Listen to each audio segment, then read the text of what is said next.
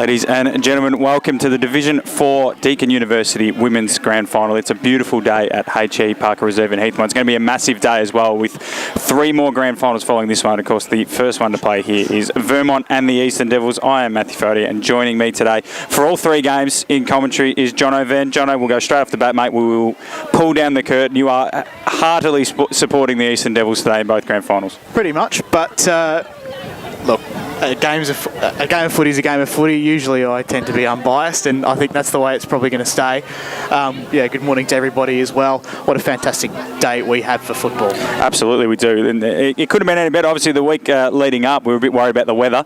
A lot of rain about during the week, but we've got a picture-perfect day today at Heathmont. So obviously, if you are tuning in looking for other games, you can, of course, if you'd like to watch the Division 3 Grand Final, which is going to happen concurrently at Croydon Reserve, head to YouTube. So the EFNL YouTube has all the games all streamed. Obviously, YouTube has the capabilities to stream more than one game at once, whereas on Facebook we are limited to just the one at a time. Jono, you're going to be doing ground announcing in just a second. You've got a couple of minutes, but I'll just run through quickly while you prepare for that. A few notes. So these two sides have played 4 times in 2022. Eastern Devils won the first one, and Vermont went on to win the next 3. The last time they played was the second semi-final, where the Eagles 5-6-36 defeated the Devils 2-5-17. Interestingly enough, it was the Devils didn't kick a goal until the last quarter, so Vermont had the wood over them pretty early. And on the ladder, these two teams finished 1 and 2, both equal on 10 wins, but Vermont with a heftier percentage and a better match ratio. Kelsey Reid is the leading goal kicker in the comp, but I don't think she's playing in this one today. All teams are in readiness to line up here in front of us in the commentary position. So I'll hand over to Jono Van, who's going to be doing our ground announcing. So good morning everyone, and welcome to H.E Parker Reserve for today's Deakin University Grand Final Day. We begin today by acknowledging the traditional custodians of the land on which we gather and pay our respects to their elders past, present and emerging. We extend that respect to all Aboriginal and Torres Strait Islander people here today. Today is the Division 4 Grand Final between the Vermont Eagles and the Eastern Devils. So now would you please stand and join with the players, coaches and the umpires as we stand for the National Anthem of Australia.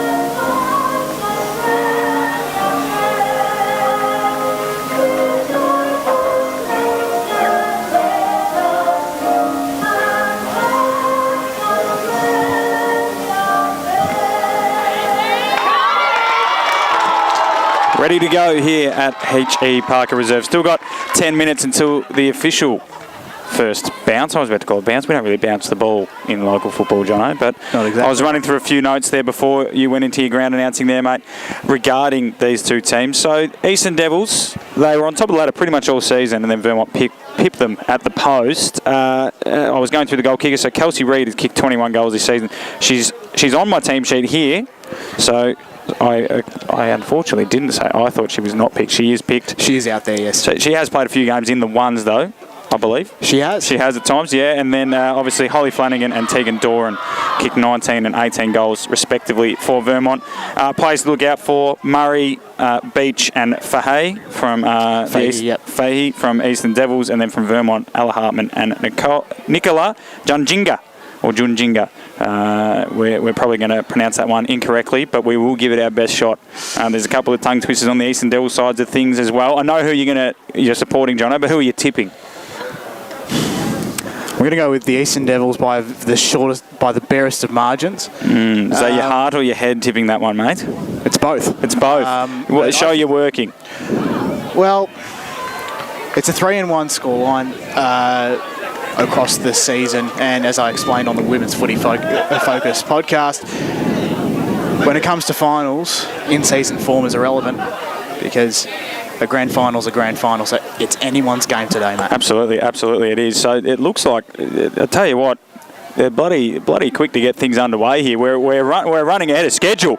So all ready for the first ball up of the 2022 Division 4 Women's Grand Final up in the middle of H.E Parker Reserve. Hit out one down there by Rachel Walker of Vermont, and then we'll go for a secondary ball up. So 666 rule obviously in place as well today. So we go again. Walker won the hit out down, straight in the hands there of Romani Barnes. She hooks it towards centre half forward for the Eagles, collecting it on the run nicely there was Thorne. She goes inside forward 50. It was just a bit of an up and under kick. Players converge once again. Devils do well to wrap this one up, and we'll have a stoppage. So already inside the Vermont forward 50. These two sides met at this ground 2 weeks ago. As I mentioned previously, the Eagles kept the Devils goalless until the last quarter, but there's been a free kick plucked out of that run contest, Jono, and it's going the way of Cassandra Stevens, and she might have just got a 25 here. She has, Jono, for pretty indisciplined play from Rachel Walker. So the Devils will get a chance to have a foray forward. So Stevens in the middle of the ground. The centre square assesses her options. Sends a kick forward, finds no one in particular, but Fox was at the fore of the ball. She laid a tackle an opposition player, but there's going to be a ball up. Just a reminder, those folks that are looking for the Eastfield and Croydon North M-Lock game, that's also on YouTube if you want to head across there and find that stream. So footy goes up, no one gets the tap, but it's a free kick to the Devils. Stevens again. Umpire's favourite, Jono. Well, she's one of my favourites. Well, Jonathan, you need to keep a lid on her, mate. We've gone 1 minute here. Very true. So Stevens sends it inside 50 for the Devils, looking for Reed. But it's chopped up by the Vermont player. Marissa Lee down there. So Lee kicks across down the corridor. Nice kick. And finds Walker. Heads across further afield. No one really at the fore of the ball, so the Devils might look to turn it over here. It missed Ionesco Taylor. She goes to ground with an opposition player. Play still continues though. Umpire just lets it go that little bit longer, and we'll have another ball up. So a bit of a obviously nervy start to this grand final as expected. Walker and Stevens go at it. Walker won the hit out again. She's been dominant early, and then a strong tackle laid there by Romani Barnes on her Eastern Devils counterpart. So a ball up again, half forward flank for the Eagles. Still no score in this game. Socket out of there by the Devils towards the centre square. Bit boggy, the centre square, but it all works out for the Eagles in the end. Handball comes out. Lee flips it over the top once again there to Junjinga. Nicola, star player this year for the Eagles. In the running for the best and fairest, no doubt. Eastern Devils do well to get a handball out of there from Yusuf, who kicked one of their 2 goals in the second semi-final. Yusuf goes in again, slaps it clear of the pack. And the players will once again converge on it, and we should have another ball up. We will.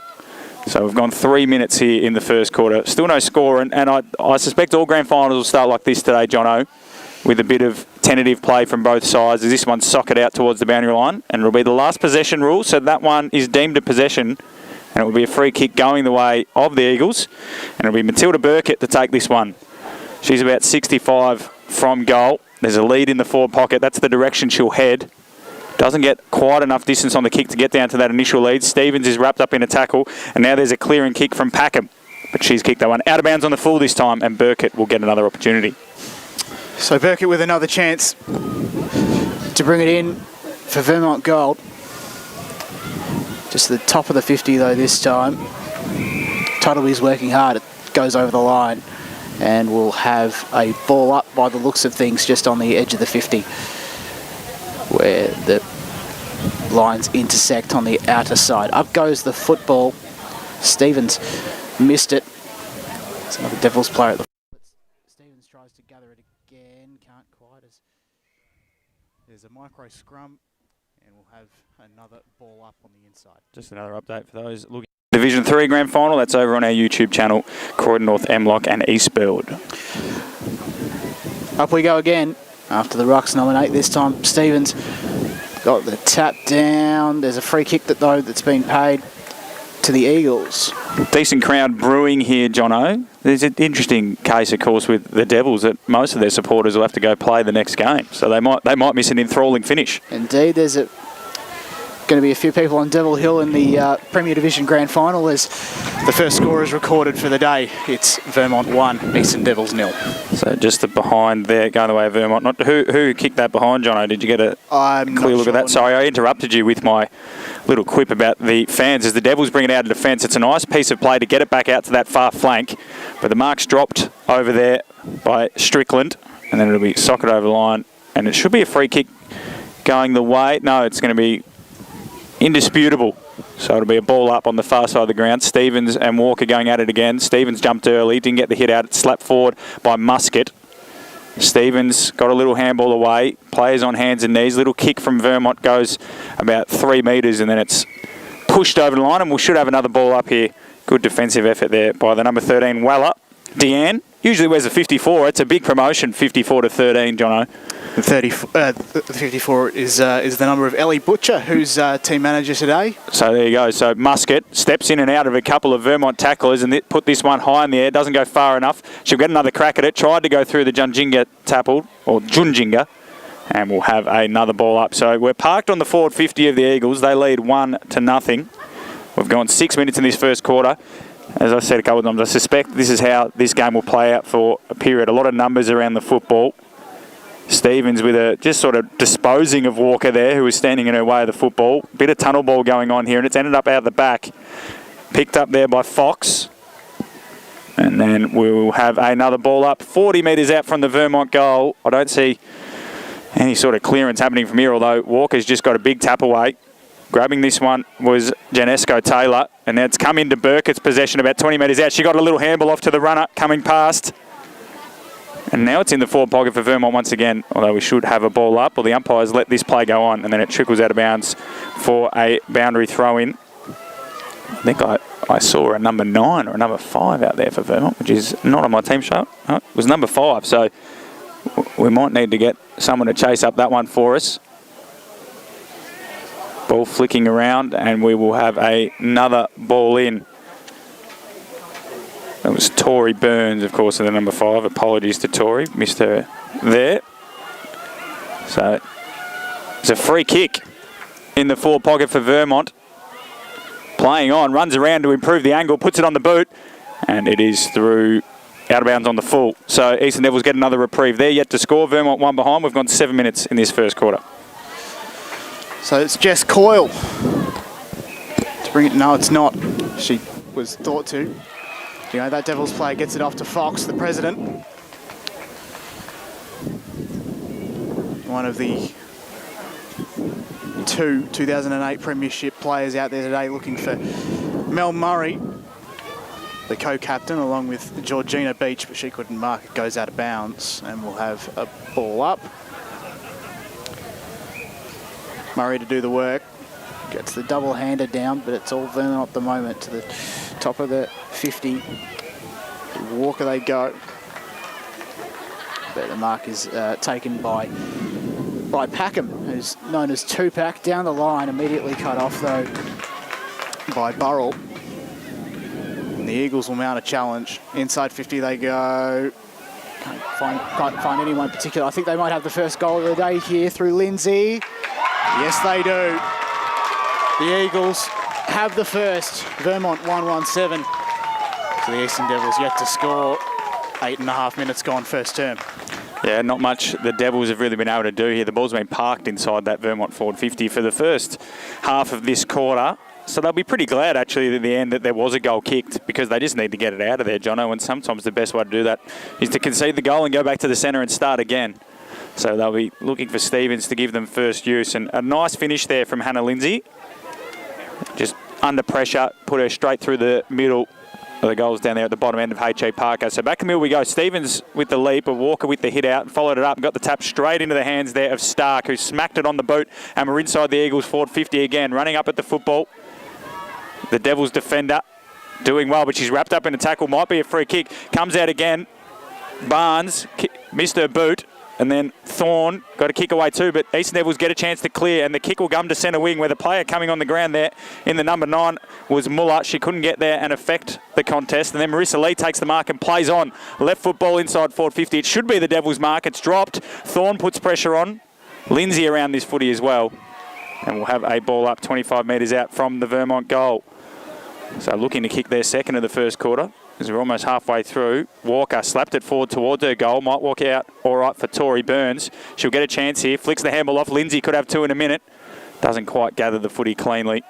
And we will have another stoppage. Oh no, Lindsay's extracted it. Little check side. Might bounce all the way through here. Vermont have got their second, I think. And Hannah Lindsay's got her second. The Eagles 2-1-13. Eastern Devils yet to score. The umpires convene. He's in the middle of the goals. A bit of fanfare from the umpires there, Jono, but it's a major. Vermont 2-1-13. Hannah Lindsay 2 straight. The Devils yet to score. So this is where things get a little bit interesting. Struggling in defence. The team in black and white at the moment. They had a really good second half last time against the Eagles, but just came up short. It'll be interesting to see what they can manufacture in the second quarter as well, but still a bit of time to go here in the first. It's all Vermont. Inside 50. Oh, no, not quite inside 50 they go as Stark picks it up, gets it off to a teammate. And there's a bit of a scrap there. Players converge. Underneath it all is Sugarmar. We'll have another ball up. So the right contest happens. And Muller's in there very hard, the playing coach. And what a great tackle that was. Umpire calls play on. She collects it and she's caught. Caught high. So Trish Muller played her 100th game last week. Goes across to Aish Youssef. She takes the mark. She immediately plays on. They've got the forward momentum, the Devils. One-on-one contest. Good mark. And what a great mark taken there by Nat Muscat, affectionately known as Cookie around the four walls of the Eastern Devils. Inside 50, she goes towards Mel Murray, who couldn't quite take the mark, and she takes it over the line where the 50 intersects the boundary line. The junction between the arc and the boundary line, Jono. I like how that. I'd refer to it. The junction. That. So up again. Walker is really getting the best of Stevens at the moment. Into the path of Barnes, but well done by Yu. Wiki Yu, that's a great name. There's so much to work with there nickname-wise for Wiki Yu. She's had a pretty decent season as well. So Stevens again, no one's manning up on Lee. She couldn't fumble it and Walker went back in and got it. Walker's been everywhere for the Eagles, who lead 13-0 here. No real breeze to speak of. It's just been dominance out of the middle. Handball comes again. Nice little piece of run, and Hartman's got a chance, although it's smothered by Yu. And then it's into the forward pocket. The Devils might have a chance for a score. Lovely kick around the corner. Mark taken in the goal square. And we've got our first one. Is that Kelsey Reid? It is. Devils get a response there. 1 straight 6. Beautiful work in the pocket. I didn't quite see who it was down there in the pocket. Was it Catherine McBride down there in the pocket who just hooked that one back to the top of the square, John? A great vision. I think it might have been an absolute masterstroke from McBride's pass to Reid, who gets her Macca. 22nd of the season. She's had a great Macca year. There. Sorry, there's So it wasn't McBride. Apologies. Might have been Chloe Larn. It was a number in the 80s and it wasn't Stevens. But beautiful play from the Devils. They're back on the scoreboard. 1 straight 6. Vermont 2-1-13. And the crowd on Devil Hill is pumped. And that's goal number 22 for the number 50 in Reid. Back in the middle then. Sugarmar's wrapped up. She escapes the tackle. In hard there is Muller again, who's caught high, but the umpire says nothing doing. Sorry, that's Kathleen Fahey. And play just moves away. We're all nervous, John. It's a grand final. For the moment, indeed. So Fox, it's the cheeky tap. Sugarmar gets it again. She's wrapped up. Out the back is Muller. But another ball up just on the edge of the centre square on broadcast side. Just another update from that Division 3 game out at Quamby. 5.5 minutes gone there. Croydon North 1. East Burwood yet to score as the ball's just being slapped around here. Junjinga doing well below her knees. Might have been pushed in the back. She is, or was. So she will get a free kick, Nicola. She's going to just play on, run past the McBride on the mark and kick it along the centre wing. 2-on-2 out there, although it might work out here for the Devils if Fox can get around to it. The playing president, as John has already alluded to, hard to drop the playing president. It's a tough conversation to have if you're the coach.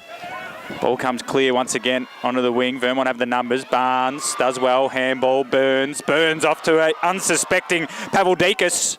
She was wrapped up in a tackle. Burns go in again. The players come from everywhere. I think that goal from the Eastern Devils given them a bit of confidence, Jono. They've lifted in intensity in the last 2 or 3 minutes. So we've gone 15 minutes now. It is the Eagles 2-1-13. The Devils just the 6 from that beautiful goal there. Beautiful team play that ended up in a Kelsey Reid goal. She couldn't miss from there, Jono. The definition of point-blank range. She doesn't really miss. Would have had to kick it backwards to miss. Stevens with the hit out down. A lot of numbers around the football. Coyle. And then it's just sort of pinballing around. Who's that wearing the number 52, Jono? That would be Catherine Arlov. She's not on my team sheet. Barnes goes towards centre half forward. Good mark taken, though, by Georgina Beach. And the Devils will get another chance. GB, one of the 2 co-captains out, looks for her coach in Muller. Behind the play there is Tuttleby. She runs it over. Catherine Arlove, did you say? Yes, indeed. Arlove. Phonetic? Yes, Arlove. There's been a goal in Division 3. East Burwood 6, Croydon North 1. Footy goes up. Sugarmar at the fall of it. Play goes to open space, but it's all Vermont at the moment. Kicking it forward is Burns. It's cut off by the Devils.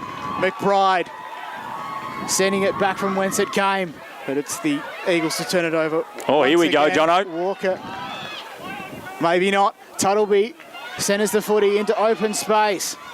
Good gather. He's only got Chloe Lan, who handballs it over the top of Strickland's head. She's got a bit of work to do to try and collect the footy. Armstrong. Nice hands. Nicely worked there. Chloe Lan goes goalward, but only as far as that Vermont play. Oh, she's gone, Jono! Mel Murray, affectionately known as Murray Cod. Well, how about that? She's very good at doing that sort of thing. Pressure acts and shots in front of goal as well. You can hear the crowd chanting Murray Cod on Devil Hill. Has she got the journey here, Jono? She's kicking for about 20-odd. I reckon she does. A very reliable kick at goal. Mel Murray strolls in. It's on its way. It's wide. That's a goal. It's a goal, and nobody suspected that. Umpire just strolled in. Jono, it didn't go over the goalpost, so surely Mel Murray knew where that went. What was the confusion? Nobody else did, but anyway, it's a goal to the But even Murray didn't know. Oh, it's amazing. So 2 straight 12, the Devils trailing Vermont by 1 point. Well, this game's opened up. This game has opened up. Murray getting a goal. I'm uber confused as to why no one was confident that went through the goals. The goal umpire, at no point did he indicate it was behind. It didn't go high enough for there to be confusion. The stadium held its breath, Matt. What more the stadium, the open stadium. It's a new design. Ball in the middle of the ground. Vermont have dominated this area. Hartman, kick inside forward 50, or not quite. Arlove does well, knocks it down, and then Hartman came through again. There's a free kick though. Sling tackle going the way of Ella Hartman. We've got 2 minutes left in this quarter, so opportunity for Vermont to extend their lead. The lead by point at the moment. Beautiful kick from Hartman. Almost fell onto the chest there of Burns, who dropped the mark. Burkett, handball to Lee, under pressure. Great tackle. Has to be holding the ball. Trish Muller. Beautiful tackle. And then she'll get a chance. There's 2 minutes left. I find it hard to see the Devils getting another score here, so it's probably about... Oh, Muller doesn't even want to take a kick, does she? She's going to have to. You can't just hand it off. You're either taking your kick or you're off the ground. So, minute and a half left. She's going to handball immediately. And then the Devils will go down the line. I think the target was Stevens, but Stevens wanted none of it. She's absolutely gassed. And her opposing number, Walker, takes the mark. No real urgency from Walker, despite the fact they've only got 90 seconds to get another goal here. Nice left foot mung down the line. Lands on the chest of Burns, but bounces off it. Collecting here is Muscat. And she'll go high, up the line again. This should go out of bounds on the full. Sugarmar's under it, but it's out of bounds on the full. And then Sugarmar piffs it back to the boundary umpire for some reason.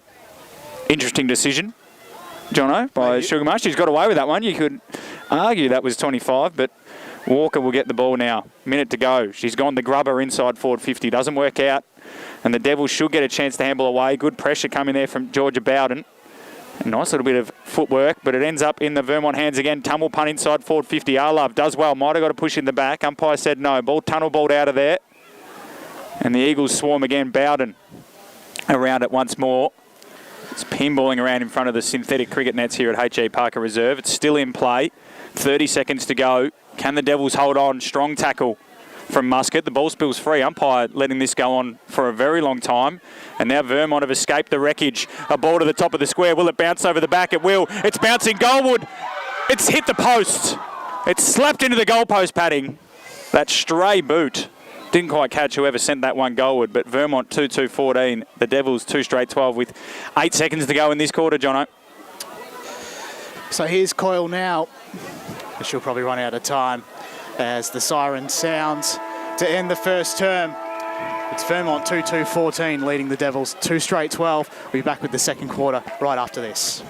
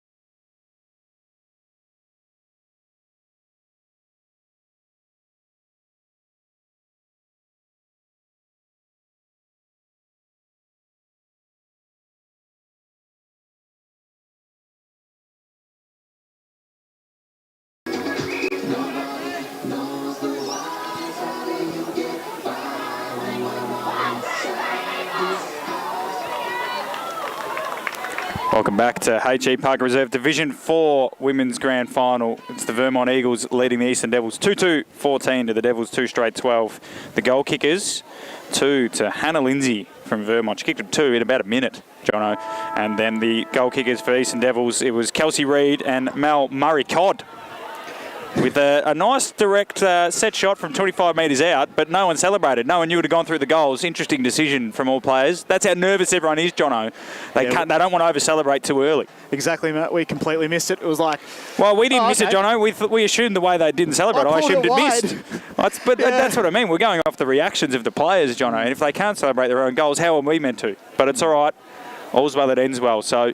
looks like we've got a tasty little matchup coming up here, Jono. As you mentioned, so as I mentioned off the top, Vermont have won the last 3 between these two sides, but you're pretty confident this Eastern Devils crew, with a long list, they've got a lot more players named than Vermont, might be able to run over the top of the Eagles. There is a stray border collie on the ground. There should be no dogs at the venue. That is correct. There should be no dogs at the venue. So for those listening, if you are thinking of coming down, do not bring your dog. You're not allowed a dog. $7,000 final. Whose dog is it? No one is trying to get the dog. It's whose dog is it? This is why we say no dogs. This is exactly why we say no dogs. There's another dog in the cricket nets as well. There is. That might be... okay, this dog's off the ground. Okay. This dog's... I hope that's someone... whoever's dog it is, they know what to do, because that dog has piss bolted. Anyway, back in the middle of the ground, Jono. Take us away. Let's get underway then. Stevens sends it forward. Fox. Really worried about that dog, Lockie. It's just run off. I don't know who its owner is.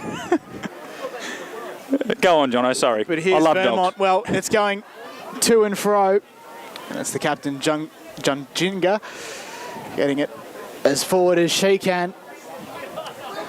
That's one stuff up at the pronunciation. She gets it back again.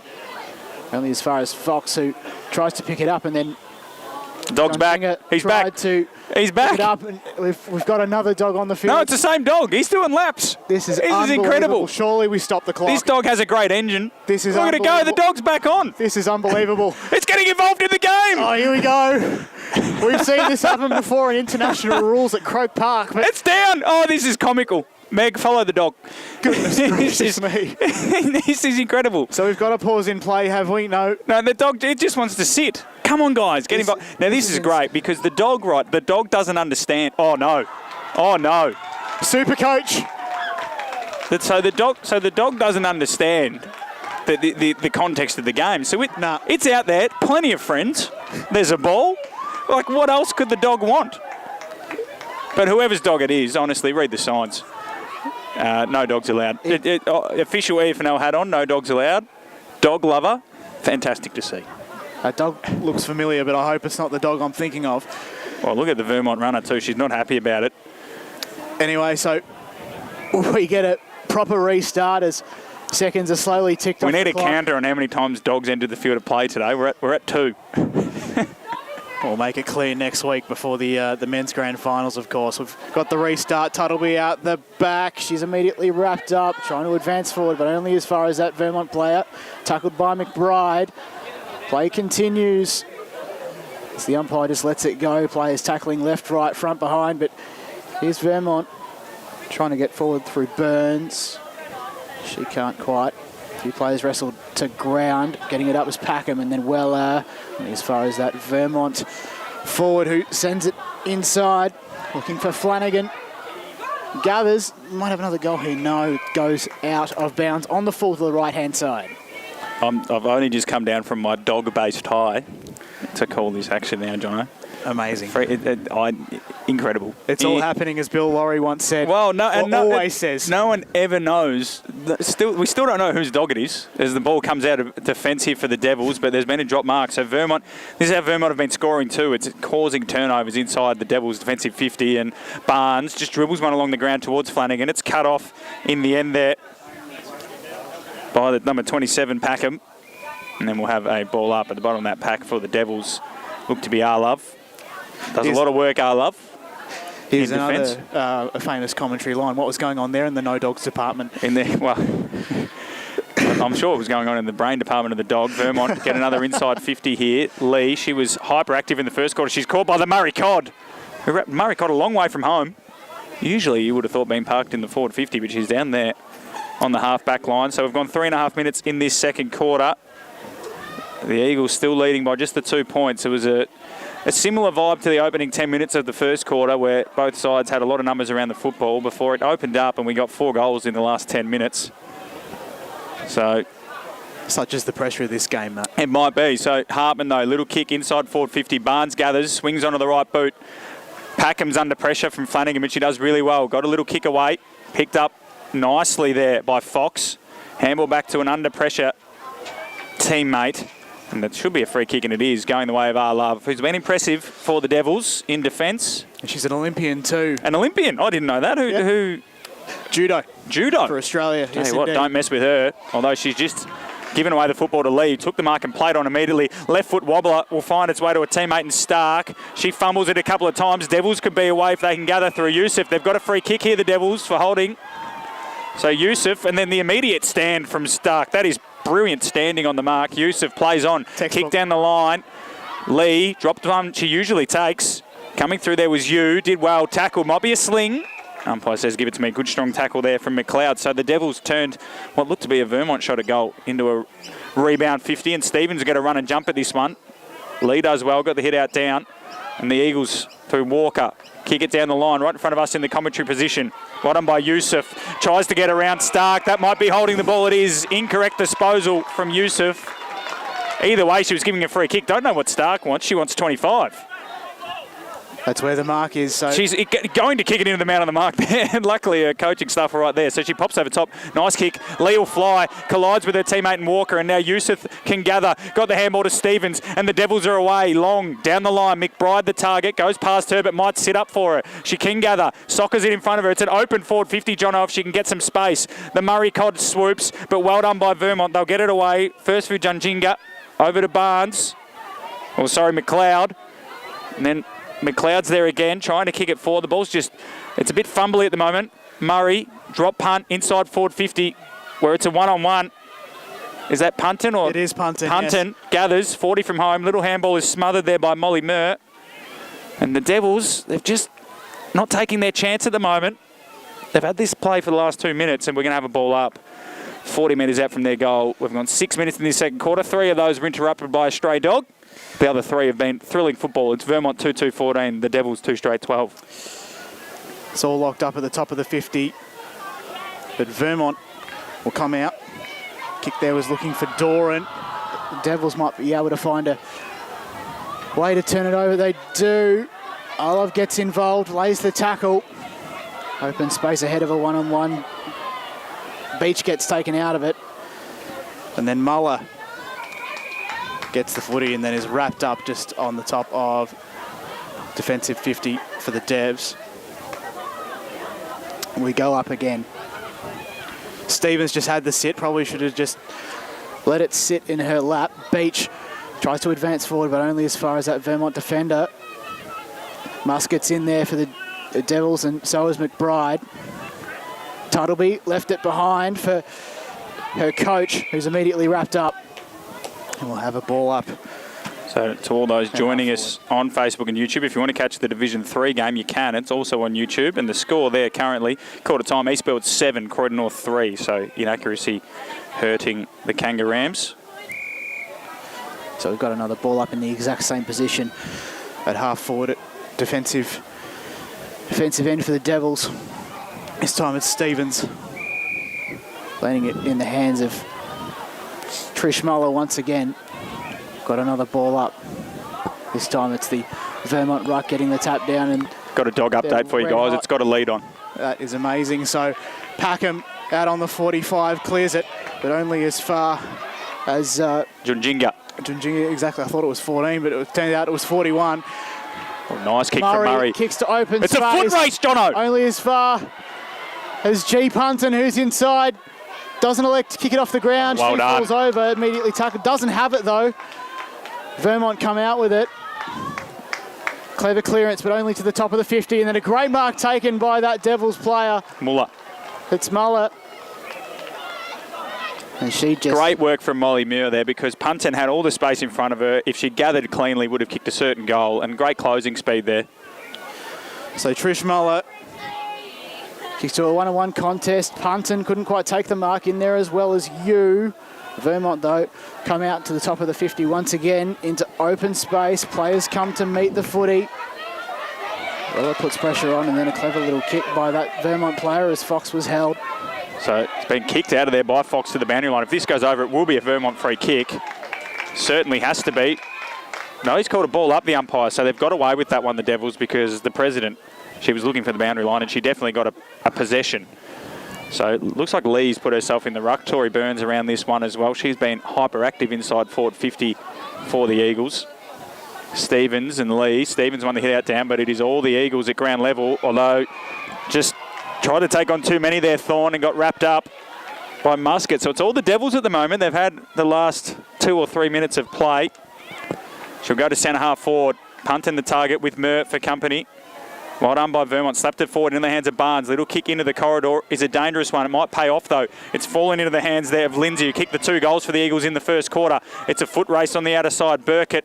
The ball bounced, unfortunately for her. And then Lindsay's soccer went straight into the shins of Sugarmar.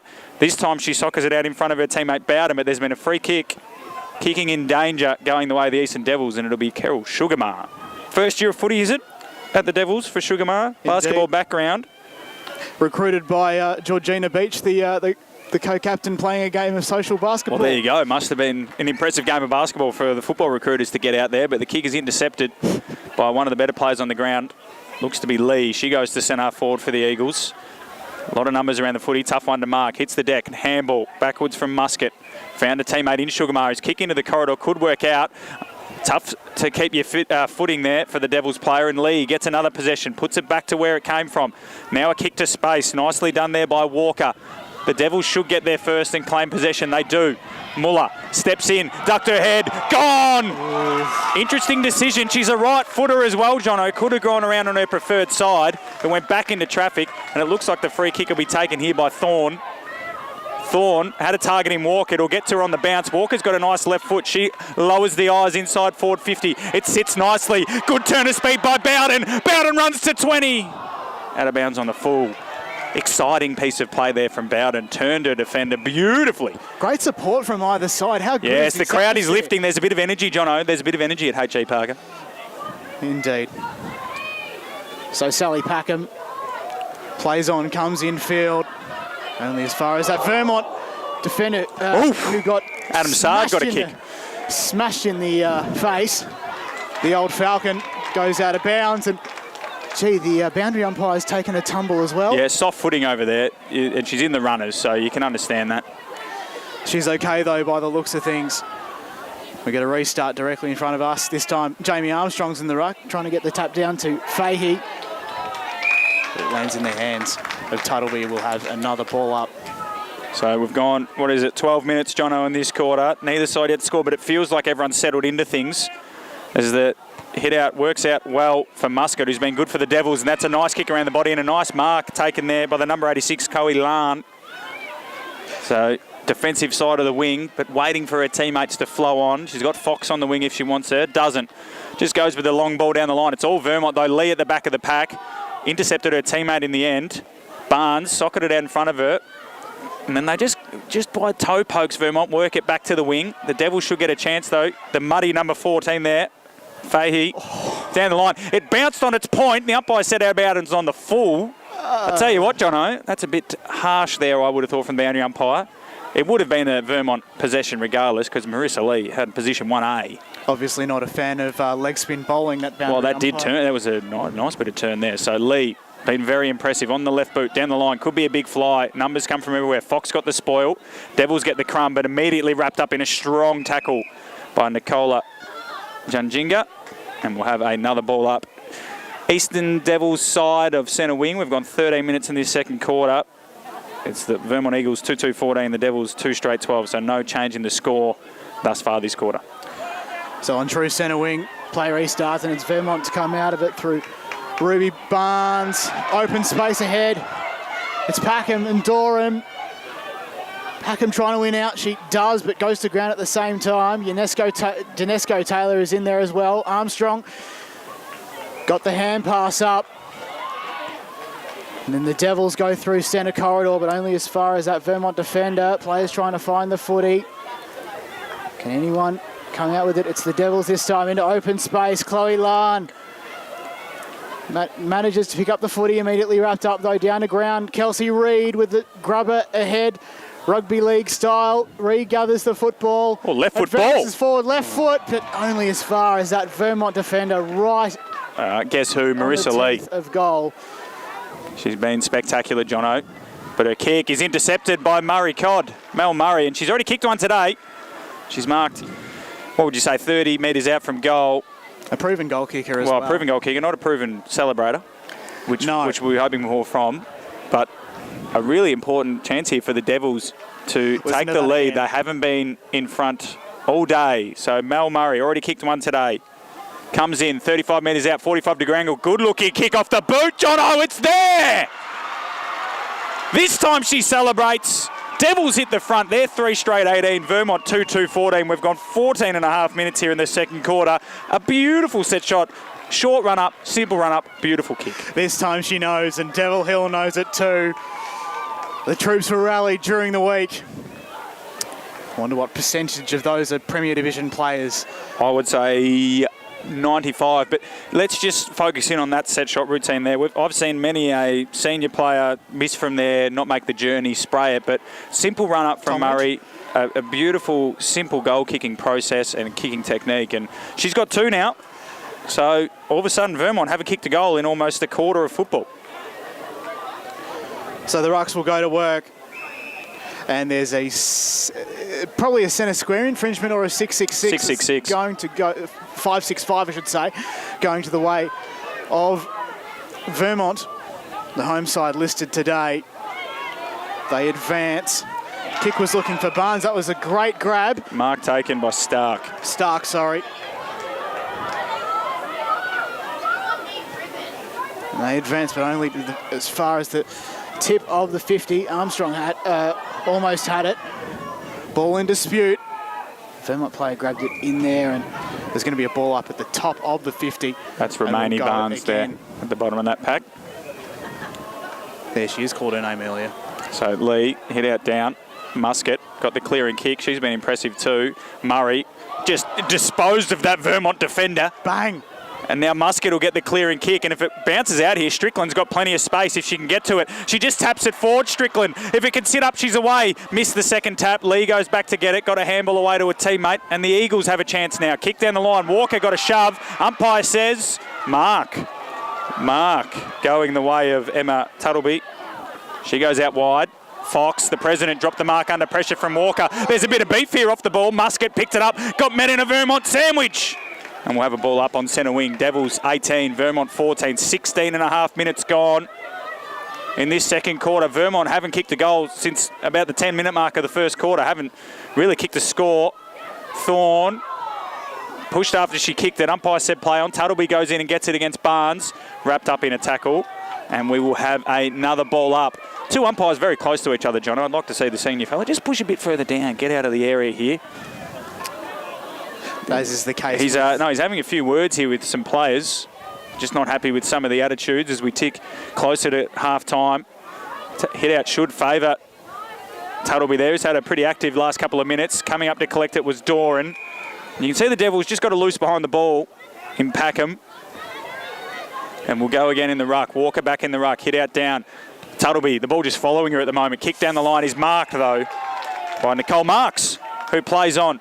Kicks it out to the wing. Fox for the Devils gathers. There's 2 Eagles, but if the kick can get out the back, it's all the Devils. It'll sit up nicely for Reed. She's already kicked one today. Runs onto the football under pressure there from Gray, who does well, but gathering. Muller, kick smothered by Burkett. And we'll have a ball up, half-forward flank for the Devils. It's been all the Devils since the 10-minute mark of the first quarter. They're 3 straight 18. Vermont 2-2-14. And the pressure ramping up from both sides. Vermont putting on a good defensive display. Footy goes up in the junction. No player comes to meet it. And we're going to have another ball up just 10 metres in arrears of the most recent one. Just checking that Division 3 score. Eastfield 14, Croydon North 4. So the Kangaroos having opportunities, not converting them. Up we go this time. Murray in the ruck. Taps it down to Muller. Puts on the Jets. goes goalward. No particular player has touched it. Sits over the back for Reed, who kicks behind. Now, she does have the soccer background, of course, Kelsey Reed, but in defence as a goalkeeper. But she's... As a goalkeeper and with a round ball, contrasting. Indeed, but she's kicked a few goals off the ground this season. So the Eagles get a chance to exit. And that kick, though, looks like it just will roll out of bounds. And it should be a ball up, although it's kept in by the Vermont defenders. And then Mel Murray, who's kicked 2 goals, kicked the last 2, both from set shots, lets that one dribble out of bounds. So, minute to go. So really only the Devils can score from here. Murray got the hit out. Muller roved it, ran to the boundary line, and then brilliant smothered by Walker. But Muller goes back and gets it, runs to 20. Drop punt on goal is across the face for a behind. Devils 3-1-19, Vermont 2-2-14.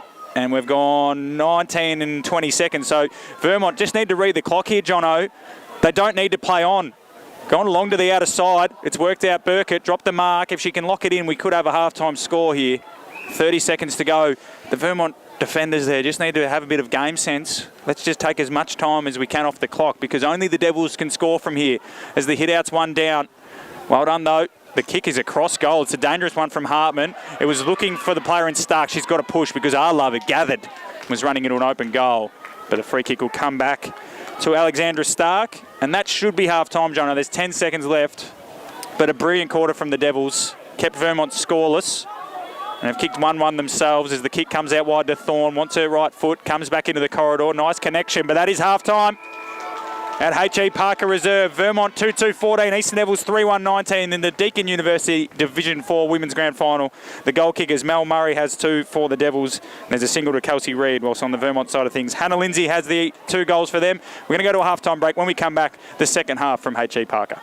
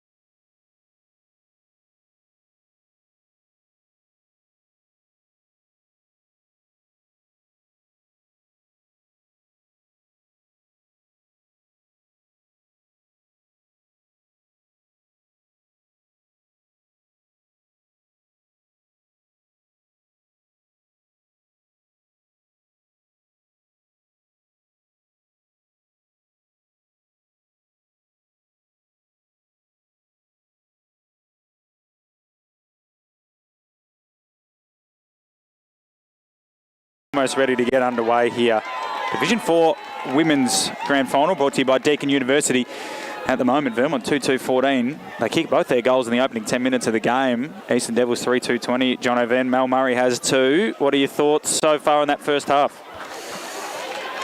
Well, at the start of the game, we thought Vermont might jump ahead here, but the Devils have well and truly held their own. Again, it's important to mention with the 3-1 ledger coming into this grand final. Of course, Vermont won last time. The Devils have done very well, as you can see them run out now. Vermont are out on the field already. But, yeah, the Devils going all right. Yeah, absolutely. The Devils have been quite impressive since that, first 10 or so minutes. But both times we've seen the first 5-10 minutes be really congested, which is a little bit of a worry for mine, the way that's happened. Especially for Vermont, because early on it looked like they had the run. They had too much run for the Devils, but since then it's been a congested start to each quarter, and then as the game's worn on, or as the quarters worn on, it looks like the Devils just a tiny bit cleaner with their ball use. Vermont look like they might have the leg speed, but at the moment don't really have the ball use they're using. The other game, Division 3, of course, if you do want to watch that game, head to our YouTube. So every game is on YouTube today, including South Croydon Blackburn in the men's at 2:20. On Facebook, we'll just have the H.E Parker coverage that'll roll into one another.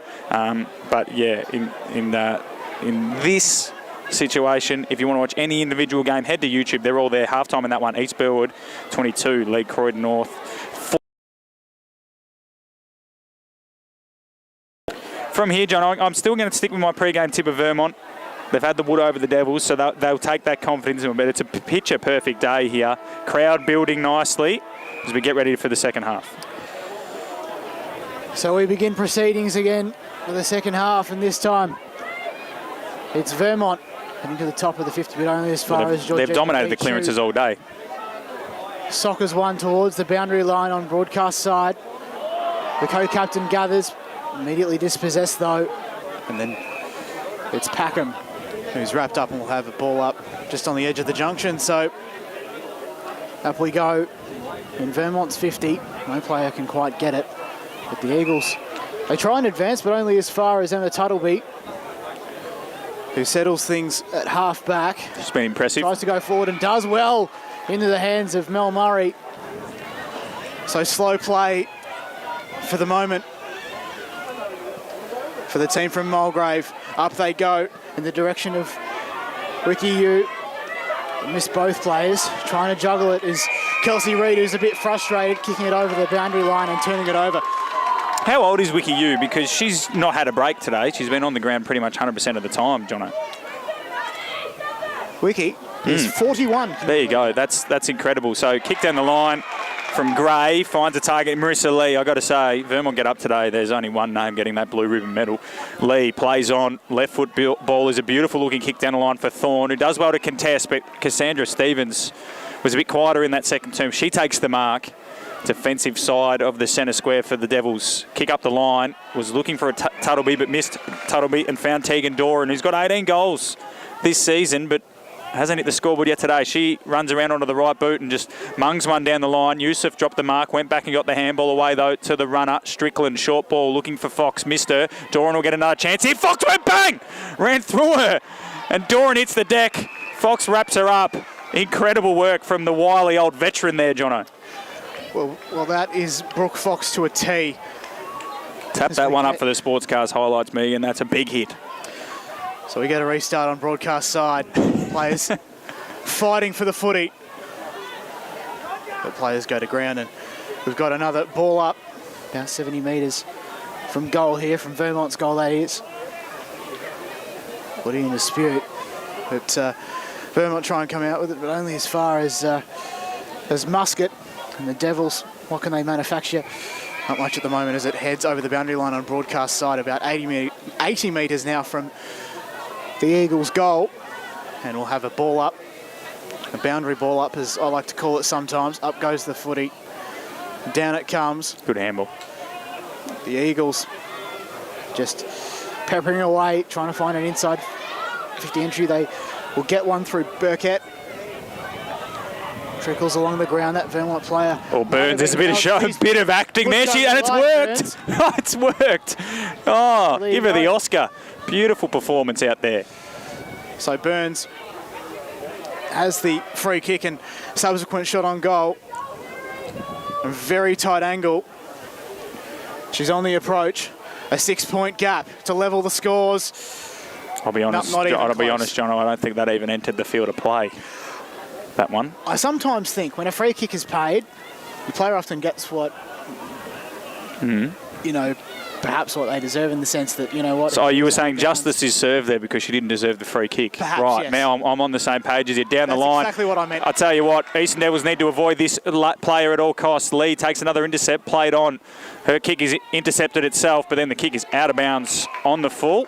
And Vermont will get another chance, this time Walker taking it. So Vermont, as they did in the first two quarters, the free kick's going to go the way of Hartman. Hartman has a chance, as Vermont did in the first two quarters, dominate early proceedings, but need to make it count. Ball inside forward 50, a few targets. Big fly from Lindsay, kicked the only 2 goals of the game for Vermont so far. Muscat has the ball for the Devils. High up and under, Fox is the target. Got a lot of Eagles to contend with. Big collision. Can the Devils clear their lines? It's all Vermont at ground level. Fox puts some pressure on Doran. The ball will come out eventually before some Devils players push it back in, and we'll have a ball up about 40 metres out from the Vermont goal. 2-2-14 the Eagles, Devils 3-2-20. Gone 4.5 minutes here. Thanks for joining us on Facebook and YouTube. Of course, Division 3 game over on YouTube. Eastfield leaders at halftime by 3 goals over the Kangaroos of Croydon North Hemlock. So we have a repeat stoppage. Looks like Stevens is playing the goalkeeper role on the goal line there for the Devils. So Vermont, if they do get a quick kick, the Devils do have the extra behind the ball. Murray and Lee up in the ruck. Lee won that hit out, although Fox just went back into traffic, got a handball away. Barnes is trying to get her hands free, looking for Hartman with that handball. Fox, good pressure, but there's a free kick going the way of Hartman. She's at centre half forward. Got options ahead if she wants them. Swings onto the left boot, pokes it to the top of the goal square. Can a mark be taken? It is by Catherine R. Love. Solid from Kath. Defensive stability at its best. So R. Love brings it to open space, only as far as that Vermont player in Doran. They try and bring it back from whence it came, if not for a great tackle there from Packham, as they look to advance the team in black and white, only as far as that Vermont player. But then Tuttleby was lucky to pick it up, or was she, as a free kick's been paid to the Eagles, presumably for some sort of prohibited contact, and Lee is left a bit worse for wear.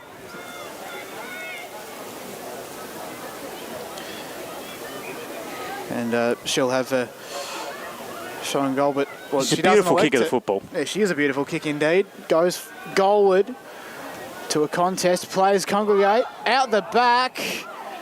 Here's a shot on goal, but it's only a minus score. Umpire hasn't signalled yet. We're just waiting for the all clear, because it might have been a free kick going the way of the Devils for kicking in danger, I suspect, Jono. I believe it was. So here's Georgina Beach.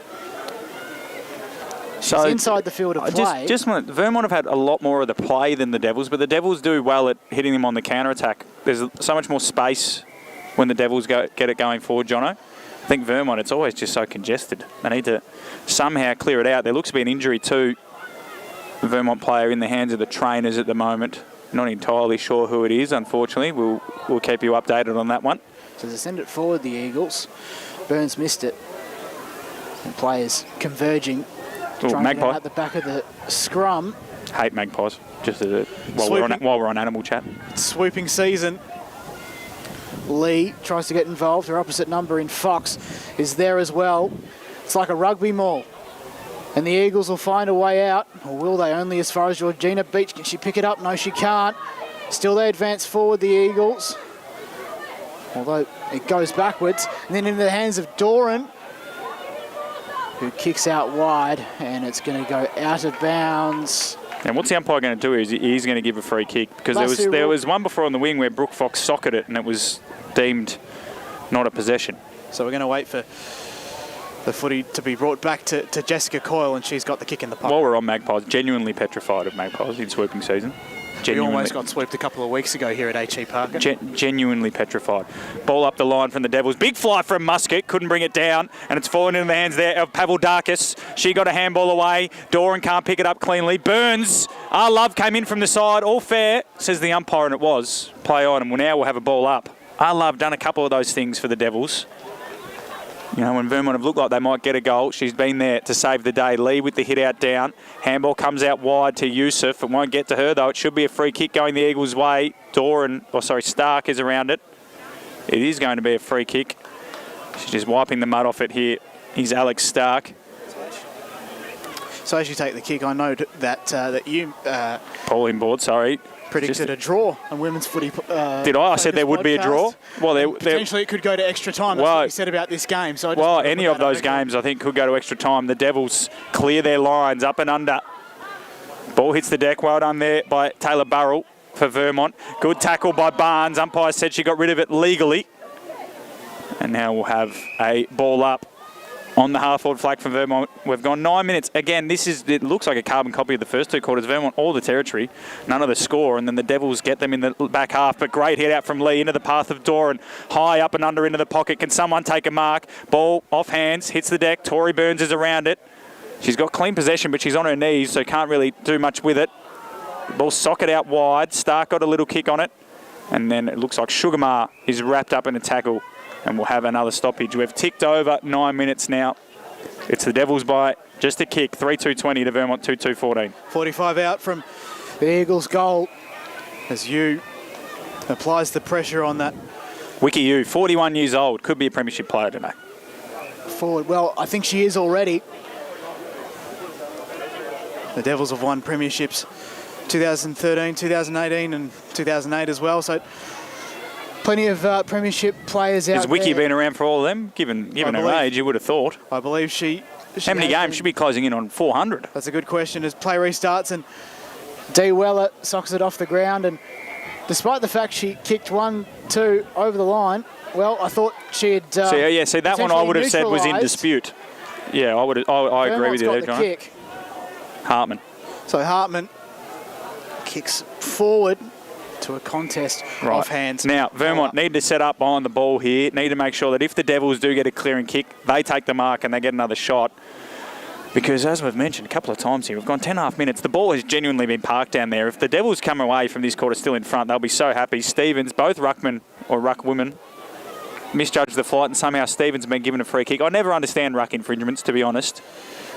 But she'll clear her lines. Lee's down the line. Stark, big fly from the side.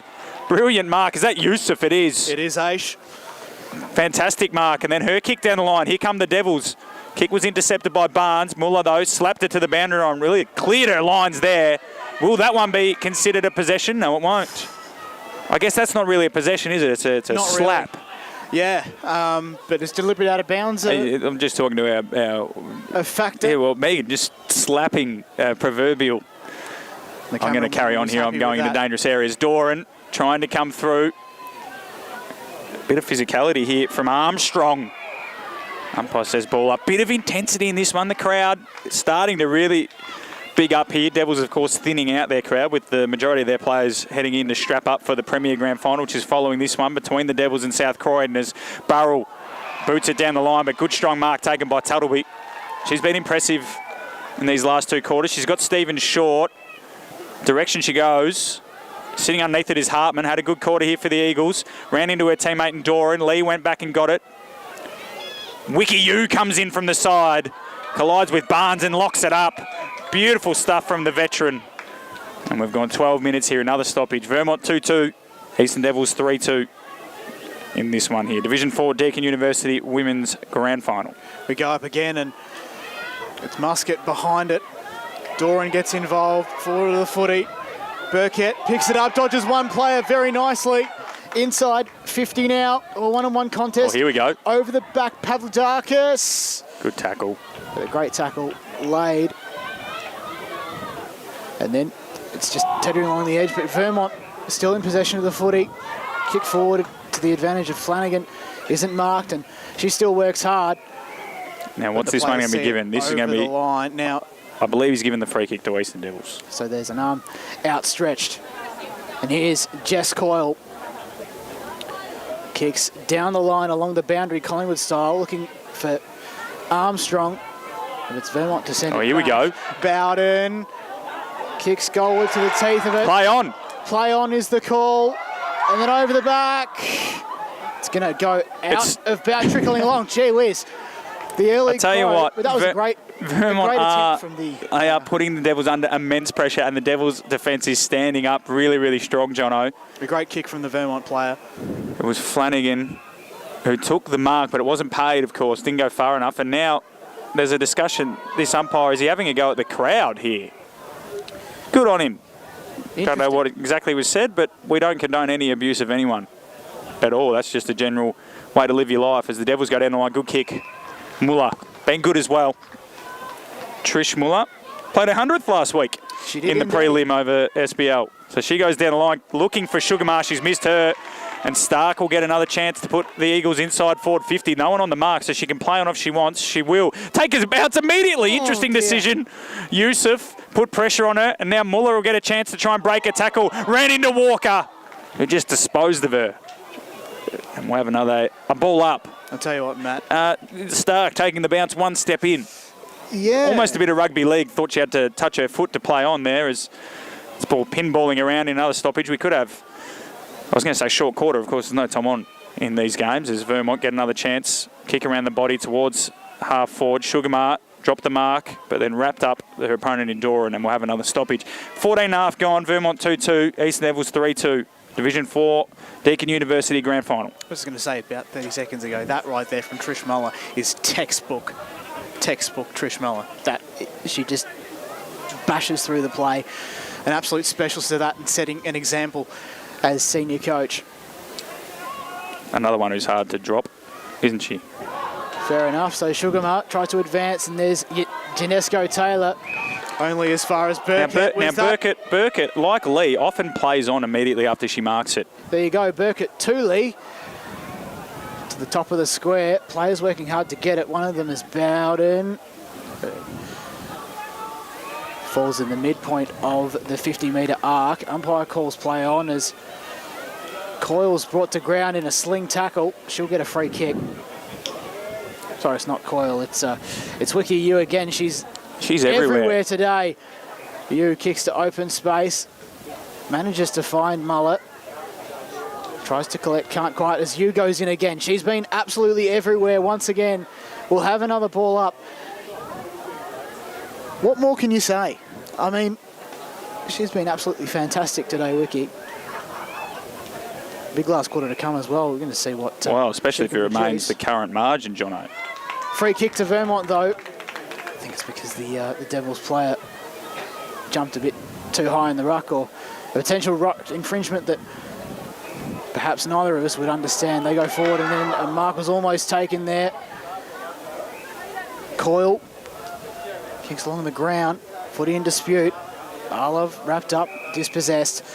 Musket on the bottom of it all. And we'll have another ball up. Inside 50. Vermont really need to work really hard.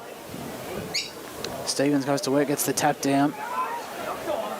To the top of the goal square go Vermont. It was a barely legal kick, but nevertheless, it's two-pack. Sally Packham. So Packham took the defensive mark and then goes to the outer side looking for Muller, who takes a fantastic mark against two Vermont Eagles and plays on. Runs past it, opposite number, and kicks to centre wing where it's a one-on-one.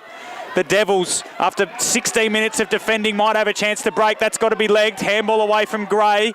Went to her teammate. Vermont fans want a free kick. Should have got one. Junginga is at the bottom of the pack now.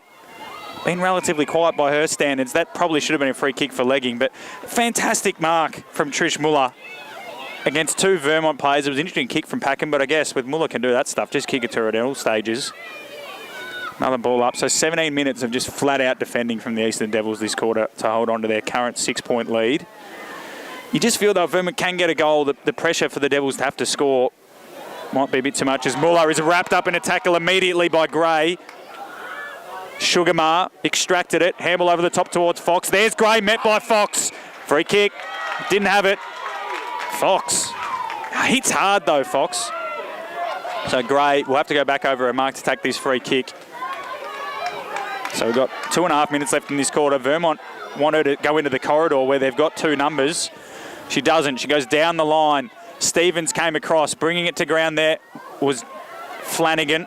Doran goes in. Little kick is smothered. Sugarmar lays a tackle on Barnes. The ball's swung forward. Mark by Walker. She's got the journey here, Rachel Walker. She can go back. 25 metres out. 45-degree angle. We are right behind this one, Jono. To put Vermont back on level pegging. Runs in. Kick on the way. Is there! And she loves it! Vermont kick their third, 3-2-20. The Devils 3-2-20. We've gone 18.5 minutes in this third quarter. Goal umpire in a very interesting position to judge that. Well, just looking at the depth, he had to choose one of the two. So, beautiful kick from Walker, and Vermont get just rewards. So this is where things get interesting. And the bulk of the supporters, and the balance lies with the home-listed side, Vermont. So we get ready to go again.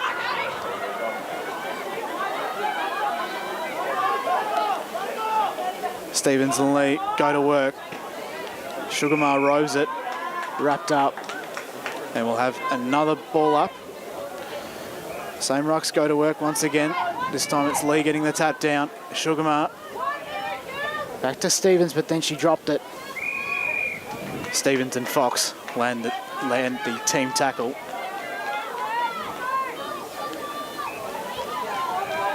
We go into the centre of the ground, keeping away from centre wicket. Vermont have the advantage, but only as far as H. Yusuf, who puts her head over the footy. And then buried underneath all of that is Tegan Doran. Going to get another ball up just on the edge of the centre square broadcast side. No player can clearly mark that as Armstrong collects behind play. The Eagles trying to manufacture a way out. They're going to do it through Hartman. To half forward now. Burns. Left it behind. As the siren sounds, it's three-quarter time. We're all tied up here. 3-2-20 apiece. A big last quarter to come. We'll just take a quick break and we're back with the last term.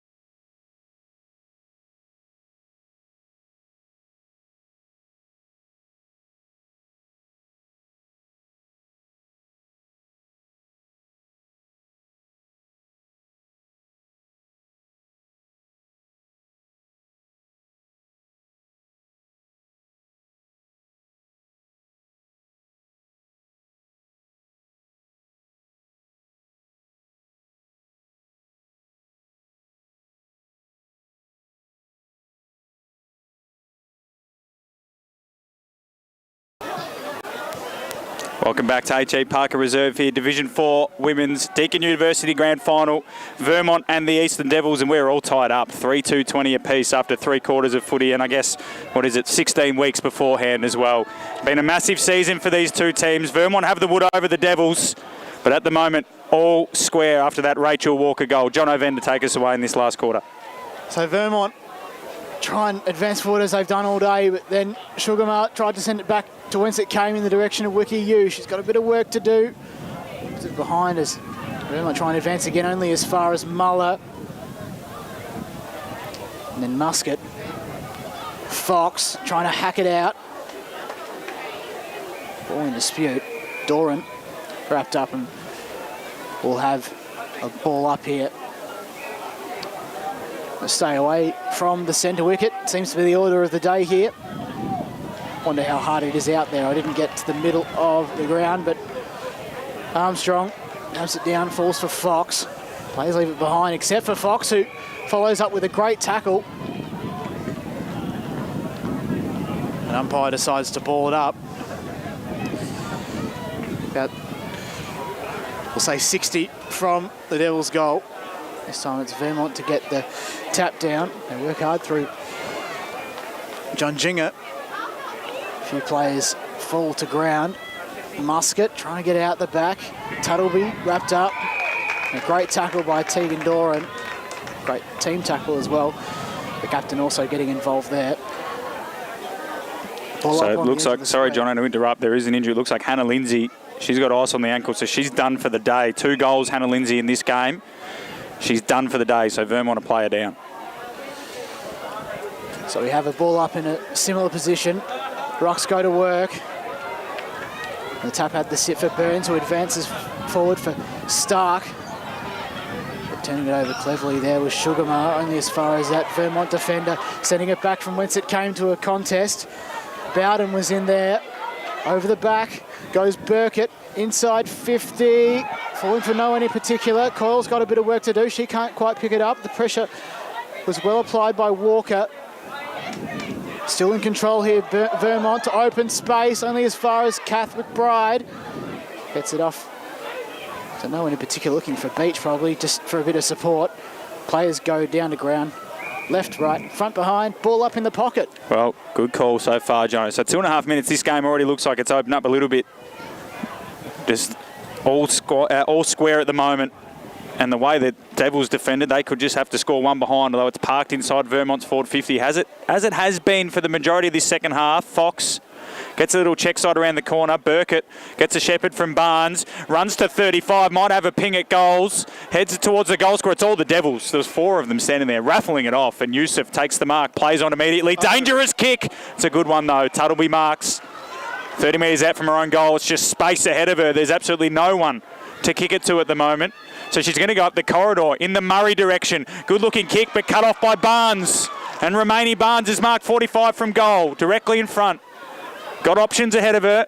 Flanagan and Walker. It's the Walker direction she heads. Who will fly? Walker from the side! Takes the mark and just struts back. Full of confidence. She's going to go back from 25 out, kick her second, and put the Eagles back in front. Rachel Walker started in the ruck, comes in, 25 out, directly in front, off the boot. It's straight through the middle. Vermont hit the front. 3.5 minutes gone in the last quarter. 4-2-26 the Eagles. Eastern Devils 3-2-20. Well, a very good start here by the home listed side in the final term. And, well, Mel Murray probably just not in the right position to receive that mark as they tried to defence. I think Tuttleby maybe just telegraphed a little bit. The kick itself was beautiful. Barnes, great intercept, and Walker, what she's done is what no one else is going to do today, take a mark inside forward 50. We go up in the middle again. This time it's Armstrong getting the tap down, looking for Yusuf. He's trying to rove it, but it's Vermont to advance forward. Well, that's got to be a shove, doesn't it? McBride shoved, goes over the line. Vermont play does well to keep it in. Right on my start. Ball up. And McBride appeals to the umpire and says, where was the free kick? And as the ball goes up, almost directly in front of us, Musket had the sit. Open space looking for Murray, who's got to pick it up cleanly. Immediately wrapped up, was hardly in possession of the footy. But illegal disposal. Didn't handball it, Jono, unfortunately. So, John Jinger to half forward. And there's Muller on the ground. Wrapped up, ball up, just... Well, the very Devils close now, they've to got to the find something here, Jono, because they haven't really entered forward 50 for almost a quarter and a half. They've got to move quickly. Good tackle. Muller tries to move quickly, but Doran Great has wrapped tackle. her up in a great tackle. Still anyone's game at the moment as Vermont lead by 6 points. Out the back is Muscat into open space on centre wicket. Working hard there is Reid at half forward. Tries to kick it off the ground. Shoved Gray in the back. And we've got another ball up just on the edge of the centre square. So the Devils need to do something they haven't done in almost 40 minutes, and that's kick a goal. Fox around this one. Burkett met in a sandwich, but the ball spilled free to Doran, and she's away. Comes back into the corridor, a little high up and under, might work out. Barnes takes the mark in the centre circles. Just goes back as he's having a shot here. Just calming things down. Muller and Fox created that turnover, but it went straight to the runner in Doran. Barnes' kick is a bit of a floater down the line. Flanagan being quiet, lays a tackle. Hartman got the handball back, and Barnes will have another crack here. Run down! That has to be holding the ball and is. Fox, the president, takes the advantage. I'd hardly call it running, Jono, but she's away. Puts it inside forward 50. Ball spills out the back. Can Reid get onto it? Lays a tackle on the Vermont fullback in Murr. And we will have a football up inside the forward 50. Fox did cleverly there. She knew it was slippery conditions. Didn't try to sprint. Kept her feet. Just made sure that she lowered her eyes going inside forward 50. So Murray gets the hit out down. Coming through is a Devils player. Wrapped up by Junginga. The skipper, Nicola. Who did you say it was? It was Punton? It's Punton. It was Punton. So Murray will go up again. Won the hit out down. Burns is there for Vermont. Tackled by Muscat. And is that the great Wiki U on the bottom of that pack? It is. As always. It's honestly a marvel. Now, a lot of 41-year-olds that aren't playing as well as Wiki. Ball down there is Wiki. Might have been given a free kick. Yes, she has! Wiki U gets a free kick 20 metres out directly in front. Has she got the journey here, Jono? I reckon she does. This is the spark to ignite the Eastern Devils. She's been leading from the front all day, Wiki. She has been fantastic. And let's see her go back here, 20 metres out, directly in front. Players congregate on the goal line. Wiki U. She's got Yusuf there asking for the handball, but Wiki's going to go back here. Couple of steps. Didn't come off the boot beautifully. Can a mark be taken? Fist from the Vermont defenders. Can they run it out? Left foot ball. It's all the Devils down the line here. It might work out. Burns comes from left of screen. Puts some pressure on. Muscat. Handball over the top looking for Hay. Strickland's there. She just handballs it. Burns off the ground. Our Love is back here sweeping and gathers. She's on centre wing. Steadies herself. Inside forward 50. It should be all the Eagles. And Barnes takes the defensive mark. So Barnes to bring it in, just rallying the troops. Sending one down the line. Devils have the numbers though. Sugarmart picks it up, immediately wrapped up by Doran, who's been very solid around the play as an on-baller. Footy goes up. Murray tried to tap it down, Muscat, and then Sugarmar, who's kicked it out of bounds on the full directly in front of her. Heads over the fence. There's a bit of frustration in the crowd. So what do we got, John? We got 11 minutes left here for Vermont to hold on to this goal lead. If they get another point, that's 2 kicks for the Devils. So that would be the pressure that they're trying to create. Doran under pressure. They managed to keep it in. Burns, hand past it. No one in particular. Here we go. Tuttleby enters the 50, looking for Punton. They got a 2-on-1 here. Reid. 2-on-1. Reid. She's a trusty left boot. She shoots. She scores! Kelsey Reid. Another goal. And it ignites the crowd here at H.E Parker. A trusty left boot. And she scores and she delivers. So scores a level here, 4-2-26 apiece. Almost 10 minutes gone in the fourth term. Kelsey Reid's second goal there. Somehow they had an odd number in their forward 50, so the Vermont coaching staff won't be happy with that. She's got a 2-on-1 down there. Great gather from Punton as well. Little handball, effective. Reid, as you mentioned there, trusty left footer. So that's her 23rd goal for the year. I might just add, I need to give a shout out to reigning Essendon VFLW coach Brendan Major. He's in the crowd. He's watching his assistant. Well, he's in the crowd. He won't be listening, Jono. We're back in the middle. 4-2-26 apiece. Deakin Uni Division 4 Women's Grand Final. Vermont and the Eastern Devils. The Devils looking for the double. They're following up the next game against South Croydon. Vermont in front of a packed house here at H.E Parker. Lee, hit out down. Hartman. Vermont have actually had all the plays. Probably in the best quarter they've played, but the Devils got one against the grain. Might have been a free kick to Hartman for over the shoulder. Umpire said not doing. Lee, handball to Burns. Just smacks it on the boot. Here comes Flanagan. Takes the mark. About 80 from home. Wheels and goes. Holly Flanagan inside forward 50 in the Walker direction.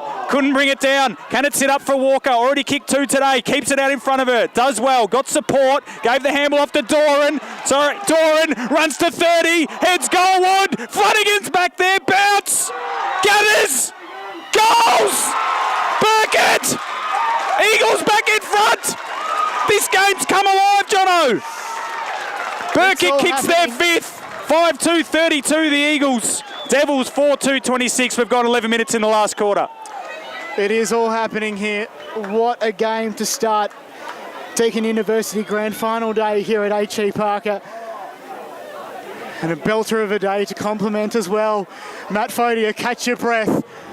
A fantastic call of that goal by Burkett. And the Devils need a quick response here. The clock ticks down. 9.5 to go.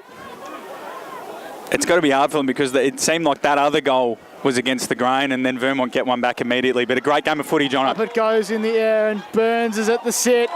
It's all Vermont at the moment. Gets to +1 in Flanagan. She's really hard. It's Walker again.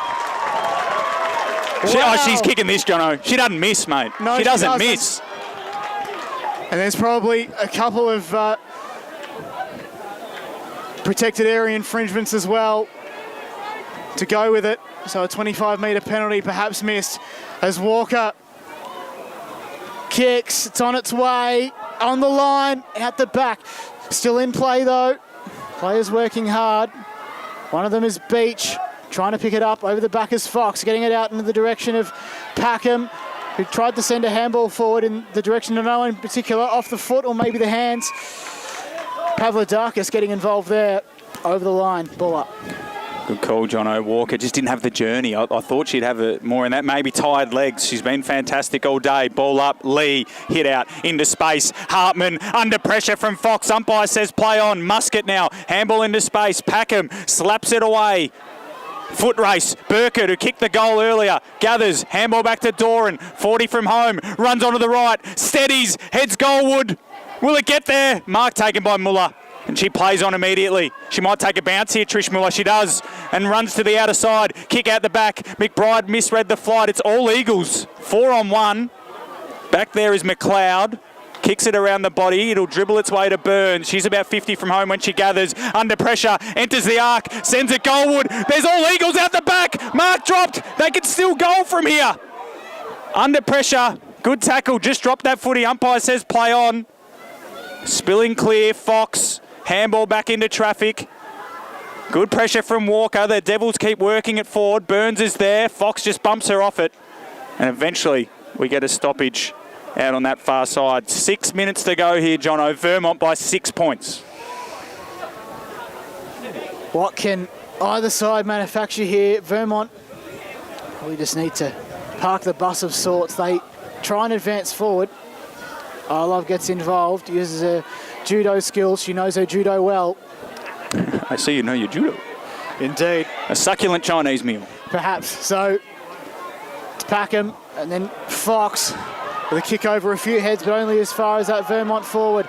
There's a foot race on. It's a 2-on-1 contest. Muller sends the kick out wide.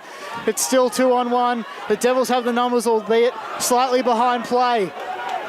It's Lan, the reigning VFL. She's kicked an on-the-ground torp. Assistant coach. Looks for McBride. Strickland also getting involved. Murray, good kick out wide. They've got the numbers here, Jono. They've got the numbers. Here's Tuttleby. Time is of the essence, has to tap it along the ground. Fahey's providing the option. Good kick. Outlet. And a great kick in the direction of Chloe Lan. There is a blatant. Oh, and there is the 25. There. And the 25 is awarded to Chloe Lan. Just an update, sorry, Jono. Muscat's on the ground, she's off the ground and she's on the ground in the hands of the trainers. She's been massive all day, Natalie Muscat. Lan's got options forward, and one of them is Murray. She's got to come around here, but this to level the scores once again. We go into red time. 5 minutes to go. I didn't factor in a draw, Jono. I got places to be this afternoon. Yes, you did. On Women's Footy Focus, you predicted it. To level the scores, Murray. Handy point. Handy point. All the Devils need to do is lock it in and score a goal. Can they do it, Matt? Handy point. Inside Devils forward 50. They trail by 5 points, Jono. 5 points. Vermont 5-2-32. Eastern Devils 4-3-27. The kick out is not a good one. Under pressure of the Eagles. Ball spills free. Reed! Another Misses. 4-4-28. And the LKL media people. Now the handy points are gone, Jono. That point's not handy. They needed a goal. 4 minutes. It's inside the Devils forward 50. They trail by 4 points. Junginga, the skipper, she's going to take it upon herself to take the kick-ins. Runs her full measure and comes to the outer side. Kick to a big pack of Vermont players. Burns and Yusuf. Burns gathers, wants her right boot, gets it. Dangerous kick though because it's the centre half forward for the Devils. Can Stevens meet it? Good slap. Stevens collects, heads towards goal. On the last line, mark taken down there by McLeod. Great. She's got numbers on this side of the ground. She'll head that way. Underneath it's Burrell. Under pressure from Murray. Umpire said mark to Burrell. Taylor Burrell's got it. 3 minutes to go. Got Lee on this side. The kick heads that direction. Yusuf will fly. Lee brought it to ground. Umpire says play on. Didn't want to picking up. Doran turns the other way. Did really well. Got her kick away down the line, but Packham should mark for the Devils. She's dropped it under pressure from Burns. Boundary line could be the Eagles' friend here. Tuttleby handball away. Packham's kick. Lee couldn't get there. Out the back. Devils collecting, and Murray is tackled by 4 Eagles. And now we'll have a ball up. 2.5 minutes to go. Vermont 32, Eastern Devils 28. 55 out, and it all comes down to this. The Devils, they need to be clean, but they won't. Only as far as Barnes, who delivers a centering ball. Leeson getting involved, and then there's Beach. Players go to ground. A ball up. 2.5. Anything can happen. Both teams need to be clean. Who comes out with it? Footy goes up. Footy goes down. Stevens with the tap. Ball in dispute. Ball up once again. Well, 2 minutes, Jono. The ball up is Vermont's friend. 100%. This time it's Stevens trying to get the tap down over the back. Ball still in dispute. Muller getting involved once again over the back though is Vermont. Barnes inside 50. Here's Flanagan. Holding the ball! Okay, here we go. Packham's got the footy for the Devils. Great tackle laid there on Flanagan. Kick to the outer side where Trish Muller gets her kick around the body. McBride is it? It's McBride. Inside forward 50. Tumble punt 2-on-2. Reed's there. Already kicked 2 goals. Tapped it out in front of herself. She's in the pocket. Barrel's back on the goal line for Vermont doing well. Ball socket forward. That could be a free kick to Vermont. It could be a free kick to Vermont. It is. So the Devils have got 1 minute and 15, so they've got 75 seconds to kick a goal. Vermont cannot concede one. 4 points the difference in favour of Vermont. Oh dear. Burrell just goes long down the line. That's out of bounds on the full. Out of bounds on the full. There's a player down at centre half back for Vermont. The umpire won't stop play now. Who's the free kick going to? Is that Strickland over there, Jono? Dom Strickland. So Strickland's got it. 30 from home, puts it to the top of the goal square. Will a mark be taken? Ball hits the deck. Murray around it, gathers, tackled by Lee. Got her handball back towards Strickland under pressure. She handballs further back. Muller is it? Tries to get on the right boot. Breaks through a couple of tacklers. Dropped the footy. Umpire said play on. Vermont Crowdbot holding the ball. We get a ball up. 30 seconds to go. Devils need a goal. Cramp at centre half back. 25 seconds. Ball up. Hit out down by Stevens. Burns is there for Vermont. She's wrapped up by 8 players. The Devils need to spread the contest here, Jono. But this will be it. 15 seconds. Last chance saloon for the Devils. Stevens goes up, wins the hit out. Bursting through there was a Devils player, Muller. We've got another ball up. 3 seconds, 2 seconds, 1 second. Siren, Vermont are premiers. What a start to the day, Jono. Vermont win the Division 4 Deakin University Premiership 5-2-32 to the Eastern Devils 4-4-28. What a game. What a start. Congratulations to the Eagles. And well, Jono, we've got to commiserations catch our the breath. Eastern Devils. We've got things to do on ground, so we're going to leave you with these images of the celebrations. In a couple of minutes, you'll hear Jono's voice once again as we do some on-ground presentations.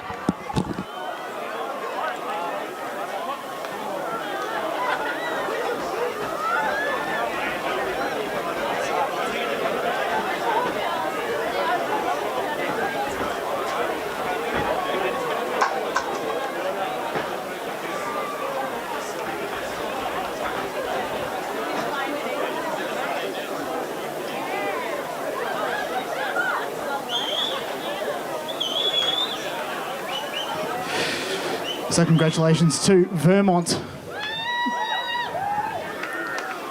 Presentation still to come.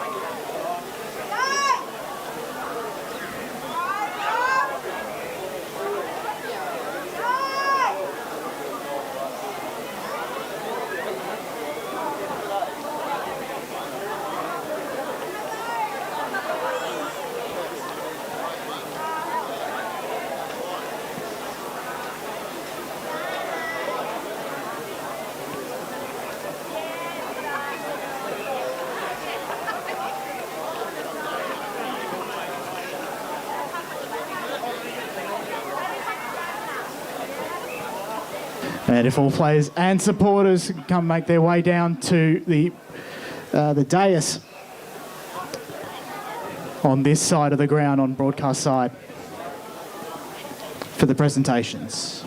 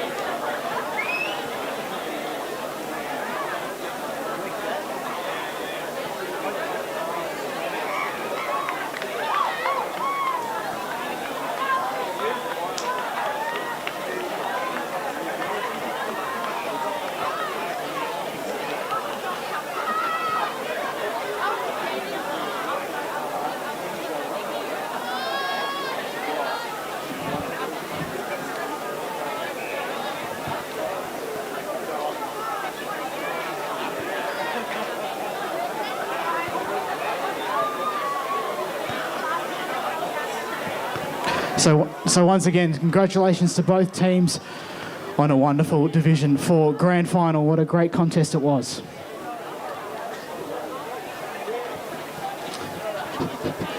Presenting the medal today is Dean O'Neill of the Eastern Football Netball League. They will be presenting the medals today. We begin with the blue ribbon medal for best on ground. We begin with acknowledging the umpire's contribution to today's match. Can one representative please come up and collect the medals?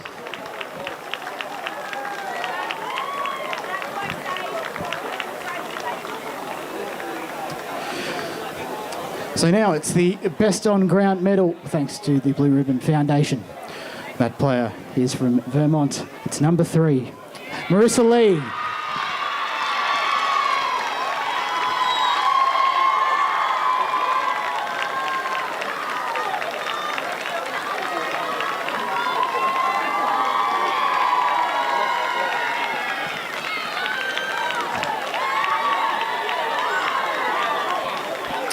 Now, without further ado, we present the Premiership team. Starting with number 1, Matilda Burkett.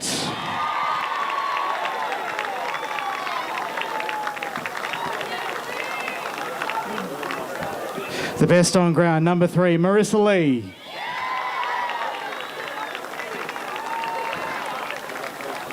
Number 5, Tori Burns.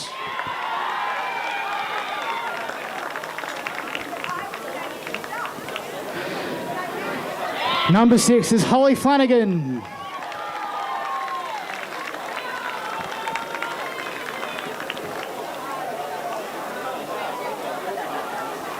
Number 10, Alexandra Stark.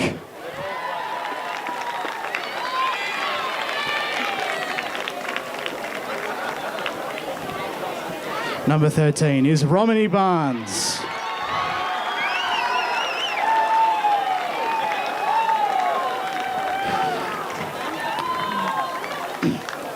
Number 15 is Madison Gray.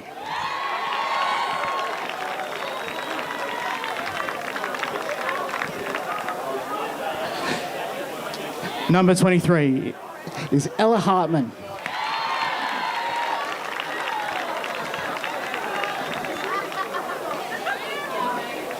Number 25, Rachel Walker.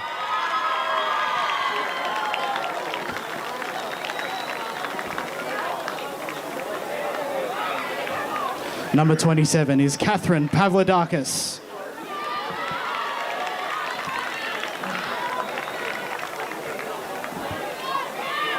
Number 28 is Bridget Thorne.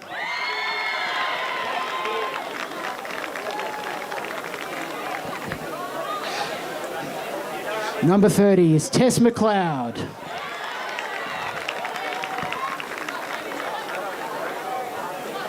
Number 35 is Taylor Burrell.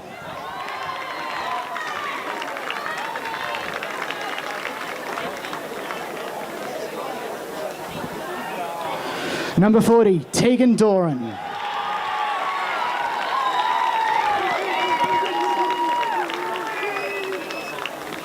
Number 42 is Nicole Marks.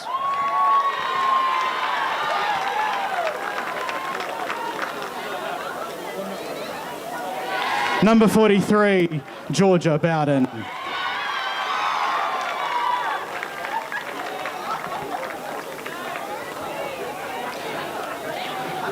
Number 47, Hannah Lindsay.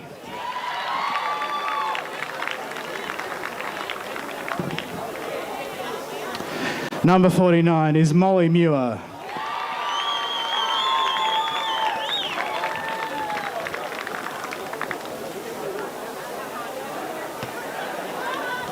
We're coming out to the off-field personnel in the assistant coaching role as Rowan Munyard.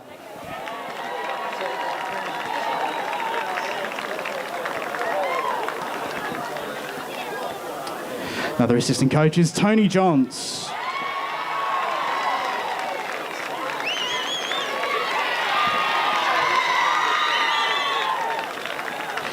Craig Gislingham.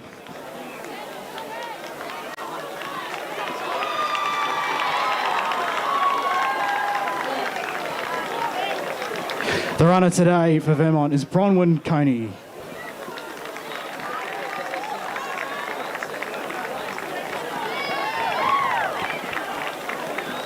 The team manager is Josie Payne.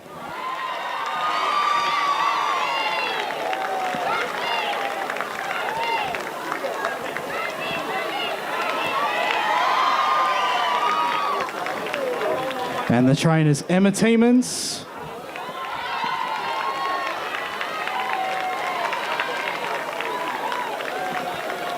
and Gemma Martucci.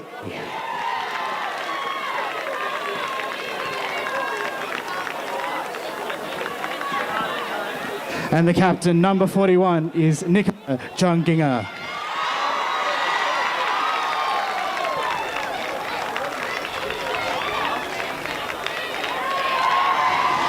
And the premiership coach, Brett Munyard.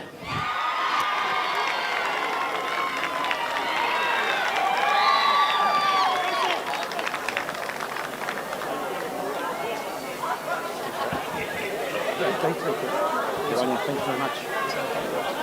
Wow. Eastern Devils, thank you very much for the game and the season. Been, is that better?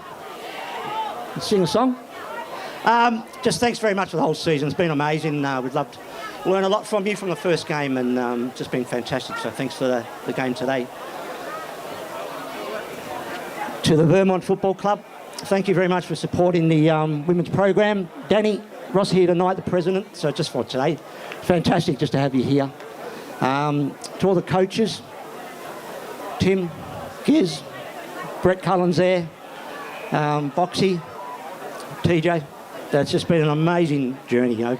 The start of the season, we didn't think we were going to get a team up, and here we are standing up, taking it out, winning the premiership. So, there's one person, Rhonda Johns. We owe a lot to you for everything you've done and got the team up and running. So we just want to thank you very much for everything you've done. But to the EFL, Heathmont Football Club for putting on a great event. Girls, time to celebrate. Thanks.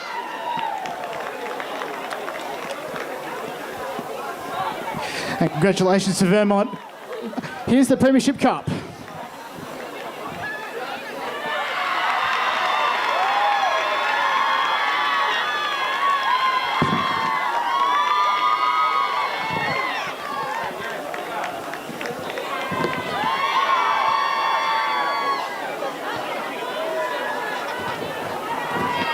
So commiserations to the Eastern Devils. Next up, it's the Premier Grand Final between the Eastern Devils and South Croydon.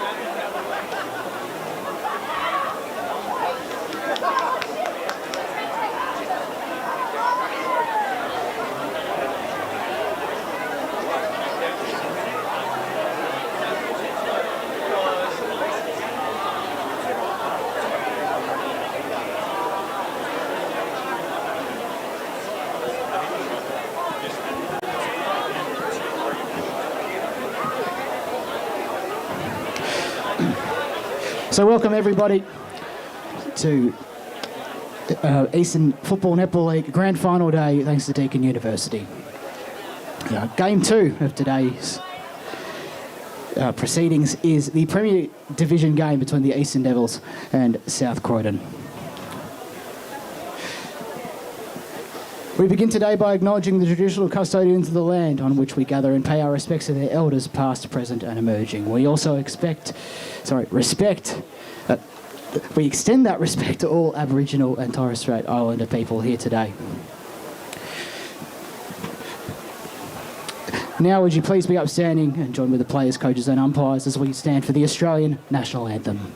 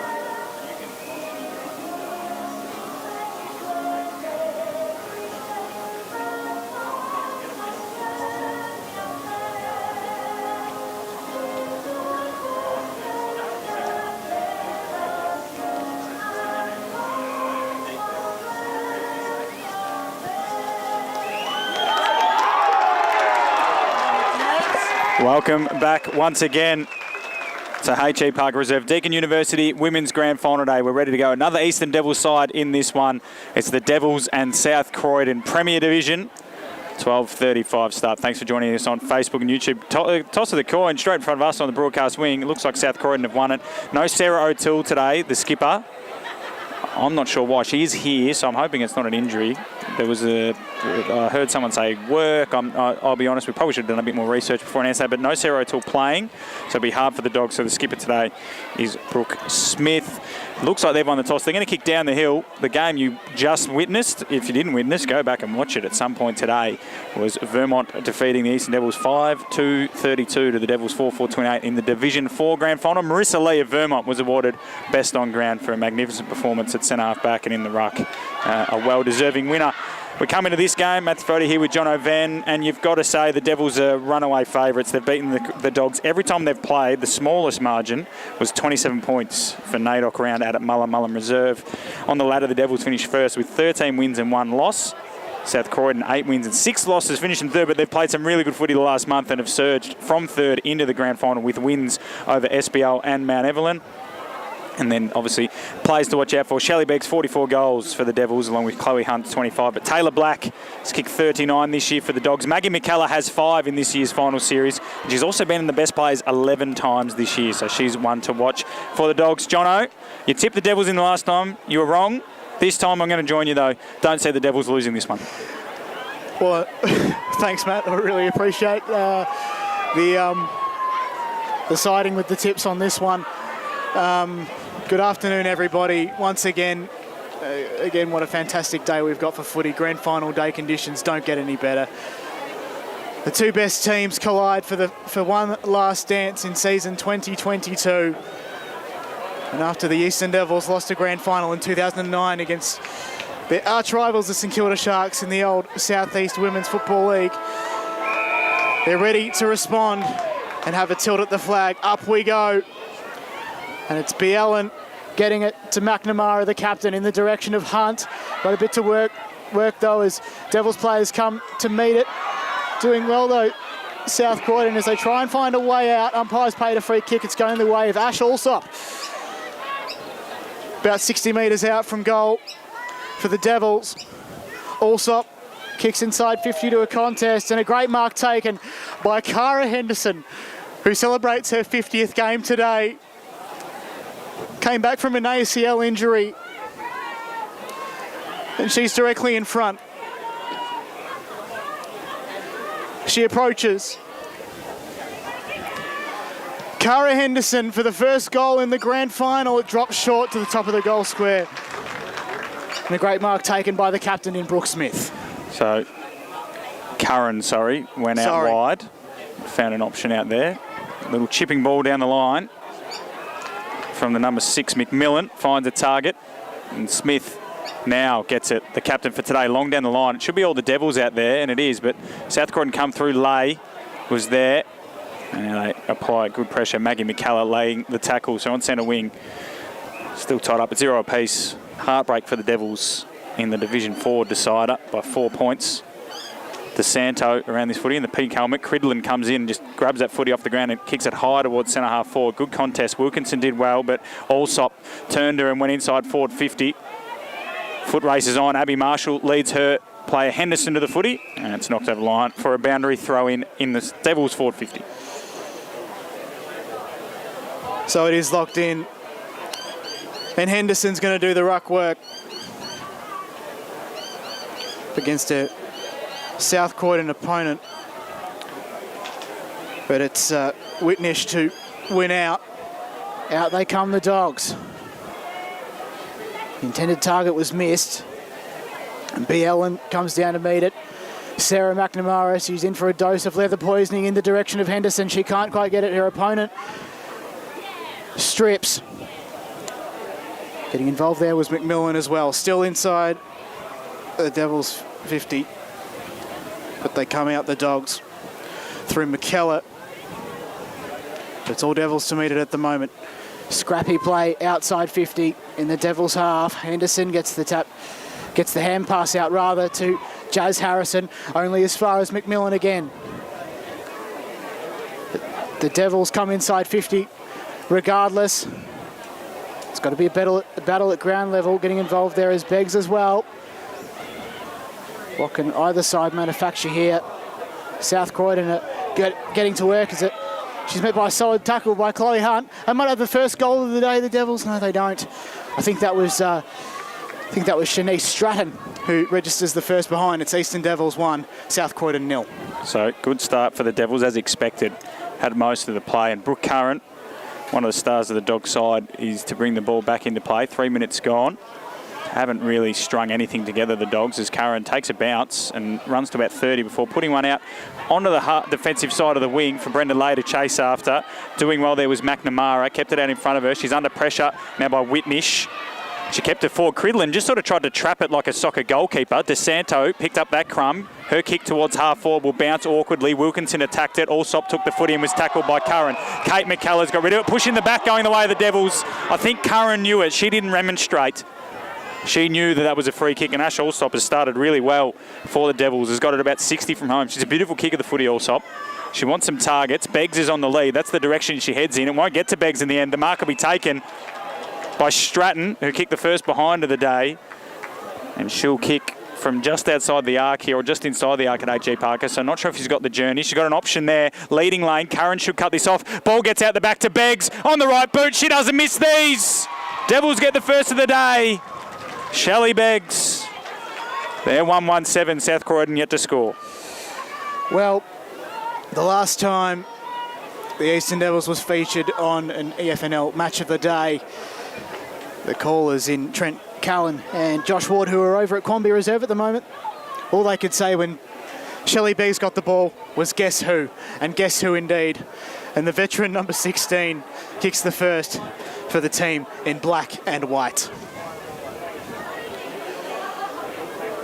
Rucks go to work. Whitnish got the secondary tap. Footy goes down the ground. Getting involved was McMillan again. They try and advance forward, the Dogs. But the Devils with the great defensive effort. The kick goes in the direction of Cridland. She left it behind, and Stratton's working very hard. Cridland might be on here. She grabs her opponent very well. Stratton contributing to the contest as well. Trying to find a way out was Whitnish again. She's been very good early.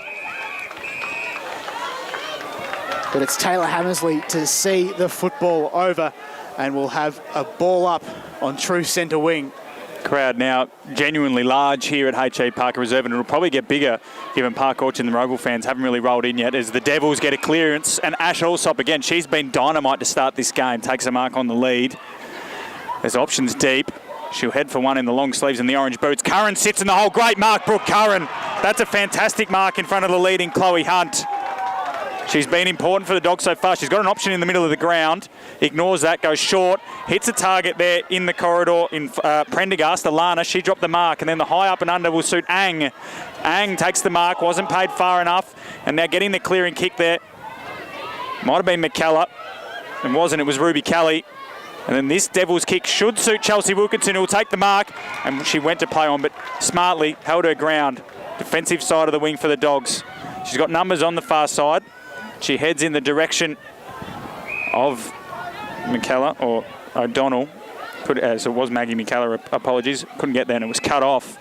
Now Eastern Devils will control the ball with Stratton now on centre wing. She's got Ang out wide. Pops it up for Ang or DeSanto. Well done coming across the front there, Prendergast. Got the ball to ground. And then we'll have a ball up right in front of us here and a vocal South Croydon crowd. No, free kick going the Devil's way. Thought the umpire could just call the ball up earlier. Allsop, beautiful vision. Kicks it out wide for the runner there in McElvina. She just flicks it between her legs. Gathers 30 metres out under pressure there from O'Donnell. O'Donnell does really well. Locks her up. And the whistle needs to be blown. It's just, you can't let it continue for this long. Beggs hooks it around the corner. Hunt has the front spot. And the ball goes out of bounds. And it will be a free kick to the Dogs. So the usual suspects standing up for the team that trains at Garnet Road. But for the moment, it's Abby Marshall to kick in on the left-hand goalpost. She comes in, but it's a dodgy-looking kick, only as far as Wilkinson rather. Gets it off to a teammate who kicks down the line. Here's Tassari looking to send it back in the direction of DeSanto, but finds Carew. Gets it down to Jordan Rule.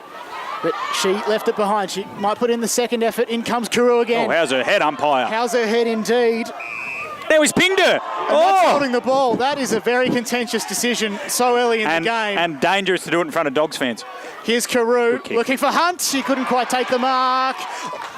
Spills it. Allsop looking to get the handoff to Carew. Ball in dispute. Henderson getting involved once again.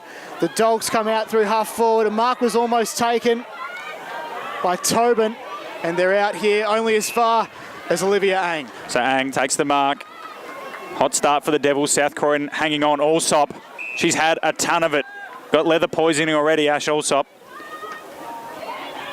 She's got options inside forward 50. She's looking for one of them. Hunt came through, was never really going to make a mark, but wanted to make a mark on the contest. Picking it up now is O'Donnell. Kick over the top. The Dogs have the numbers here. Smith, the skipper today, in the absence of Sarah O'Toole. Now under pressure there from McNamara. Plenty of speed on the ball. McElvina whacks on the boot. 2-on-2 down there. Marshall and Hunt. Marshall got a fist. Curran reads the crumb better and breaks away and gives the Dogs some respite. Outside of the boot to O'Donnell. Awkward bounce for O'Donnell. She's under pressure. Handball back to the runner in Smith. Here we go for the Dogs. Out they go through the centre corridor. Centre circles. Big contest. Good mark. Played on immediately, did the Devils defender, and puts it back inside forward 50. Sitting underneath it and taking a strong mark down there is Ruby Kelly for the Bulldogs. And she can go out wide to her skipper in Smith, which is what she does, Jono. Smith couldn't quite take the mark. It goes to open space.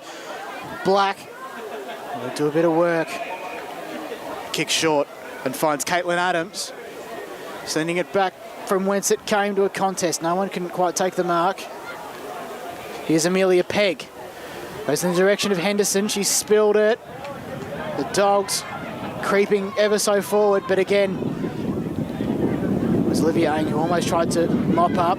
Bolding, and then McNamara inside 50 to Carew. She couldn't quite take the mark. Umpire calls play on.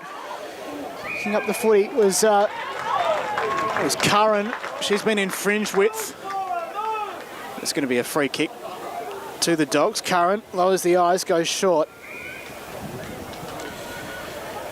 In the direction of Tobin, going down the line. Open space, the Dogs might be on here. Inside 50 to a one-on-one contest. Cox couldn't quite take the mark. It dribbles behind the line. A cheeky kick off the boot. Behind. From Shanahan is a behind.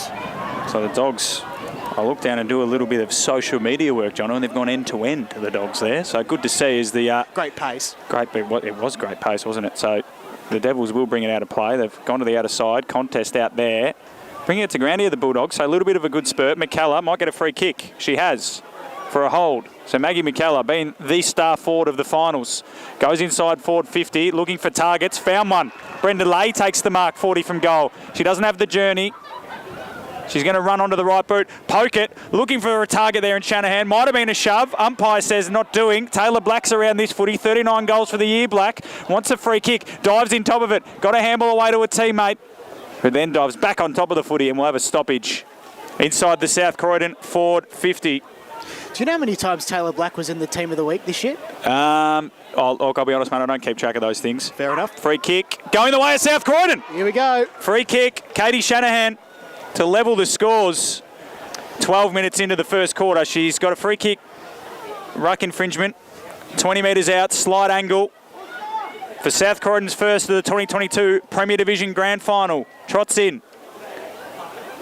Calm approach. Puts it on the boot. Good looking kick. It's a goal. And look at Shanahan just say, get around me. 1-1-7 the Dogs. Easton 1-1-7 as well. We've gone 12 minutes in the first quarter. Great start from both teams. This is going to be an epic for the ages. And I reckon we're on for a high-scoring affair too. We're sticking over 12 minutes here in the first. Same at, and, well, it's on for young and old here at H.E Parker.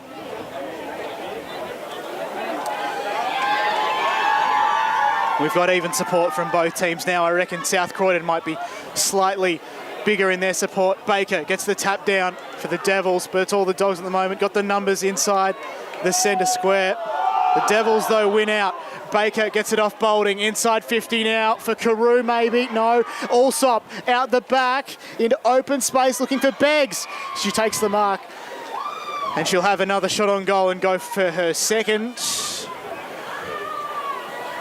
It's going to be a nuisance. She's very reliable. So we've seen throughout her 200-plus game career. She's a one-club, well, not quite a one-club player. Been playing footy for years, but this time she doesn't score, and it's 7 apiece. Uncharacteristic, you would say, Jono. Uncharacteristic from Shelley Beggs. 45 goals for the year now, including this one. Katie Shanahan at the other end has the one for the Dogs. Curran plays on. Long kick. Beautiful kick. Lands on the chest there of the running McMillan.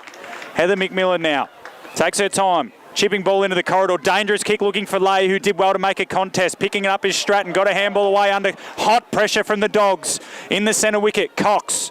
Handball. DeSanto. Players hurdling over each other. And we'll have a ball up.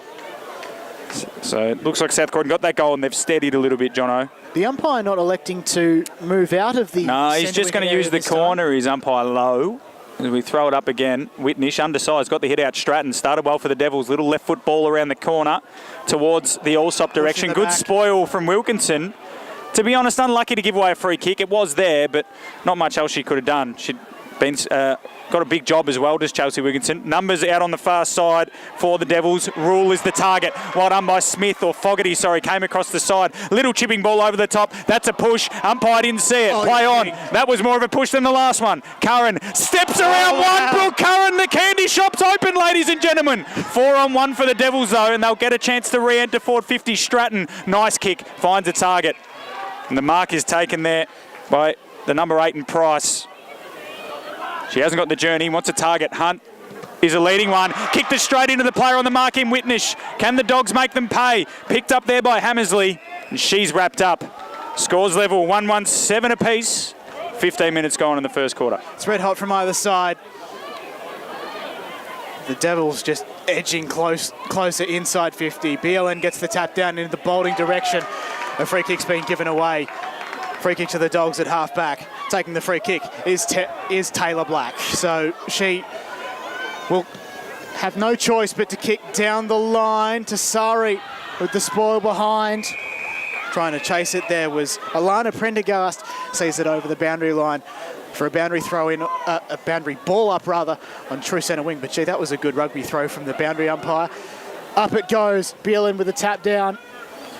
Boulding. High up and under in the direction of Allsop. She can't quite take the mark. Chasing it was McMillan.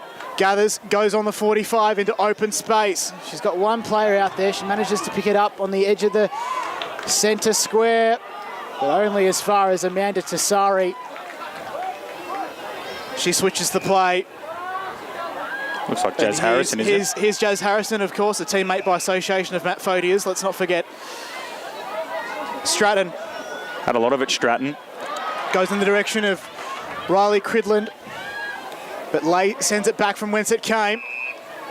Only as far as Stratton this time. Bit of aerial ping pong, and this time the Devils can consolidate through Cridland.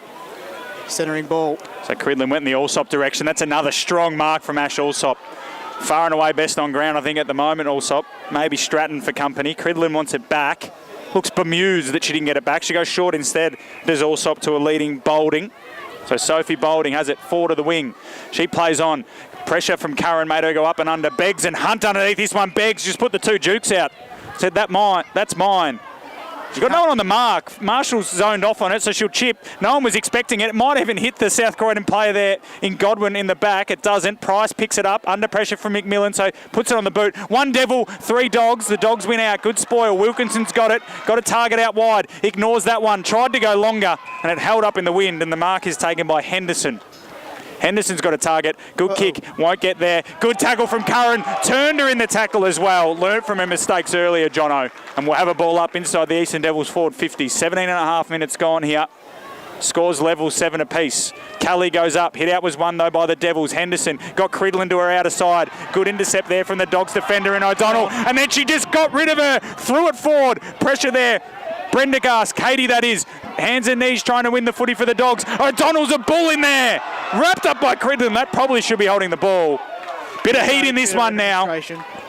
Bit of heat in this one. Henderson's up on her feet, which is good to see. Spent a bit of time down, and we'll have another ball up. Oh, Cridland just got one to the face. Yeah, there. Cridland, there's a bit of heat in this one. Kelly goes up, good hit out down. Dogs will get the clearance through O'Donnell straight into the guts of Cridland. She's been in the wars for the last minute. And we'll have a ball up again. So 18 minutes gone here. Premier Division Grand Final, 7 apiece. A great start to this Grand Final, no doubt. Absolutely. Goal kickers Shanahan and Beggs. So on true centre wing, Bellin slaps it forward. Price with the defensive effort. Down to ground it goes. Riley Cridland's got a bit of work to do. She's got Smash Ang for support. Free kick though in the direction of the Dogs. Taking the free kick here is Ashley O'Donnell. Directly in front of us in commentary position. Got to hold on to it now. A minute and a half to go. Let's just kill the clock here. Lots of players scattering as opposed to forming a pack. Well done by Black. Ball in dispute. Beelan's in there. Flattens her opponent, and we'll have a ball up on true centre wing. Absolutely. So into the last minute here of the first quarter. Can either side score again? Tied up at 7 apiece. Comes out to Cridland, who went to sock it off the ground, then chose not to, and it allowed the Dogs player to come in and collect. That was Katie Prendergast. So we'll have another ball up. Minute to go. Kelly and Bielen. And it's a repeat stoppage. So one-on-ones all over the ground except for Heather McMillan, who's standing in the corridor by herself. So if the Dogs can get it into the corridor, they could be on here. Katie McCullough got a little tap forward. Black picks it up, but allowed Smith to come through. Sorry, not Smith. Alana Prendergast to come through. Now Fogarty. That's out of bounds on the full. There'll be a free kick to the Devils. 30 seconds left. Player taking the kick will be Amelia Pegg. Similar to Beggs. 2 G's, an E. Pegg. Perhaps. I find it hard to see 20 seconds. The Devils getting it down there. Hunt will fly. She's made a lot of contests. Hasn't clung to one yet, Hunt, but she's going to be a nuisance. Kick forward. Henderson got her hands on the footy a fair bit today. That was a throw. Umpire was blindsided. Ball inside forward 50. Beggs might get there. Bounces up. Well done by Abby Marshall. Just shepherding her off the footy. Should knock Beggs out of play. Beggs keeps it in. She'll get a free kick for high and does. And she'll have a shot after the siren. The siren should go at will. Shelley Beggs. Kicked 45 goals this year if you include her one earlier to open the scoring. Will line up. Dogs fans everywhere to give them the lead. 2 steps, kick on the boot. Has missed. Dead ball. Dead ball. So quarter time here at H.E Parker. Premier Division Grand Final. It's the Eastern Devils 117, South Croydon the same.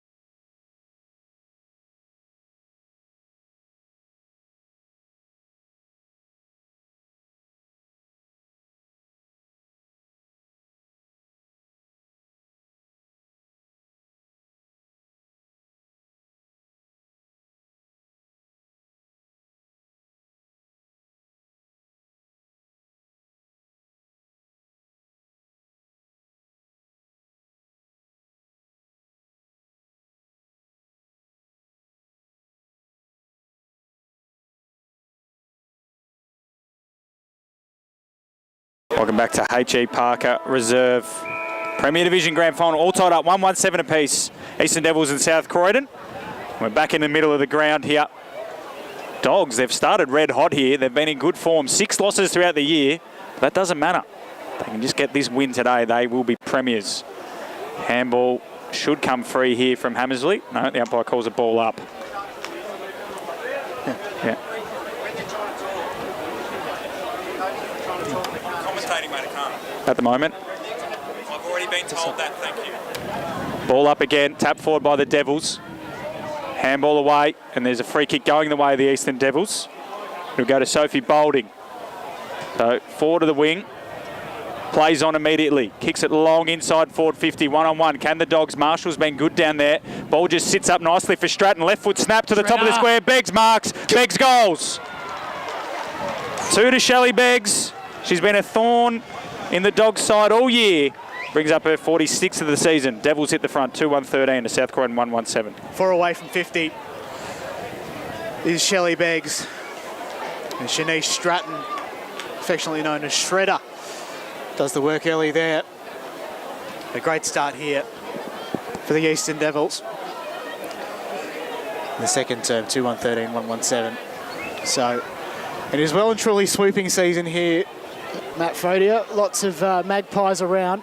We've got the restart, and Bielen sends the fist down, advancing forward for the Eastern Devils, but it slightly comes back, and Bielen gets it again. McNamara trying to get involved, off hands to Riley Cridland inside, almost inside 50. Allsop, a foot race. Trying to get the footy, edges out her opponent.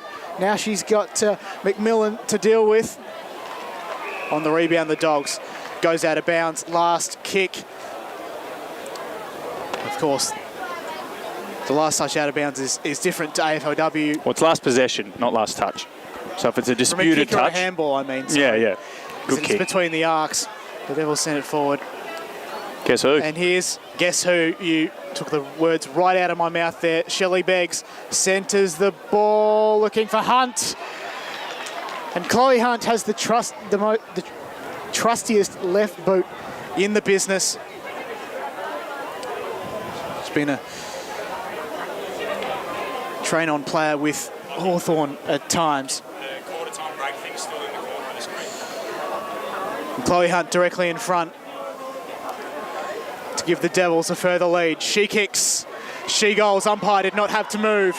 It's another goal to the Devils. 3-1-19. South Croydon 1-1-7. Just under 3 minutes gone in the second term. Yeah, that's worrying, isn't it, John, for South Croydon? They started so well in that first quarter, but 2 quick goals to the Devils makes it, pretty ominous, especially with their 2 key forwards getting involved. Just an update from the Division 2 game. If you want to watch that one, you can head to YouTube if you're just watching on Facebook at the moment. All games are on YouTube today. Knox 13, East Ringwood 8 at quarter time. So 2 similarly close games. Back in the middle of the ground, Dogs need to get something going. Quick, smart, up they go. Bielen got the hit out. Cridland off the wing, got the handball off to McNamara, who's running past. Devils look really good. Allsop's on the lead. Collects it on the bounce. Handball inboard. Boulding runs inside 50. Ball in the pocket. Beggs has got a one-on-one. Beggs couldn't bring it down. She'll put pressure on Marshall, whose little kick over the top is a very dangerous one. Curran does well. Might slap it through for a behind. Eventually, the ball goes through for a rush behind. And the Devils get an important score there for themselves. They are 3-2-20. South Croydon 1-1-7. 4 minutes gone in this second quarter. So it's been an onslaught from the Devils in this second quarter so far. So although, to be fair to South Croydon, the first quarter started in this similar fashion. The Devils have just been a bit more efficient. So Curran will take the kick in, Jono. So Curran goes outside 50, but only as far as Stratton sends it back from whence it came. Allsop takes the easiest of marks. 45 out. And the opposition player runs right through the mark. A 25-metre penalty missed there. But she'll just take her time. Allsop, a former VFLW Southern Saint. She wore the number 49. She is a beautiful kick of the football. She is a beautiful kick, and we're about to see that right now. Ash Allsop approaches. It's a long kick. Just touched on the line. It was a great kick, though. Great effort. So all the Devils in this second quarter, South Croydon need to do something about that. Stem the tide at least for a little bit. they've got some numbers out here, so they do go short from the kicking, but the umpire wants it back for some reason. So Curran will kick it back, and then they'll probably kick it back to Curran, although Henderson might have closed down that option in the meantime. So the Dogs now take this kick out for the second time. They trail by 14 points. Ominous start. Ball ends up in the Curran direction eventually, and this time it's 40 metres from goal. She's got Prendergast up the line. Katie, she heads in that direction. DeSanto does really well, but ran it out of bounds according to the boundary umpire. So we'll have a ball in, or ball up, sorry, rather than a ball in. Defensive side of centre wing for South Croydon, who trail by 14 points, 21-7. Boulding, been really impressive. Gets the clearance, kicks it long inside forward 50. Target down there, Allsop, Hunt, Beggs. Beggs is the one circling the football now, already kicked 2. Swings onto the right boot, snap towards goal. No way indeed. Is it behind? Eastern Devils 3-4-22. South Croydon 1-1-7, 6 minutes gone, second quarter. Dogs' defence is terrified. Shelley Beggs is on fire at the moment. And the Dogs to kick it in.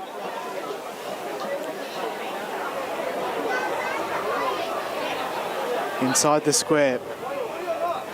Blowing the eyes. Here's Adams. Goes further down the line. Taking the mark there is the captain, Brooke Smith. Standing captain today, Oates Hall's out. Goes further afield. Gemma Owen sends it back in, looking for Henderson. It's a turnover and the Dogs will rebound. Send it back from whence it came. 2-on-1, but DeSanto wins out. What a great grab from the VFLW Seagull. She stands and delivers and then turns it over immediately. And Wilkinson takes the mark and plays on, kicks it out into Spayton. Prendergast and Harrison go at it. Harrison does well to close it down. Prendergast turns back on her right boot, kicks it up towards half forward. Taylor Black is the pressure forward here, chasing down Peg. Peg slipped over. Black tackled her, got her handball away. Little shove to Whitnish. Umpire said play on. McKellar, Maggie couldn't get her kick away. Good tackle from Katie Prendergast. We're going to have a ball up inside the Dogs forward 50. That's the way they're going to play today. They're going to try and rebound as quick as they can. Ball up. Bjelland, been good, won almost every hit out. Katie McKellar gets clear. Little chipping ball. Maggie McKellar, spoil. Black waits. Black steadies. Right boot. Pokes it up. There's a free dog in the goal square. It won't get to her. Bounces out of play. And we'll have a Eastern Devils free kick going the way of Gemma Owen. Well, the Sharon is very fickle. It can bounce every which way. Unfortunately, bounced in the wrong direction for South Croydon. As Gemma Owen comes in and finds Tassari in the direction of Allsop. Great grab there. Activating slow play for the Eastern Devils. And here's Emily McElvena. Sends it further down the line in the direction of Price. Couldn't quite take the mark. She's got Danica DeSanto for support. DeSanto kicks further afield. Henderson's there to help out, and so is McNamara. But the Dogs send it back from whence it came. So ball up to centre wing. Dogs have got the numbers. Good gather. Little handball off. Little handball again. Ends up in Brenda Lay's hand. She goes inside forward 50. McKellar. Will it suit the bounce? There's a dog in the goal score if they can get it past this last line of defence, but Cox does well. Clears her lines. Foot raise ensues. 1 Devil, 2 Dogs. The 2 Dogs win out. The first one getting there is Ash O'Donnell. Goes back on her right boot. Dangerous kick. They should have the numbers and get the mark. No one went up in the end. And now slamming it on the boot there are the Devils, and it'll work out. It lands on the chest of McNamara. She's got a leading target. Wobbles it her way and finds that target in Price. Price chips it up the line. This is good ball use. And the leading target takes the mark. Swinging onto the left boot.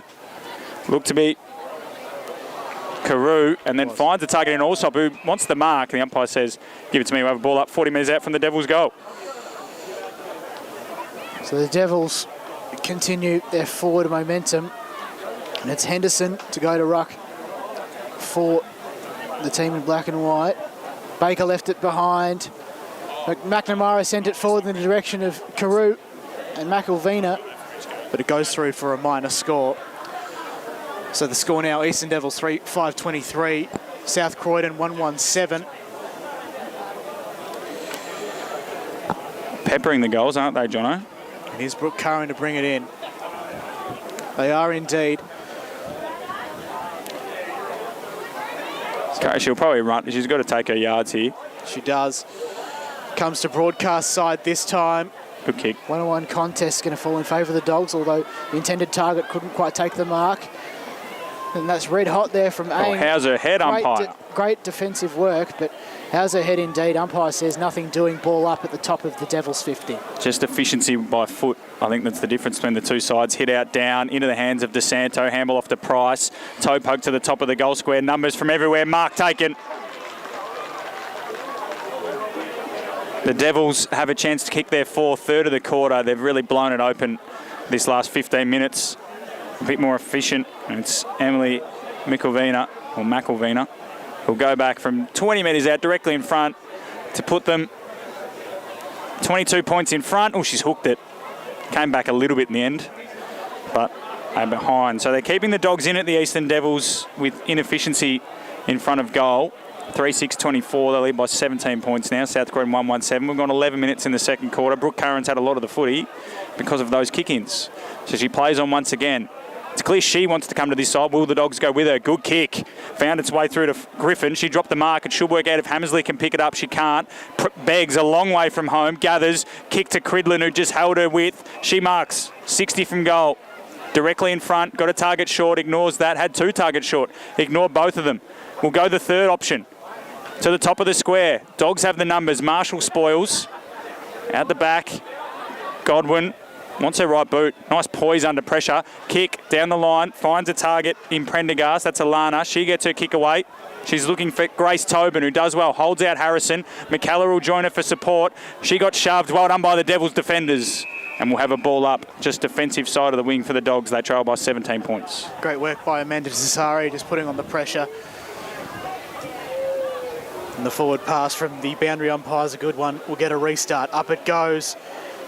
Rachel Baker didn't really contest that.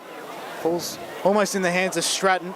Involved there was Kelly, but it goes out of bounds, and we'll do it all again just a little bit closer to goal this time. Update from Division 2. Knox 14, East Ringwood 14 at a similar point. So close game out there at Quamby Reserve Division 2. If you want to watch that one, head to YouTube. Up it goes. Same rucks go at it again. Falls in the favour of no one in particular, but it's a free kick. It's going to go the way of South Croydon. So they've got to score soon here, John. I think a 3-goal margin at half-time would be a hard one to overturn. So they reload from 55 out on the defensive goal. Taylor Hammersley takes the mark. Got options further afield. But then Chloe Hunt comes out of nowhere. Got Harrison for support. Players in, left to the right, to the front, to behind. Footy goes to ground. We'll have a ball up from true centre wing. The Macarena there, Jono, or was that the Nutbush you're describing? Left to the right, to the front, to behind's an in-joke that not many people understand, but some people who know me will totally understand. Good to use that on a broadcast, isn't it, in-jokes? As the ball goes up, soccer off the ground, could have been in danger. Umpire says nothing doing. Cridlin's under pressure. She keeps knocking it forward. Now a second dog joins the chase, and in the end the Dogs went out. Brooke Curran's got the footy. Steps onto her right, kicks it to space. And it'll be a free kick going to the Devils' way. That's a clear last possession. And it'll go the way of Emily McElvina, who missed that set shot before. So at the moment, it's the Devils 24, South Croydon 7. High up the line. Gee, these Hunt came from the side. Wilkinson will get a free kick for a hold. She's been good as well, Chelsea Wilkinson. Plays on to the corridor. Maggie McKellar's the target. Reaches out. Good spoil in the end. Kate McKellar tried to slap it forward. Little shove came from Tassari. And then we're going to have a ball up. Umpire might have missed the knock, but was blindsided. So we're going to have a ball up. Just forward to the centre circles. Like I said, Devils by 17 points at the moment. They're 3-6. South Croydon 1-1-7. Good pressure, though, from the Dogs. And this happened in the first quarter. Devils dominated early, and then the Dogs finished strong. So if they can get another goal here, the Dogs, they'll be happy with this quarter, really. Staying in touch. Kate McKellar, handball forward. Could it work out for the Bulldogs? They have the numbers around this contest. Smith tackles Boulding, and we'll have another ball up. Good crowd brewing here at H.E Parker Reserve at the moment. Eastern Devils, obviously, fans hanging around after watching their Division 4 side unfortunately go down by 4 points to Vermont. As the ball goes inside forward 50, McKellar's got the front spot. Black gathers, Black turns, got her kick away. 1-on-1 in the goal square. Down there is Shanahan, free kick. Already kicked one today, Katie Shanahan. And she takes a set shot now from 50 metres out directly in front after getting a hold. So it's her second goal from a free kick if she kicks this. A major and obvious free kick paid there. Well, just unnecessary too. The ball's on the ground. So Shanahan directly in front. The dog squad will go off here. Oh, it's a shocking look kick off the boot. Might not even make the journey. McKellar's going to mark it. Grab. Maggie McKellar's marked. Played on. What's going on? Oh, no. Have the shot, Maggie. Cox sockers it off the ground. The Devils have escaped here. Wow. Handball from McNamara to Cridlin. Handball out wider to Cox, who kept running. She handballs over the top. Cridlin was there. Lay will recover it for the Dogs. She's under pressure, and it goes out over the line. We'll have a ball up. What was Maggie McKellar thinking? Just take your time. No. I really... Gee, that's inexplicable right there. We've got a ball up. Just in the flank, and Bielen flies high. They still keep running, the Devils. Bolding down the line in the direction of no one in particular. Plenty of open space for the Dogs to work. A great tackle there by Shelley Beggs. Here's Hunt on the left. Going in the direction of Allsop, but it's going to bounce at right angles, almost going over the boundary line. The Dogs collect. We'll move it further down, only as far as Bielen. Bielen takes the mark, gives the handball off, and they'll go to centre half forward again. Sitting in the hole and taking a good mark. Down there is Ash O'Donnell. She's been impressive for the Dogs. So again, the Dogs have been in the game. It's just their efficiency at the moment that's letting them down. They go wider still. Good attack on the contest by Maggie McKellar. Keen to make up for her error before. Handball comes out to Cridlin. Handballs it back to Sari. Puts it on the boot. Wobbles it inside forward 50. Well done. Great mark down there by Caitlin Carew. She's going to go back from about 35, tucked into the pocket. Doesn't look awfully confident, but no one's really presenting, so they're backing her in here. She can definitely kick from this range. So A Carew, goal kicker. they really probably deserve to be more than 17 points up. The Devils, low under the square, hands off hands, sorry. Will it be rushed through? Beggs tries to toe poke it. It's hit the post. Ooh. She sort of toe poked it towards the post. I don't know whether... Shelley Beggs obviously a much better footballer than me, but don't know how she thought she was going to physics that one back through the goals. But another behind. 3-7-25 now. The Devils, South Croydon 1-1-7. We've got 2.5 minutes left in this second quarter as Brooke Curran plays on from the kick in. She'll go out wide. Oh, kick was a shocker off the boot. Just swung back. They had all the Dogs. It just swung onto the chest of Sophie Bolding. Got it about 50 from home. Hunt wanted it across field. She pokes it in the Beggs direction. Beggs has brought that down. Wow. Umpire said play on off hands. And we'll have a ball up inside the Devils forward 50. Seems to be the order of the day. Seen them paid. Inside attacking 50. No one to compete with there. Here's Bolding, throws it on the right boot with a high up and under in the direction of Hunt. Oh, gee, that's tight.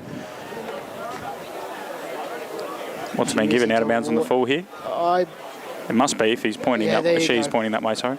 There you go. So Abby Marshall awarded the subsequent free kick. Hunt almost. Oh no, dangerous kick. There. Dodgy kick indeed. Shanice Stratton will have it very close to the junction.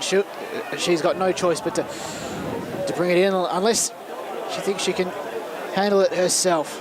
To the hot spot she goes. She's got Hunt. But the Dogs are going to come out through here. So Wilkinson up the line looking for Maggie McKellar. Tassari got the spoil and crumbed it. Tried to get rid of the footy. That's holding the ball. So the Dogs will get the free kick going the way there of Tobin. Got to move it quickly if they want to score. They've got a minute. They're down by 3 goals. It'll be handy for them to score, but also handy for them not to concede because the kick's gone straight in the Cridlin direction. She dropped the mark. Brenda Lay does well. Gets away from the first tackle. Got her handball back looking for Curran. Curran did well. Collided though. Brooke Curran's down, clutching something. Her arm as it's wobbled towards centre half forward for the Devils. Beats the first contest. Wilkinson should gather and does. They've got numbers on the far side, the Dogs, if it can get out here. O'Donnell marks. Has to move it quickly. Got 40 seconds if they want to score. Goes wider to Hammersley, who takes the mark under pressure. That might be 25. Right, umpire Wright's going to march her. Hammersley's got to go quickly. Got to run. It's been awarded 25. 25 seconds to go, Hammersley. She can keep running. No one on the mark. She does. Pumps it inside forward 50. Angle, get back. Drop one she should have taken. Black, under pressure. Tackled straight away. And we'll have a ball up. 15 seconds left in the quarter. 10 seconds by the time umpire Wright throws it in the air. Closer to 8, sorry. Ball up. Shanahan. Bjelland. Bjelland got the hit out and came through, got met in a Tobin tackle, and that'll be half-time here at H.E Parker. The Eastern Devils 3-7-25 lead South Croydon 1-1-7. We'll be back after a 10-minute break.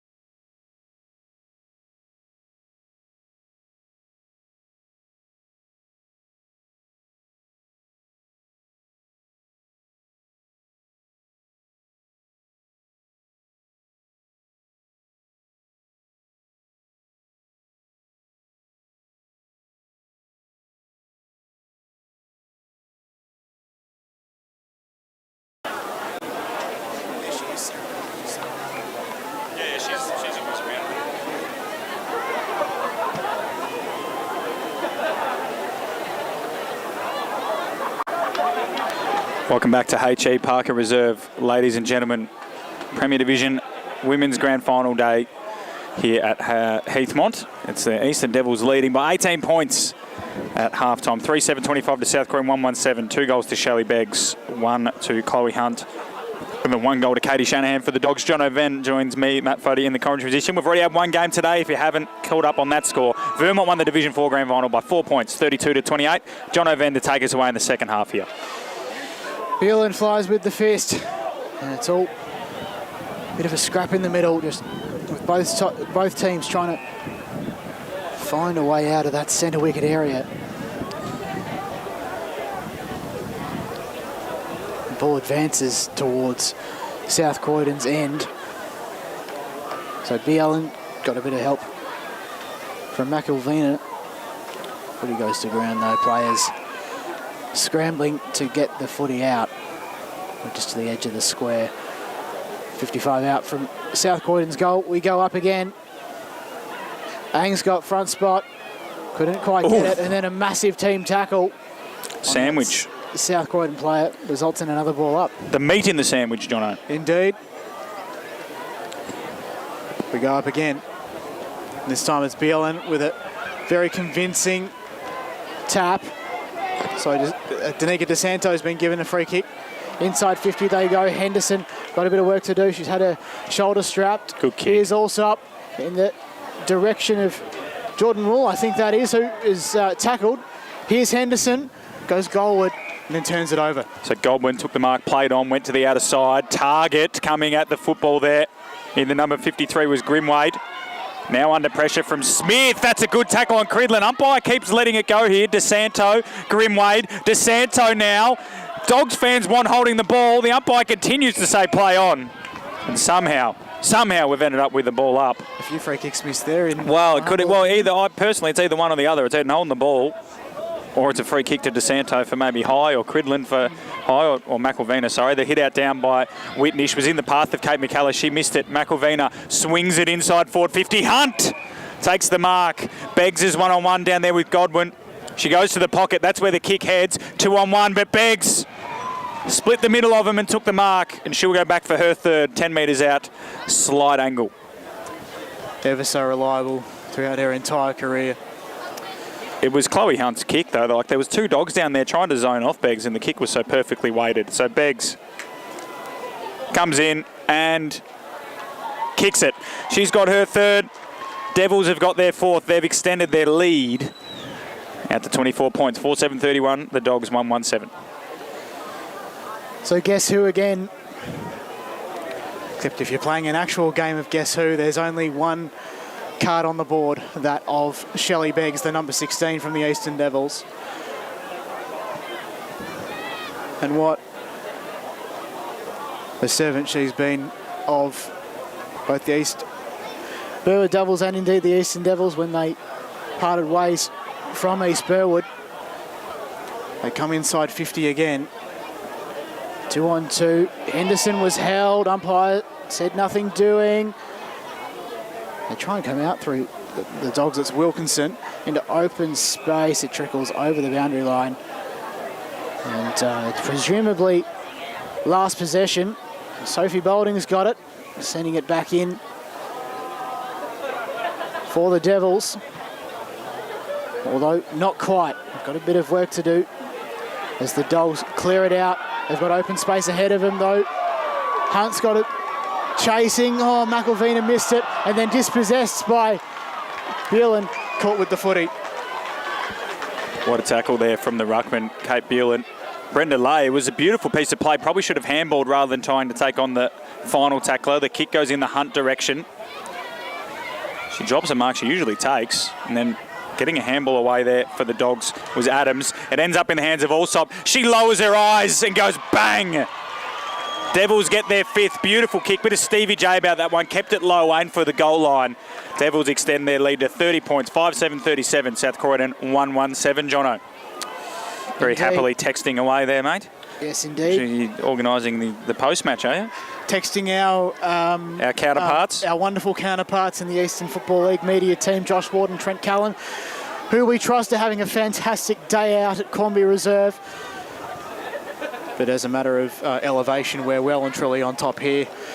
Matt Fodia. Up we go in the middle. There's Beelan getting the tap down again in the direction of DeSanto. Left it behind though for Boulding, who's got open space, almost turned it over. She's got McElvena for help, but sort of ignored her. The Dogs trying to move it back through Whitnish. Great twist and turn from her, sending it forward. And good mark. Great mark taken there by Taylor Black. Got to go quickly here. Indeed. Black. McKellar. And then to McKellar, perfectly spotted. She plays on, goes wide. And then a very simple mark taken by Shanahan. So she'll have, well, it's a big kick here, about 35 out from goal, more or less directly in front. Figuratively and literally. She had 2 goals last week.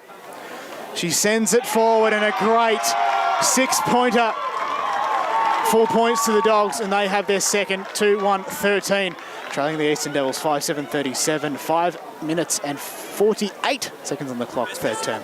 Best piece of play all day from the Dogs. They lower the eyes, hit targets. That's the key for them. It's not about actually winning the ball. They're probably even in numbers with the Devils in terms of balls, possession of football, but unfortunately for them, they just haven't been as efficient as the Devils. So a good goal there from the Dogs. They're back to 4 goals, the margin, 37-13, 5-7-2-1. Hit out. Ken Prendergast break away from this one. Might have been impeded by Bjelland. Ang's now over the footy, tackled by Smith. And now there's a free kick for a throw.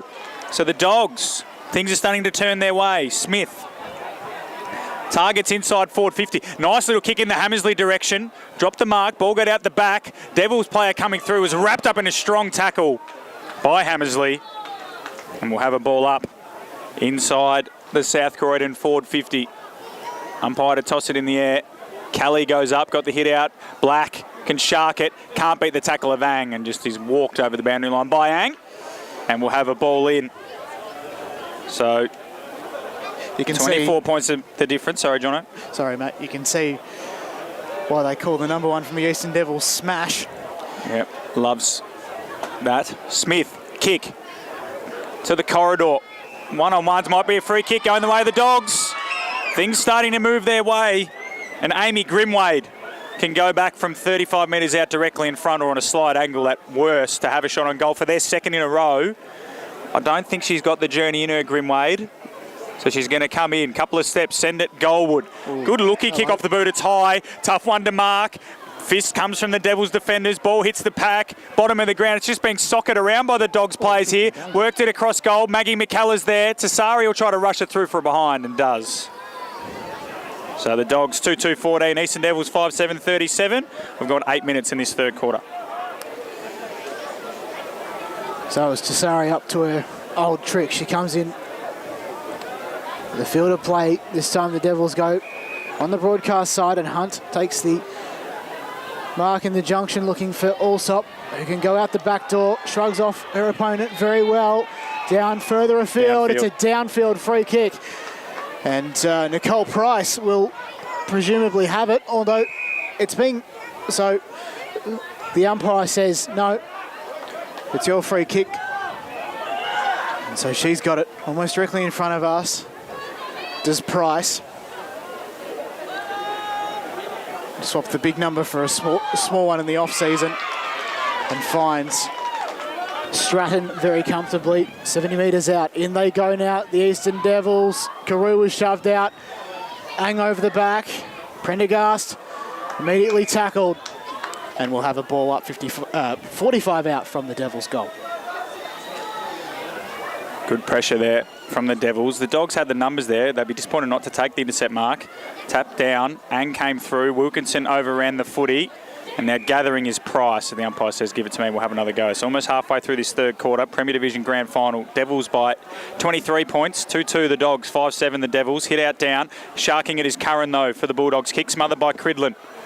The players come in. Tunnel ball from McKellar. DeSanto tried to beat the tackler, did. Got it to McNamara. She dropped the handball. Went back in to go get it. The Dogs should clear now. Kate McKellar. Little grubby kick towards Maggie McKellar, who taps it back into the corridor and follows up her good work. Socket it forward to Black. Clean hands. Handball over the top to Katie Prendergast. Kick around the corner was slightly touched.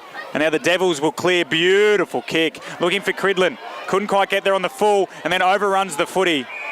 And we will have a ball up just in front of the South Croydon coaches box. They want it. They want the free kick because it was an Eastern Devils last possession, but umpire Wright, believe she's made the right decision to ball it up. So Callie will go up here. Against her opposing number. Ang almost came off the bench to collect that one. Goes back, got a little shove from Callie. Callie went to pick it up. And then we'll have a ball up as McNamara dives in on her. So the Dogs, a couple of periods of play where they just can't get that final link in the chain. Thrown up again. Baker won the hit out down. Tobin does well. She'll go in to get it. Meeting the sandwich once again. Stratton came through to lay the tackle. McKellar's there. Curran comes through. And we'll have another ball up. 10.5 minutes gone. Third quarter. Eastern Devils 5-7-37. South Croydon 2-2-14. Beautiful day at H.E Parker. Big crowd brewing. And of course, at H.E Reserve, it's Knox and East Ringwood in the Division 2 Women's Grand Final. At the moment, it's East Ringwood 26, Knox 24. Exciting one out there. Handballs flying around here. And Baker wraps up Grimwade, and we'll have another ball up. So on the edge of the Devils 50, Baker almost tucked it to advantage there. Ang tries to get involved. The Dogs clearing the footy, but only as far as Baker, who had the sit, and then she knocked over her teammate Peg as well. She still might be able to get the ball back, Baker, instead putting pressure on her teammate. Sling tackle, Dogs free kick. Sling tackle. Here's Chelsea Wilkinson, or no. Kelly. It's Kelly. Just decided to centre the kick slightly, did the umpire, to a contest.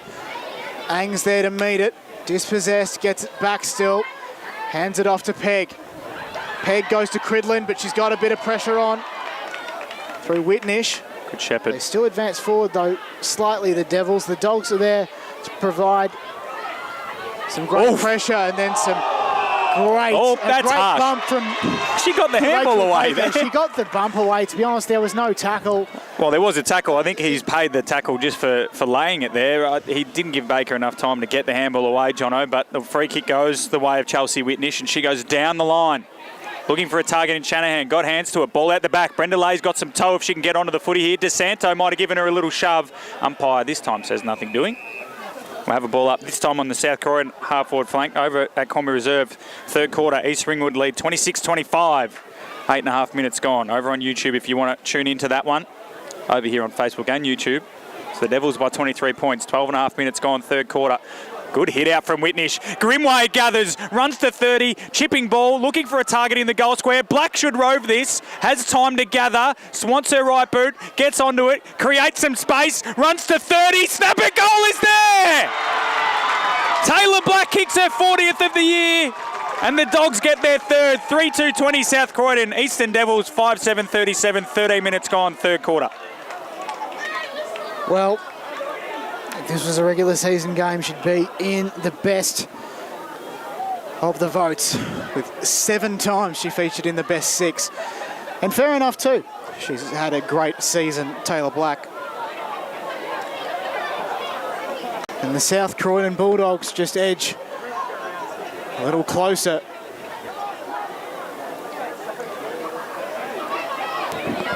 Up it goes. Down it comes. Players come to meet it.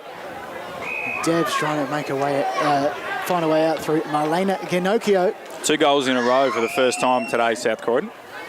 There you go, scoreboard adjusted here for those folks at H.E Parker. Indeed, so here's Ginocchio again. Carr coming forward, she's been tackled, holding the football. And it's Griffin. Dogs are away here, handball to Curran. Kick wobbled, didn't mean to go to Hammersley, but Hammersley was the target in the end. She dropped the mark. She wasn't expecting it. It wasn't meant to go to her, Jono. And will be a ball up here.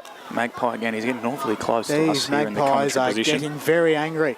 I do have a half-finished burger here, so that might be why. Hit out down by Bialan was very good. Whitnish is, you can see I'm on edge there. The Magpie was nowhere near me and I've shuddered. Luckily nothing happening. DeSanto getting up from the bottom of that pack. The pink helmet must get her a few, I was about to say Brownlow votes, best and fairest votes. Hit out down in the direction of McKellen, but picking up his lay. Good speed. Kick bounced up for O'Donnell. She couldn't crumb it, or gather it, should I say.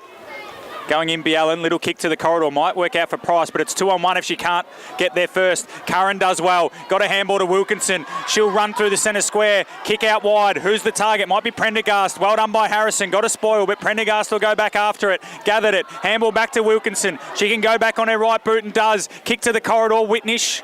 Doesn't take the mark, might get a free kick. Smith plays on, got a handball away. Umpire said play on. McKellar picks it up. Handball intercepted. Dogs around it. Smith flicks it forward. McKellar from 40. Top of the goal square. Shanahan's down there. Mark taken! Umpire said play on. Handball to Black. Black over the top. Shanahan marks. Wowee. Frantic footy. Thought that had to be a mark paid down there to Jamie Field. But now Katie Shanahan can have a shot at goal and make it 3 goals in a row to the Dogs and bring this margin back to within 2 kicks. Shanahan comes in, kicked it. South Croydon fans love it. South Croydon 4-2-26. Devils 5-7-37. We've gone 15 and a half minutes here in the third quarter. So it's up to the Devils to respond from here on. 25 minutes left in this match before the premiers of the Premier Division will be crowned. And they need an immediate response here. The black and white, and sometimes teal over the years.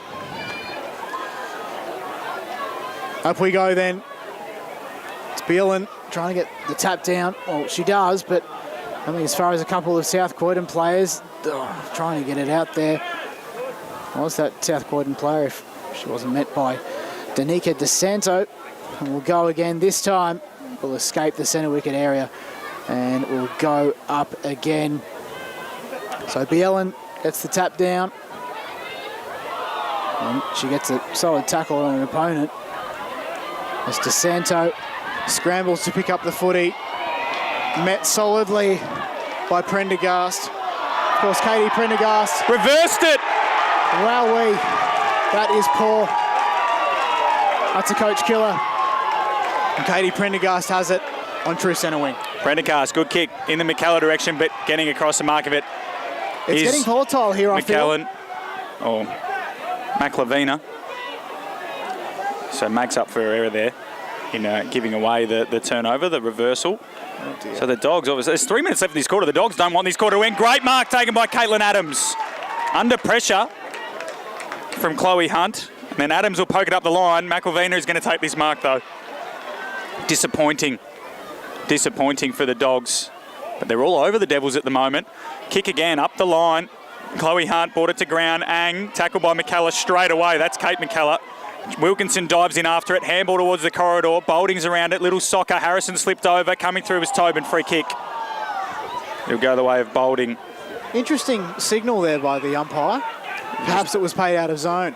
No. It was Madeline Wright, just over the shoulder. There you go. So the free kick to Sophie Bolding, who had a good start to that second quarter. Down the line looking for Hunt. Great mark, that is Chloe Hunt. Extended the Dukes. Beggs one-on-one down there. Kick in her direction. Can the defender do well? She can. Alana Prendergast. And now Abby Marshall leads the foot race. She's under pressure from 2. Devils Marshall taps it towards the boundary line. Begg applies the pressure. And we will have a ball up. 18 and a half minutes gone.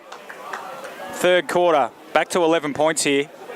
Got a thrilling final term set up once again here, Jono. We keep mentioning the ill-fated draw. Indeed, I'm getting a shake of the head from ground manager Dean O'Neill. As it taps down, handball out. Dangerous spot, but it might work out for the Dogs. Prendergast came across, hit her shin. DeSanto got past the first tackle, hooked it to the top of the square. Beggs got a 2-on-1, does well. Really well done by Prendergast, the Lana that is, getting the spoil. Ball falls into the hands of Stratton. Her handball comes out wide. Here come the Dogs. Smith, that's holding the ball. Great tackle. That's Sophie Bolding with the tackle. Let Brooke Smith know about it. And she can go back, Jono, 40 metres out. 15-degree angle to steady the Devils. Indeed. She got the leg? I think so. Well, DeSanto doesn't. She's cramping in the third. Oh, dear. It is a hot day out here at H.E Parker. It's a sweltering 16 degrees. A very hot day at ground level. So Bolding Doesn't care about her teammate getting treatment. Pops it up to the top of the square. They'll all fly. Hunt's a good chance at marking this. Went out the back to Begg. Left foot snap. That's a great goal, Shelley Beggs. She's got 4, 2 in the quarter. Wow. She knows where the goals are. She does. She does. And absolutely fantastic performance from Shelley Beggs today. The good news is that for the Devils that Danica DeSanto has got up in the hands of the trainer, Lucia Perich. She's all good. We're going to get a restart here once again. That'll most likely be three-quarter time, though. By the time they restart this game, the siren Pretty will have gone, much. I reckon, Jono. So 5 seconds. Baker will get the tap down. But that'll be all she wrote for the third term. So the score here, Eastern Devils 6, 7:43. Lead South Croydon 4, 2:26 at three-quarter time. Back after this.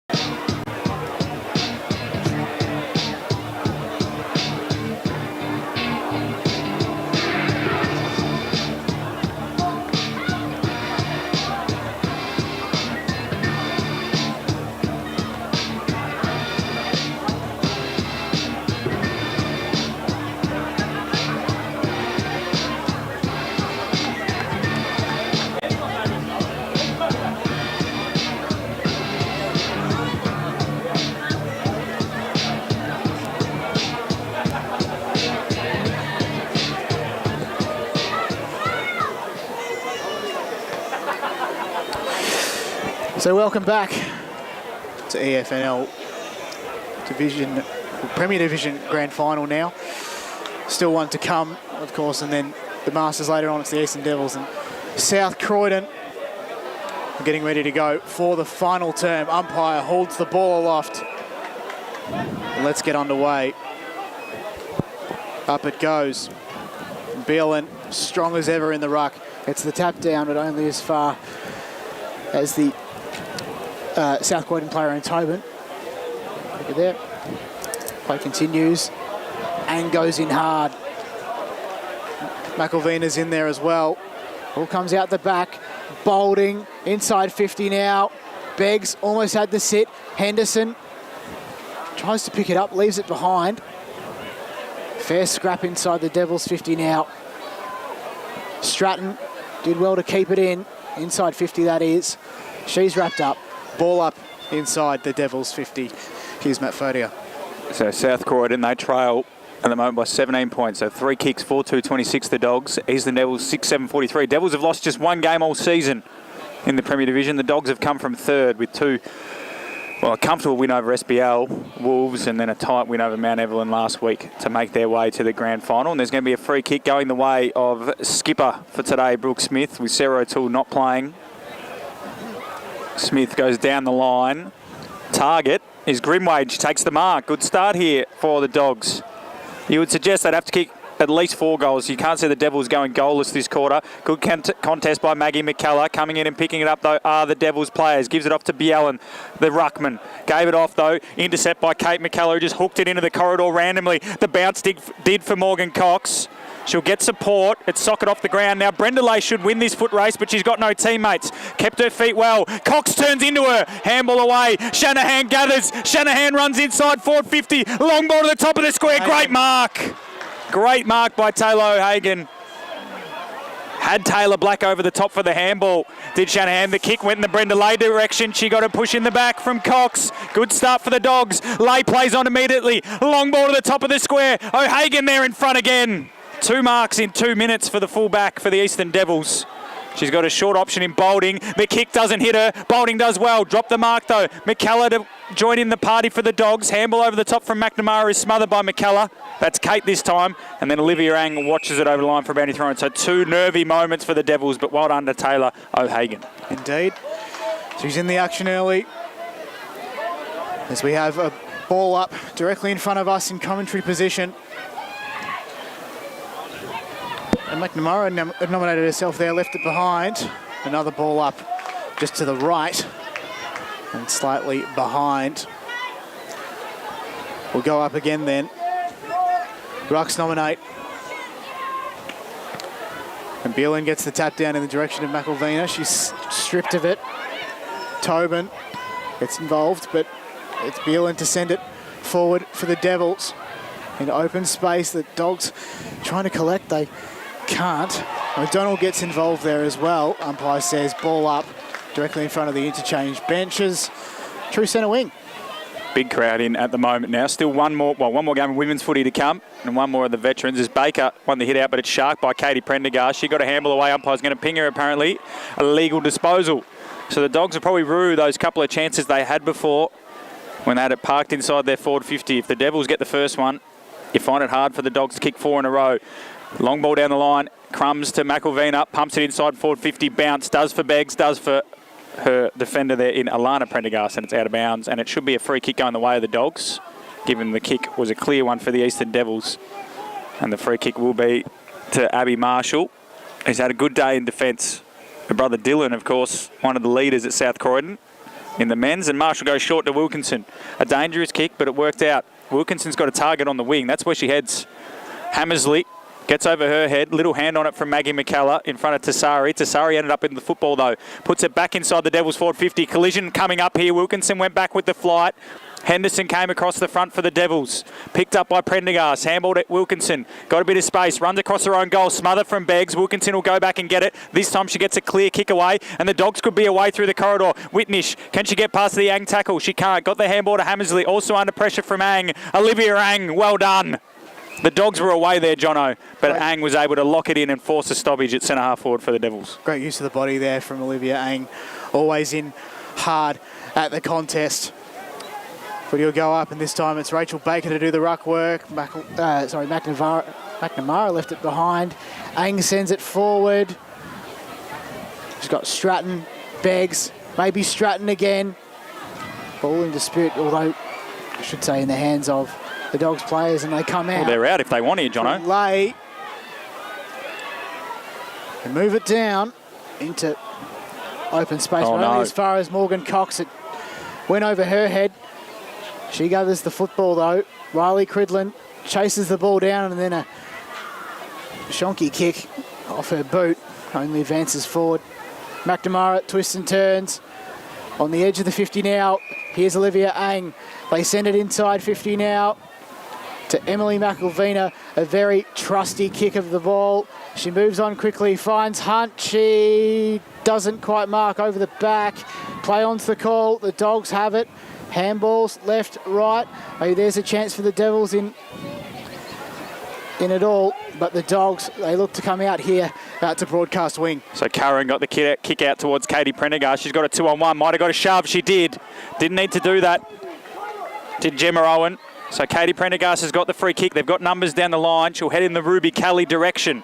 Kelly marks strongly on centre wing. Taylor Black is all on her own. If she can turn and go, Kelly, she does. Kicks it to Black's advantage. She'll get it on the second bounce. Picks it up. Wrapped up immediately in a strong tackle. And we'll have a ball up right in front of us here. Great tackle by Amanda Vasari there. The Dogs, if they can get the first. This place doesn't have a roof, but if it had one, it might fall off. Tap down. Black crumbed it. Kept her feet. Little kick inside forward 50. Who can lead up at this one? Tobin was there. Jazz Harrison goes back. Great tackle from Tobin. Immediately pinged for a ball up, despite the South Croydon faithful forgetting the prior opportunity rule. It's funny how that happens. Shanahan and Cox. Shanahan kept her feet, got the hit out down. Coming through there was Griffin. Shanahan's kick smothered by Harrison. Cridlin got a kick away, a clearing kick, but it should come straight back. Adams should collect and does. Runs her full measure, puts it in the Tobin direction, and she's found her. Tobin can move quickly. She's got Field in the pocket. Black at the top of the square. She runs past the person on the mark. Puts it in the Black direction. Will it get there? Coming across the front, O'Hagan. Touched off hands, umpire says. Her little scrubby kick goes towards Cridlin. Couldn't mark it. Puts a toe poke out. Goes back, gets it a second time. Handball to the running out to Sari. And the Devils should clear with a check side down the line. It may bounce out. Ruby Kelly can get there for the Dogs. Does. And she immediately wheels and goes towards the half-forward flank once again. Tobin does well to body Harrison out of it. Gathers 40 from goal. Little snap towards McKellar might work out. Maggie McKellar gathers, gets a little kick. It bounces off the shin of O'Hagan. Fields got a kick away. O'Hagan smothers. Then it's socket off the ground and it's kicking in danger. Going the way of Taylor O'Hagan. Fair enough too. G. Taylor has well and truly turned it on in this last Had a great final quarter. From the point of view of the Devils' defence. She comes in field, down the line looking for DeSanto, who takes a simple chest mark in the junction. Lowers the eyes, looking for Chloe Hunt, who can't quite pick it up. She does, but then immediately turns it over. That South Croydon player is wrapped up. Devils come to meet it. We'll have a ball up to 55 out on a 45-degree angle. Up we go. Then, as rucks nominate, a bit of confusion, but Bielan comes in. It's inside 50 for the Dogs. Can Tassari get onto this one? Bodies her way out of it. She's got no help. But here come the Dogs to the teeth, or to the top of the goal square, I should say. Scrambling ball. Bolding's in there, getting the hand pass out. Ball trickles along the ground. O'Hagan tries to clear it in the direction of McElvena. Now it's Bolding, who's immediately wrapped up. What a great tackle there from the South Croydon, but it's actually a free kick, and it's going the way of Sophie Bolding. So Bolding taken high there. A bit of a reprieve here for the Devils. The Dogs throwing everything at them. 9 minutes gone, no score has changed in this last quarter. It's still the Devils by 17 points, 6-7-43 to South Croydon 4-2-26 as Stratton goes short to Allsop. The two of them had a lot of the football. She just pumps it up the line. They look tired, the Devils, as Grimwade goes back and takes a really strong mark as O'Hagan and Field head to the bench in unison. Grimwade short down the line, has two options. Katie Prendergast marks. Got to move it quickly, the Dogs. They need to kick 3 goals to win this game unanswered. Ball to a dangerous spot at centre forward. McMillan got hands to it. Ball spoiled away. Coming through, though, for the Dogs looks to be Adams. Toe pokes it up in the air. Black will contest, but well marked by Bielen. She plays on immediately. Got an option at centre back and finds her. And the mark is taken there by Carew. Caitlin Carew. She'll go short for Hunt. She'll mark that. Good mark, low on the centre square. And the Devils may have seen off a South Croydon challenge there as Hunt swings it wide to an unmarked Emily Mickelvina. She pokes it shorter still. This is beautiful ball movement from the Devils. To the player out there on the far wing in Allsop, I believe. So it's Allsop now, again. sorry. It is Allsop, so that was Sophie Boulding, I believe, kicking the footy. Allsop got it. Called to play on. Hunt almost had the mark. The Dogs come out. One bounce. As usual, like, not many options presenting though. Sarah Mack is hot on that player's tail. Manages to clear it though to centre wing. It's met by Rule. And then Bielen. Over the back is Harrison. Gathers, gets the offload to DeSanto. Needs to pass to Pinocchio. Does. In the direction of Shanice Stratton, but she's missed it. A turnover results. So Ruby Kelly will take the resulting free kick for the Dogs. Things need to link up here. They've had moments. Kelly under pressure, kicks high in the air. It's all Dogs, but Bielen got the first hands to it. Hammersley falls over from the pressure from Olivia Ang. And we'll have a ball up. Defensive side of the wing for the Dogs. There's a bit of just quiet tension in the crowd at the moment. No real voice. Nothing's actually happened for 11 and a half minutes. You can tell, though, if one goal happens here, it'll be joyous celebration for each other. Whichever side does score, as Ang's kick is out of bounds on the full. So the Dogs will get another chance to rebound. Free kick is right on the junction there where the arc meets the boundary line, and it'll go the way of Alana Prendergast, who's got the job on Beggs. She goes down the line looking for Smith. It got through a number of hands. Ang went back and got it. Gave her handball off. That should be holding the ball for Hammersley. And the umpire's actually given a holding free kick. Interesting. That's a dubious one. I think if you say it's play on, you just got to let everything go there. But Boulding goes out wide, and the mark is taken by Price. Price assesses her options. Goes inside 50. Oh, well, more or less a turnover, but Allsop's there to tackle as well as Sarah Rohde. And she gets the just reward. Great tackle. Came back from injury, spent a bit of time in the reserves and has earned a senior spot in the famous number of Lou Watson. As part of the coaching personnel at Hawthorn. Allsop dispossessed, still managed to keep it in, was held. Umpire said play on. South Croydon, though, clear it out only as far as the 50.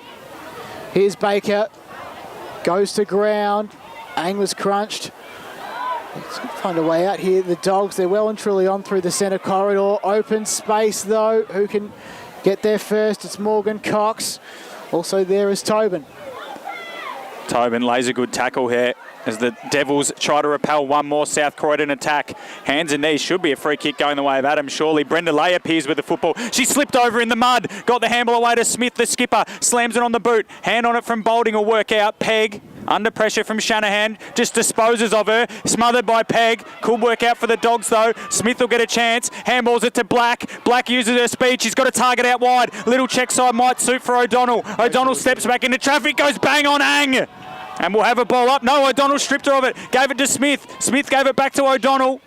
Players dive in on the football. O'Donnell still got it. The umpire has to call the ball up and does. 14 minutes gone. 17 points the difference. Eastern Devils leave. We've had no change to the score this quarter. Devils don't have a loose around the footy too much. Whitnish got the tap down. Taylor Black's there. Boulding came out of this. Been good in the last quarter. High ball to the centre circles.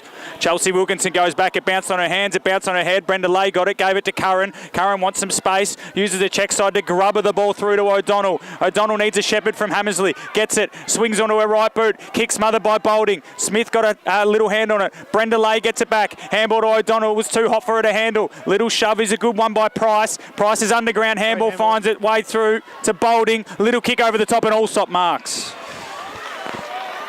So Ash Allsop marks at half back. Probably has to kick down the line. as options present. Loads up to a pack. Henderson, not quite. Footy goes to ground. They're out the back here through Curran, I think. Yep, now McMillan now. Now it's McMillan at half-back who tells their players, spread out, spread out. Quickly off the mark they go, but only as far as Amanda Tassari. What a great take from her. Solid in defence all day. Goes on the 45 and finds Jordan Rule, who needs to find an option forward. Just slows the play down and then off the side of the boot she goes. Emily McElvena still passes, and then Jordan Rule gets the hand pass back, and then Hunt on the paint of the 50 gets the mark, moves on quickly. Who's there? Price was down on the ground. Infringed with. Still inside 50 though for the Devils. Rhodey's there. Price is there as well. Tackle was laid. Now Henderson trying to pick up the footy. She can't. McNamara gets in there as well. She's wrapped up. Back to Henderson. And Henderson kicks perfectly to Ash Allsop, the star of the show today. Great kick by Cara Henderson on comeback from her ACL injury. Spent a lot of time out. It feels fitting that the Devils should get this goal because it's been 16 minutes of just South Croydon attacks that they've repelled, and this is the icing on the cake. So with 4 minutes to go, this might be just the icing on the cake, as Matt Fodia said. Ash Allsop kicks. The kick is on its way. It's there. And you'd reckon the Devils are there as well. 7-7-49 leads South Croydon 4-2, 26, 16 and a half gone. Final term, Matt Fodia. She'll be in the running for the blue ribbon medal. Will Ashley Allsop started like a house on fire. Sophie Boulding will give her a red hot run for her money though. Great goal, good kick. She's a beautiful kicker. The footballer's Ash Allsop. 7-7-49 is South Croydon 4-2, 26. It would take a minor miracle now for the Dogs. They'd have to kick 4 goals in 3 minutes. They've kicked 4 goals in 3.5 quarters, but it's been a good game of football. As the tap's gone down, Kate McKellar, quiet by her standards, is wrapped up in another tackle as Baker and Ruby Kelly go at it once again. The Devils have been the benchmark, and it's something that South Croydon will probably relish the challenge of trying to reach out and hunt this Eastern Devils side. So the Devils should be 1-1 now as well. Obviously lost the Division 4 grand final. If you're just catching up, 5-2-32 Vermont to the Devils 4-4-28. And in Division 3, it was Eastfield running away with it by about 40 points over Croydon North Hemlock. And the Division 2 game at the moment over on YouTube is a tight one between Knox and East Ringwood as this kick comes towards the centre corridor where Brenda Lay is. Actually, no, it's not. Knox have kicked away, 71-41. Incredible work from Knox as the Eastern Devils work the ball to Henderson, 60 metres from home. Pokes it into the pocket. Chloe Hunt's down there with Abby Marshall. Marshall does well. Curran crumbed it, kicked it to space as well. Henderson should lead all comers. She'll have a friend there in Cridland who wants a bit of beef there with Griffin. Now running inside 450, also beautiful delivery. There's someone in the goal square all by themselves. McElvena, little snap, little goal. 8-7-55 the Devils, the Dogs 4-2, 26, 18 minutes gone at the last quarter. EMAC, as she is known, has been fantastic today. And they get another goal, the Devils. And they are, well, they're premiers, one would think. 90 seconds to go in this match. And Devil Hill is happy. The Premier side, 5-6-5 warning, I should say, goes in the way of the South Croydon Bulldogs as we head to the last minute of this game.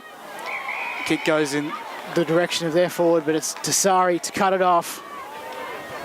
Out wide to McElvena.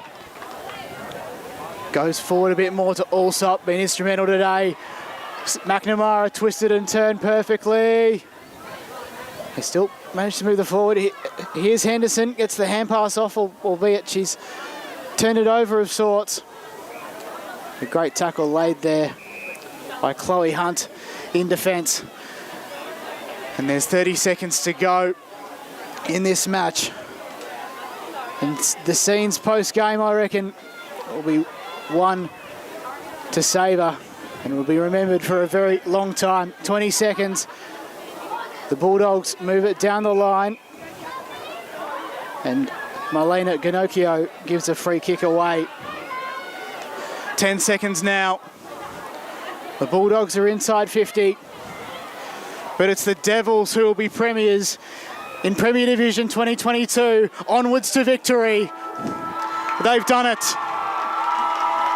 What a team. They won out victors 8-7-55. South Croydon 4-2-26. Well done to the Devs.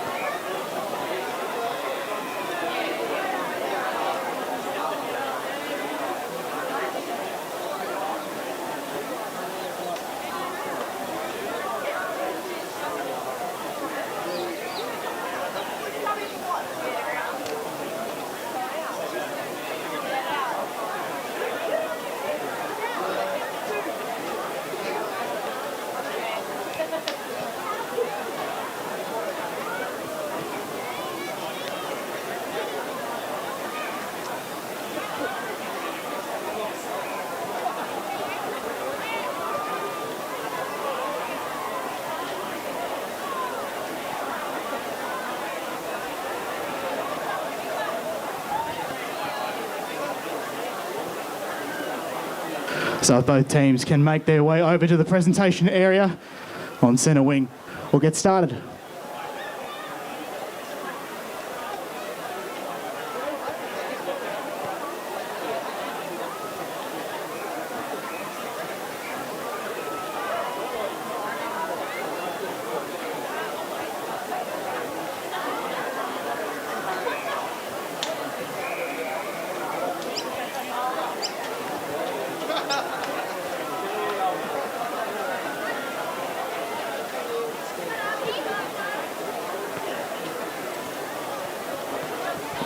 Eastern Devils players, please make your way down to the presentation area.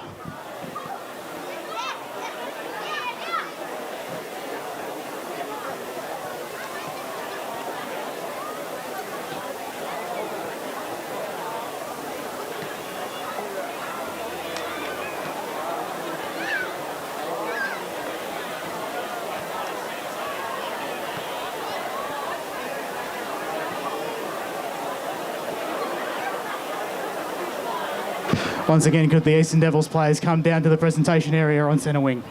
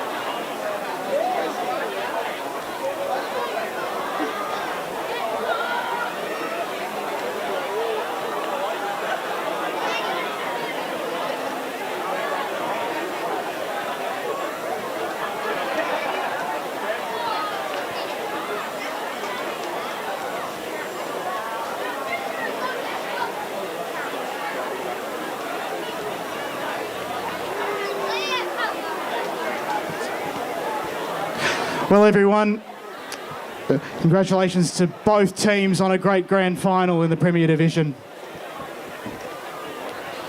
We begin our presentation by congratulating our umpires for today's game.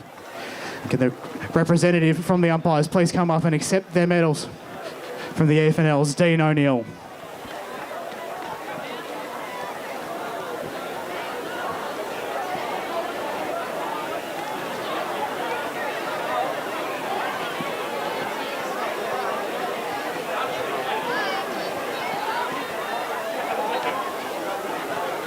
We now come to the presentation of the Best on Ground, thanks to the Blue Ribbon Foundation. It's the Blue Ribbon Medal. And that Best on Ground is from the Eastern Devils as number 37, Ash Allsop.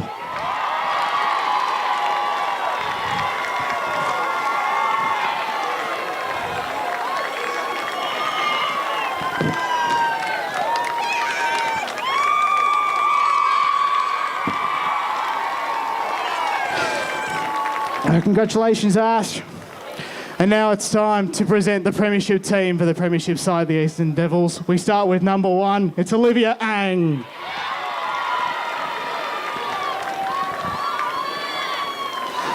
Number 8, Nicole Price.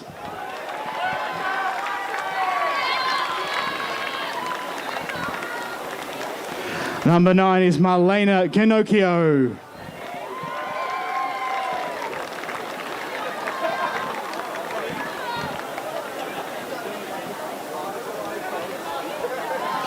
Number 10, Gemma Owen.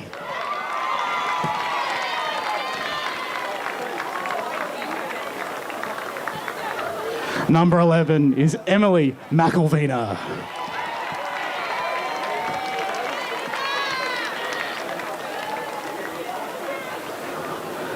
Number 16, Shelley Beggs.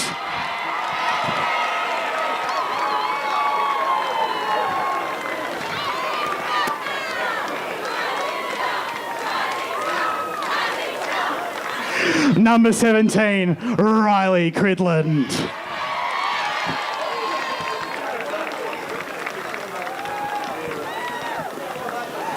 Number 19, Sarah Rohde.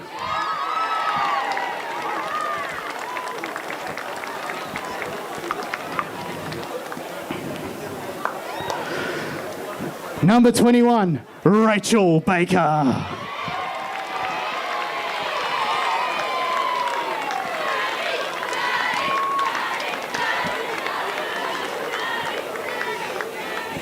Number 22, Morgan Cox.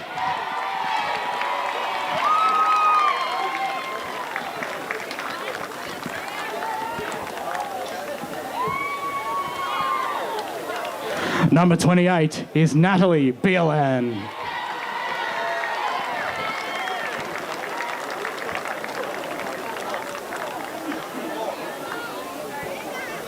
Number 29, Chloe Hunt.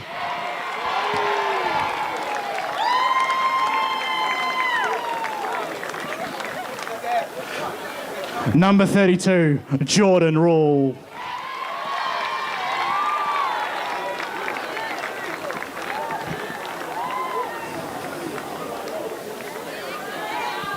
Number 34, Cara Henderson.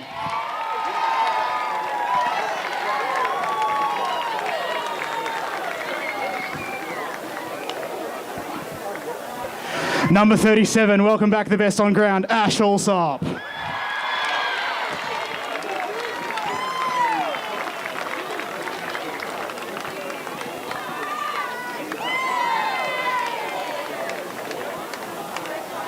Number 46, Taylor O'Hagan.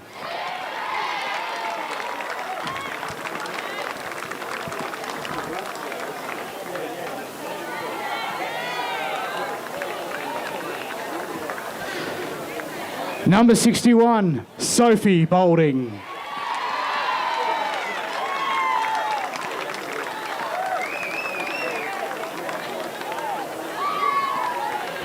Number 70, Amanda Tassari.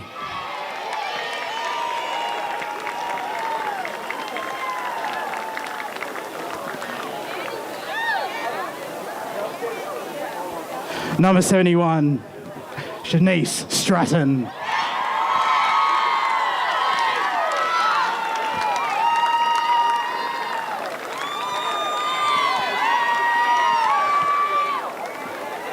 Number 74 is Amelia Pegg.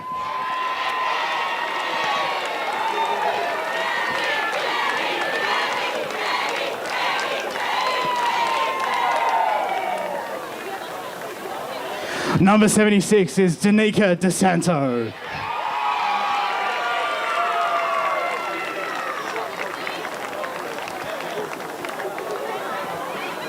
Wait. Number 78, Caitlin Carew.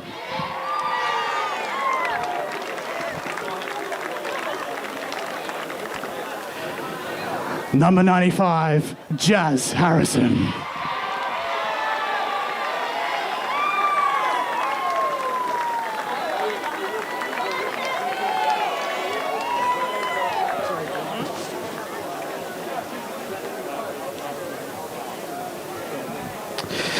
Let's go into the off-field personnel, the assistant coach, John Law.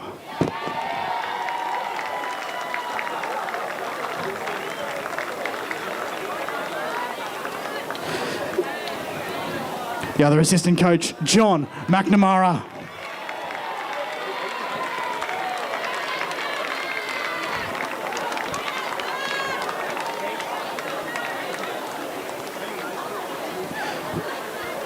The runner for the Eastern Devils is Megan Paul.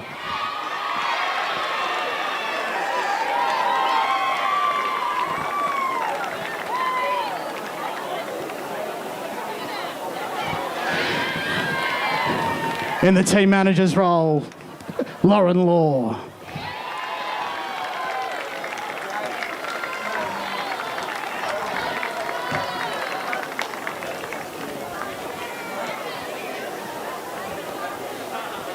The captain of the Eastern Devils, number 53, Sarah McNamara.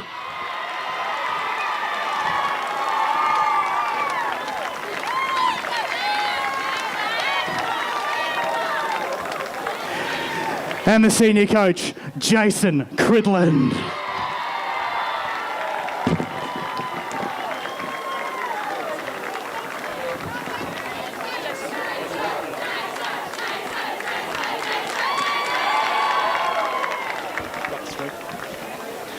Firstly, congratulations to South Croydon. You're a club I've got an immense respect for, and I know all our players do.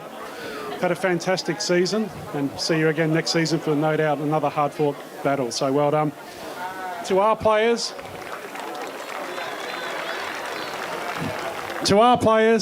there we go. Couldn't be any prouder of what you've done this year. You're a talented group of players, but you're a better bunch of people, and you've worked really hard to achieve what you have. So well done. And now for the moment that you've been waiting for, the presentation of the Premiership Cup and Premiership flag to the Eastern Devils.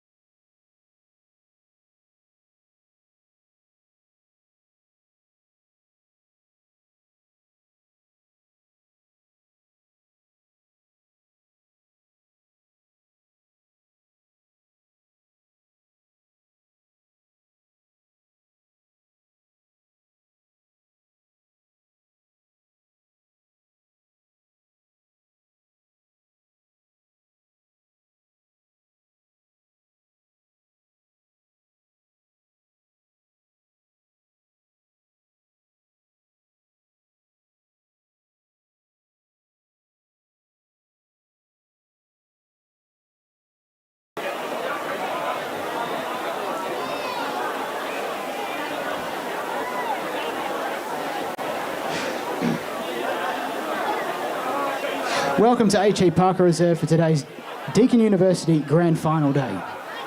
Competing in Game 4 is the Division 1, Game 3 is the Division 1 clash between Park Orchards and Rowville. We begin today by acknowledging the traditional custodians of the land on which we gather and pay our respects to their elders past, present and emerging. We extend that respect to all Aboriginal and Torres Strait Islander people here today. And now would you please be upstanding and join with the players, coaches and the umpires as we stand for the Australian National Anthem.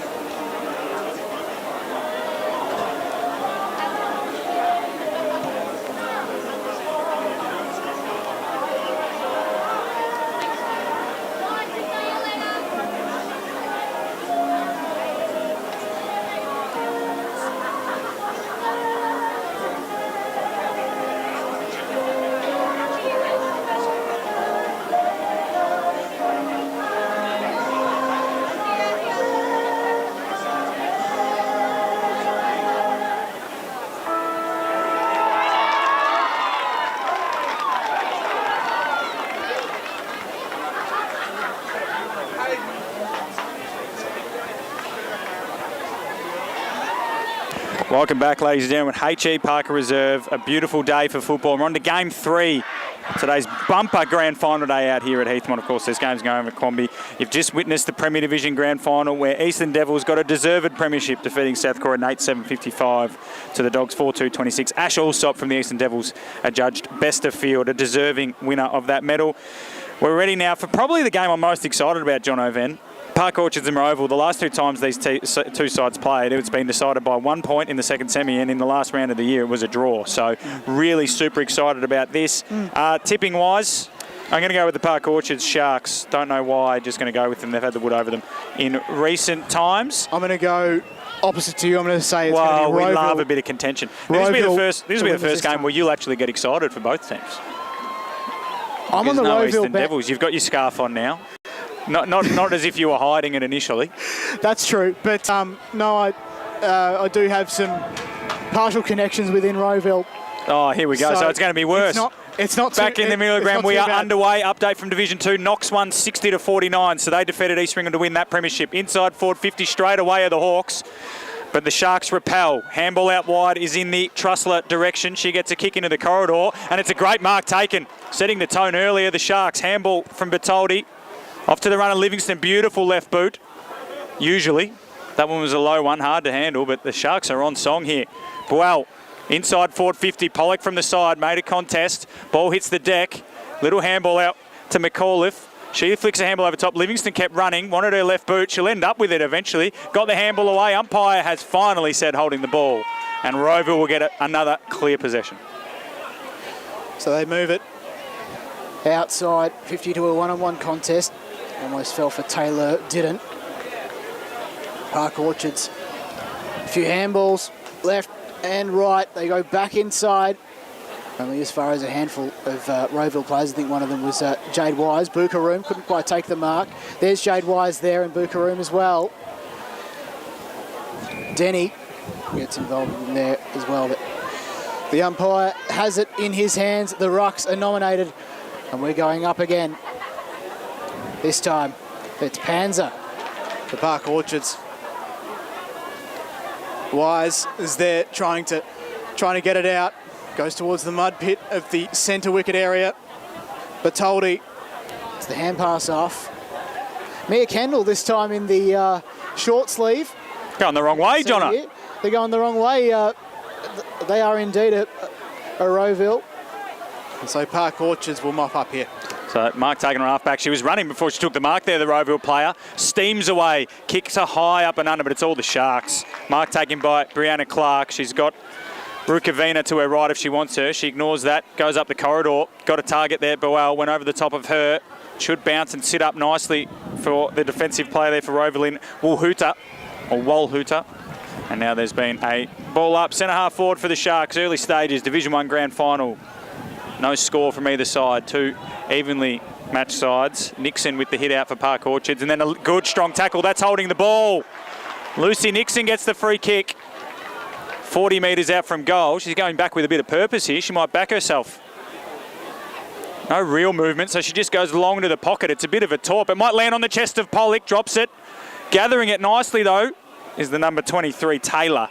And her kick is out of bounds on the full. So still no score. An update from the Premier Division Elimination Final. James Wilson has 3 goals as South Croydon lead 29-18 over Blackburn.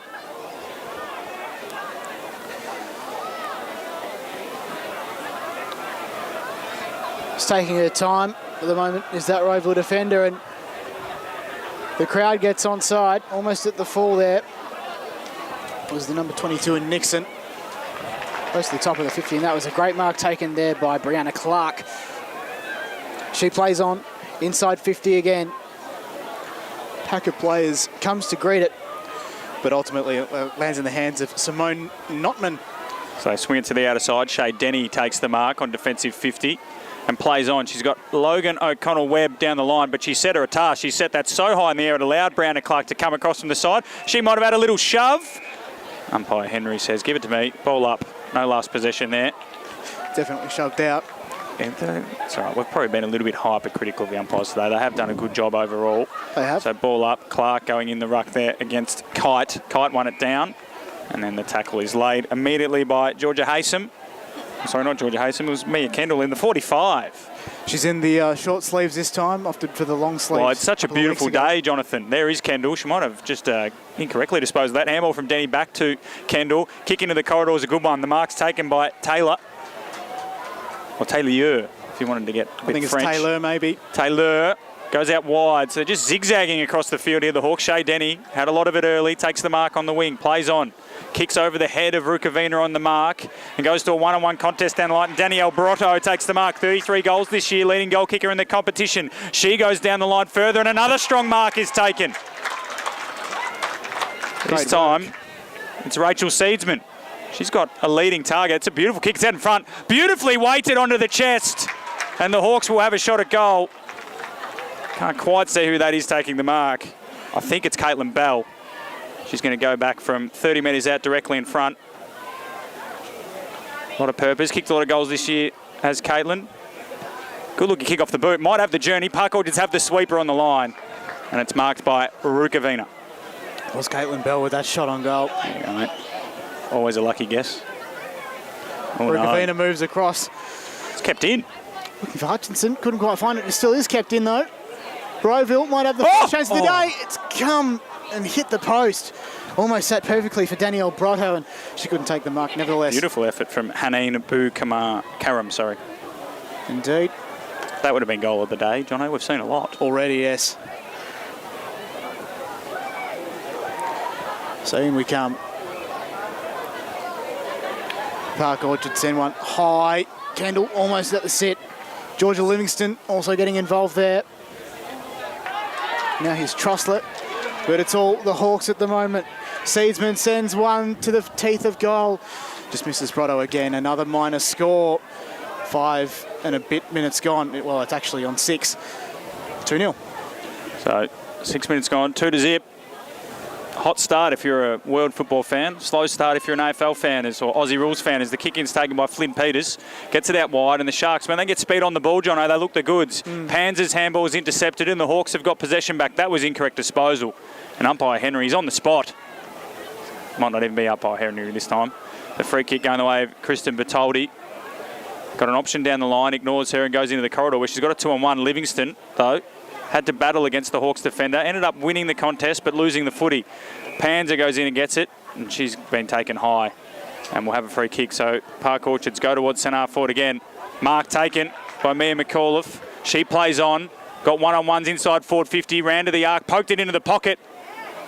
Looking for a target in Pollock, who wraps up the Rowville defender. And there's going to be a free kick going the way of Walhuta, who's got the job on Pollock today. She goes to the outer side, where the target was Caitlin Bell, but it didn't get to it. It's going to be a free kick going the way of the Sharks.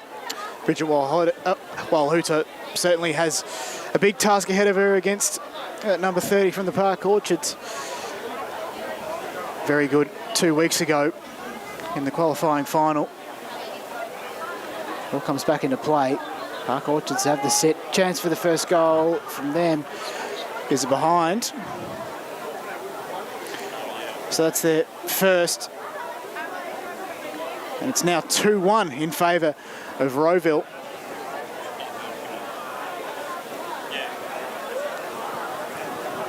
And they'll bring it in now. This time, a run out of the square, come to broadcast side. Packer players form. Taking the mark easily was Monique Trusler,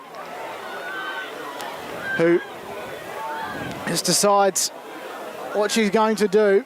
But she has no choice but to send it back inside 50. It's a wobbler of a kick, but marked very strongly by Livingston, who immediately let it go. Was it not 15? Players converge. One of them was Cornish. Will have another ball up, almost in the pocket, 45 out. That was a free kick actually going the way, Jono, of Lucy Nixon. She pokes it short, looking for a target and finding a target. Play on, says the umpire, not far enough. So the handball came across there from Taylor. And now there's a free kick going the way of Rowville for holding the ball. So all's well that ends well for the Hawks. Under a bit of pressure early there from the Sharks. At the moment, though, it's 2-1. Enthralling game of football this so far. It has been high intensity, high octane. The goals will come.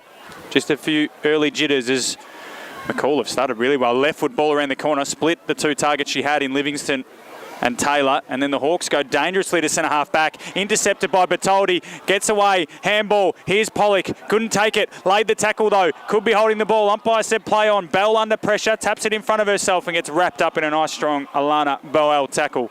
And we'll have a ball up 55 from the Sharks goal. Rucks just converging, ready to go. One of them is Tegan Kite.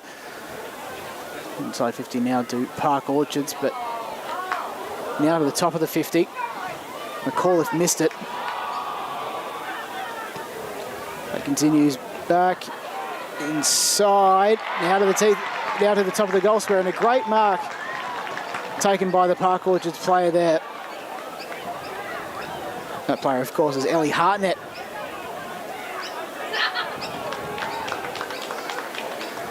And she's on a slight angle, 15 metres out. Ellie Hartnett comes in, hits the post, the right post, of course, the woodwork. And a lot of oohing and ahhing early here, Jono. Scores a level, 2 apiece, 10 gone, first term. Yeah, it's a very tight, enthralling game, this one at the moment. As the Sharks now have it hemmed into their forward line, but the Hawks run their full measure and kick to the outer side. Bertoldi went up, got Clark for company. There's been a free kick going the way of the Sharks. So Bertoldi's got it. She'll go inside forward 50, looking for a number of targets. Pollock couldn't take the mark, but the ball falls into the hands there of Taylor, who sends it goalward. Taylor! It's going to be rushed over the line. 3-2. Enthralling game of football at the moment, just without the goals. Park Orchards 3, Rowville 2. 11 minutes gone, first quarter. So Matilda Ray to bring it in for the Hawks. And you can hear the Park Orchard supporters behind the goals. Just taking the back on there. Kick was looking for Kendall, couldn't quite find it. Trusler was at ground level, and then she got up. We'll have another ball up just on the edge of the arc. Gee, that was an errant throwback to the umpire. And here you go, and we're back up and running. Great tap there from Jones, but fell at this sit of McAuliffe, I should say, but she's missed. And the score is now 4-2 in favour. Oh, they're peppering the goals at the moment, Jono, just not the middle of them. Which is annoying for us. Well put. Well, I don't know how many more goals I can call in me, Jono. A lot of guttural roars from yours truly today as Cara Jeffers is going to take the kick in. She goes short to Bell. He's worked a long way up the ground here, Caitlin Bell. She had a shot on goal earlier. And I thought my voice would be lost. No. At Got this plenty stage. left in the tank, mate. Don't you worry. Very in the much. Kendall direction up the line, but the marks take it across the front of the pack there by Penny Bowman. Really strong grab. No, it's not Bowman, it's Trussler. Apologies. Trussler now. Oh, kick smothered. Took too long. Play on was the call. It ends up okay in Park Orchard's hands. Stepping in and out of traffic. The handball comes back to Panzer. She fires it to the pocket. No mark taken, and that should be a free kick to the Hawks, and is. The initial handball came from Dakota Hohen. And now the Hawks will get a chance to repel again. They've been hemmed in, so they'll be pretty happy to not have conceded a goal as of yet. The Hawks, as Jeffers kicks long towards the Bell direction once again, and Kendall, but once more the Sharks win the ball on the ground. Bit of a sling tackle. Umpire put his whistle to the mouth and then pulled it away. Then another sling tackle this time. It's a free kick, and it's going the way of the Hawks. And the free kick will be going to Bell, who's been involved a lot early, Jono. So they've got to make use of the open space and quick ball movement if they're going to score here. Mitcham in front of East Ringwood in the men's, 14-30. Early, the Tigers, the finals champions. Big contest flies. No player can get it, but wrapped up in amongst it all. There's Logan O'Connell-Webb, forced to give it back to the umpire, and we'll have another ball up just on the edge of centre wing. Park Orchard's trying to manufacture something out of that. I think it was Bowman who was wrapped up. They still managed to keep it up. Keep it in though, the Hawks. A one-on-one contest. Didn't fall in favour of Wise, and then she lays a tackle on an opponent. Goes out of bounds on centre wing. We'll have another ball up. So over, of course, if you do want to watch the men's game that's being streamed at the moment, it's second quarter, South Croydon up by 9 points over Blackburn, 29-20, Premier Division out at Bayswater Oval. See how down, Trussler came through, ran into her own teammate in the end, in Hutchison. And we'll have another ball up. So much like all the other games we've watched today, Jono, just a little bit of tentative play, scrappy early until the nerves go away and the game opens up. Good work, though, by Park Orchards. They get another clearance, but it's not clean. It came off the boot of Matilda Ray. And then Bell, once again, she's appealing for a free kick for some reason. She actually shrugged the tackle of Taylor in the end, but by then, umpire Jacob Henry had blown his whistle. So, a little bit of feel in this one. They've obviously played each other a lot, these two sides. Rowville won the first one comfortably, but Park Orchard have since then drawn and then beaten the Hawks. Kendall tried to take on a couple of tacklers, got her handball away just in time. Coming through now is Ray. Handball over top to Bertoldi. Bertoldi off the side of the boot. It'll bounce inside forward 50. The Hawks should get clear. And Notman took on a couple of tacklers. Then the handball came away. Kendall will try to gather this one. Just ran into Taylor and bounced off her and then burst through Clark. Check side around the body is marked by Panzer. And the Sharks will repel again. Panzer moves towards the boundary line and kicks it out of bounds on the full. I think about a change in direction next time. And it's Mietta Kendall to take the kick. Or not. It's going to be O'Connell-Webb to take the kick instead. Good player is Logan O'Connell-Webb. O'Connell-Webb takes a bounce. 2 steps in. We've seen that earlier today and how well that can go to a contest. Well marked. Rachel Jones. Rachel Jones indeed, the number 34. Kicks in the Brotto direction. Turned over. Livingston to a contest. Missed the intended target. Down the ground it goes. Players have to do a bit of work at ground level. Collecting it and bouncing. Managing to collect it off the half volley was O'Connell-Webb again in the direction of Denny. She's been infringed with and she'll have a free kick at 70 metres in defensive goal. So the Hawks take that free kick. We're closing in on the end of this quarter here. 16 minutes gone, just 4 to go. Big fly there from Jade Wise. Got a handball off to the runner, who just put it on the outside of the boot, but then got dumped after she kicked. And speaking of runner, Did Kat Mastroianni? Yeah, Mastroianni. I reckon Mastroianni. Kate Cross, low ball, coming across, good mark. Jade Wise, courageous. Georgia Livingston came at her fairly hard there. But Wise took the mark and will go back. She's about 40 out. She gives the handball off to Bell. Bella on her right boot, puts it on there, drop punt towards goal. But it should be a mark and is a mark to Park Orchards. Taylor Morton on the mark there for the Hawks. So 4-2 at the moment. Going across goal is Peters. Plenty of time and space here for Jade Hutchison. who gathers, might take a bounce here, does, and then I think she wanted to handball to Bertoldi. Bertoldi wanted to Shepherd. Eventually Bertoldi gets the footy, but they're a bit fumbly now, the Sharks. They've allowed some pressure, but Livingston gets the football. She's a good user, takes one bounce, wants her left boot, might take a second, doesn't, goes long towards half forward. Little shove out, might have been a free kick going the way of Podolak. And the umpire instead says holding the ball.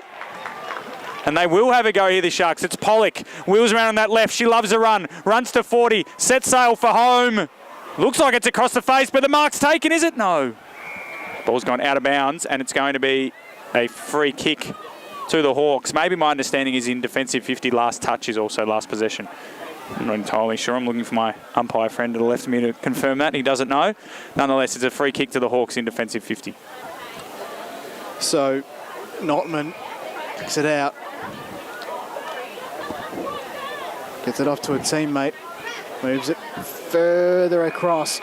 That's a great mark taken there by Catherine Bevan. They send it back inside 50 for the Sharks. Intended target, missed it. Great tackle there. Laid on, I think it was Cross. And players converge. We'll have a ball up.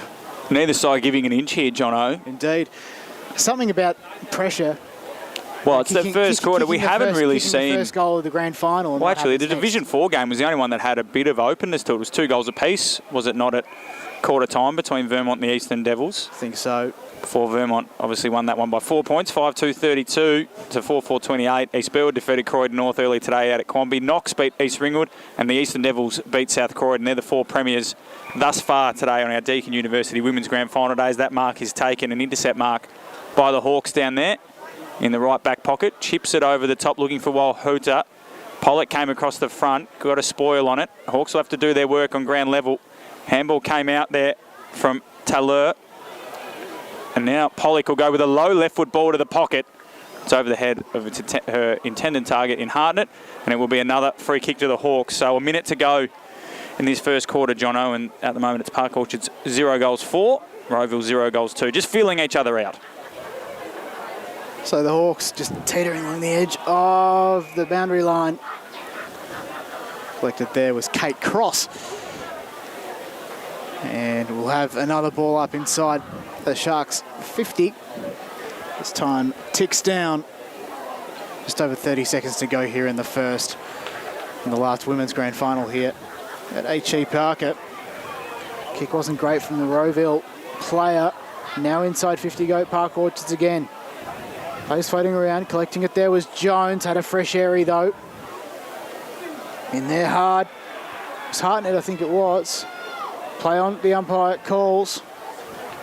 The Hawks try and clear it out to open space. And Morton runs onto it. Got a bit of work to do though. Kicks down the line into very open space, only as far as that Park Orchards player is not going to get it because it's quarter time. It's Park Orchards 4, Rowville 2. Back after this. Got a song for us, Dino? You a Stones man?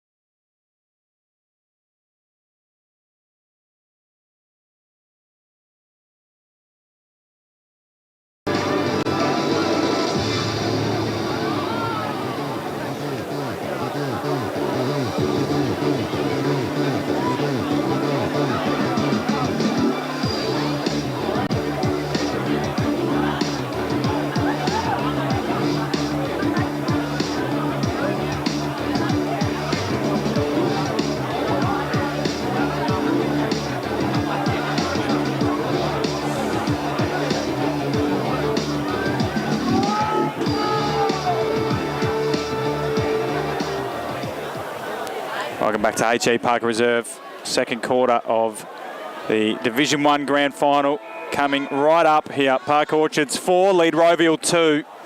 Wasn't exactly a scrappy affair. It was a tense one to start us off in the first quarter, and the second quarter is underway straight away.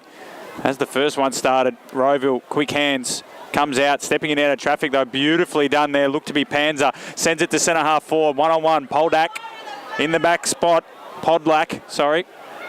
Handball comes out from Bevan. Around the footy now is Taylor, who had a few shots on goal. Did Jasmine Taylor in that first quarter. And in the end, we have a ball up. Dead centre of H.E Parker Reserve. A bit soft under toe. We saw a couple of players in that Premier Division Grand Final, namely Brenda Lay, when she had a lot of space looking to set off and slipping over. Jazz Harrison happened to her as well from the Eastern Devils, and umpire Jacob Henry decides, let's move off here. And we'll go again. So Bevan with the hit out down. It's just players are wearing each other like a glove. Panzer wrapped up in a tackle by Jade Wise. And we will go again. Everybody matched to each other.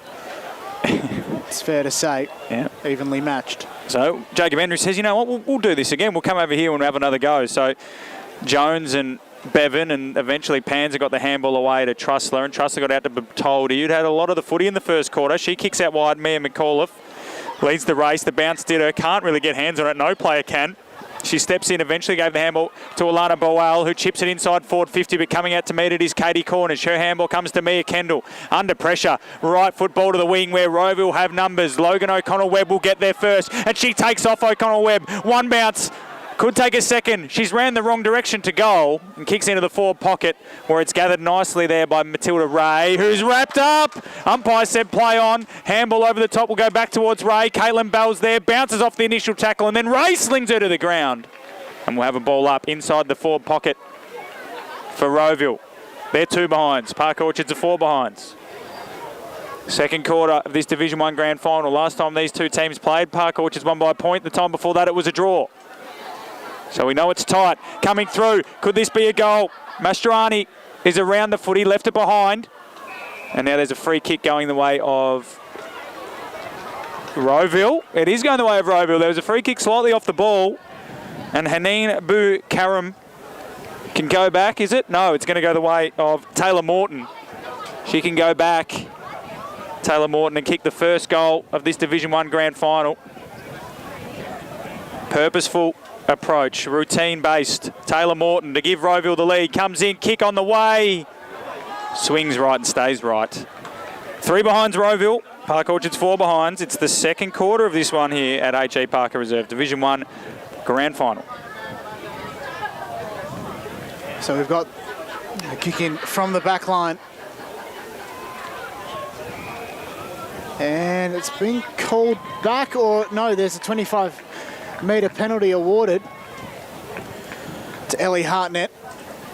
It was meant to be kicking in from the traditional spot in the goal square, but she decided to run out anyway and actually goes to the top of the 50. She moves on broadcast side, finds Trussler. Options present very slowly on broadcast side. One of them's Ray. Sees their opponent over the line as Hawks fans are appealing for in the back. The player infringed with was apparently infringed with was Wise, but she has to stand the mark and go, nah, wasn't to be. So Park Orchards to take the kick again. Wise to stand the mark again. Premier B Grand Final, Whitehorse 13, Donvale 3 at quarter time. Interesting. A good start by the Pioneers. So, ball in dispute. Trying to pick it up there. Celtic did a good job. Players go to ground though. The kick comes back in the direction of Bevan. She can't quite take the mark as falls behind the contest. Players come to meet it. One of them's Jones. She's wrapped up. Umpire says nothing doing, my ball on centre wing. South Croydon Blackburn elimination final. Blackburn 6-4-40, South Croydon 4-8-32 in the men's out at Bayswater Oval. So Blackburn might be causing an upset by the looks of things today. As tackled late by Panzer, but the handball came out from Wise, and then stepping in there was Kate Cross. Gives it back to Kendall. Nice strike of the football, but it should be Rukavina's and is.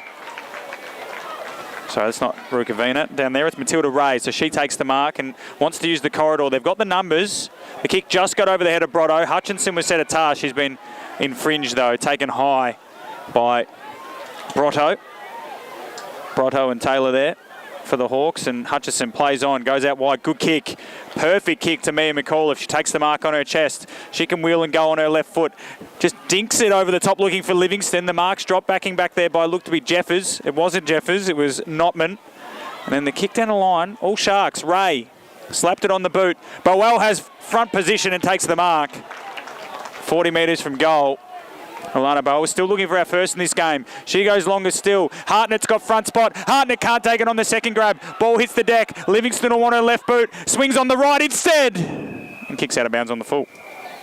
Anticlimactic finish to that piece of play, John Oates. 4 behinds Park Orchards, Rowville 3 behinds. 6 minutes into the second quarter. Tough luck there for Georgia Livingston. She made a senior debut in round 7. She's been best, and she's been in the best 6 times this year. But for the moment, Kate Cross has to just regather for the time being. Kicking to a contest. Players converge. 1-on-1 scrap. Umpire calls play on. Kendall bustles her way through. But it's all Park Orchards. A little dinky kick comes forward.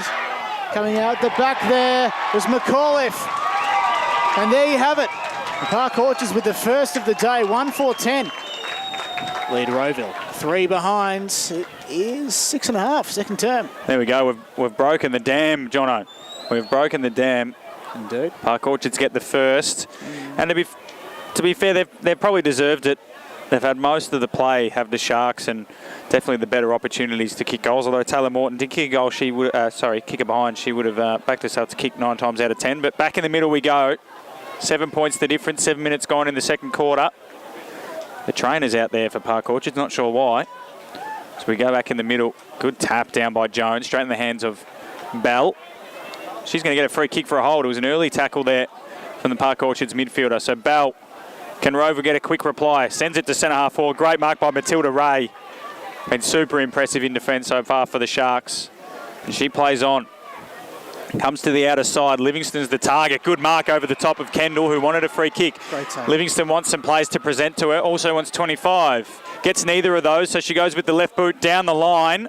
And the mark is taken by Cornish. And Katie Cornish takes off. Pollock was there for company, laid the tackle, caused the turnover. And now there's a free kick going the way of Taylor. Jasmine Taylor for Park Orchards. She'll go inside forward 50. A lot of space down there. Front spot was for the Rowville defender, but McAuliffe, the goal kicker, got a spoil in. Then lays a tackle and might go in and go a third time. Did really well there on Jeffers, did McAuliffe. And now there's a free kick going the way of Georgia Livingston. Play on. Boel, top of the goal square. Hartnett. Henry, the umpire Henry's called it back. Called it back. Park Orchards faithful not happy with that. No. So Livingston had a lot of the footy. Got a bit of the Brett Peake taped forearm, which I'm a big fan of. If I'm correct, her father is actually director of football at Richmond, so obviously some good bloodlines. Puts it to a dangerous position. It's all the Hawks, though, and the mark is taken by Taylor. So Taylor, this is her options. Goes down the corridor.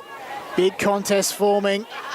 Great mark almost taken by the Rowville player as Panzer was tackled. Holding the ball's the call. Here's Mietta Kendall at halfback for Rowville. She goes down the corridor. For a few intended targets for the Hawks. None of them could take the mark.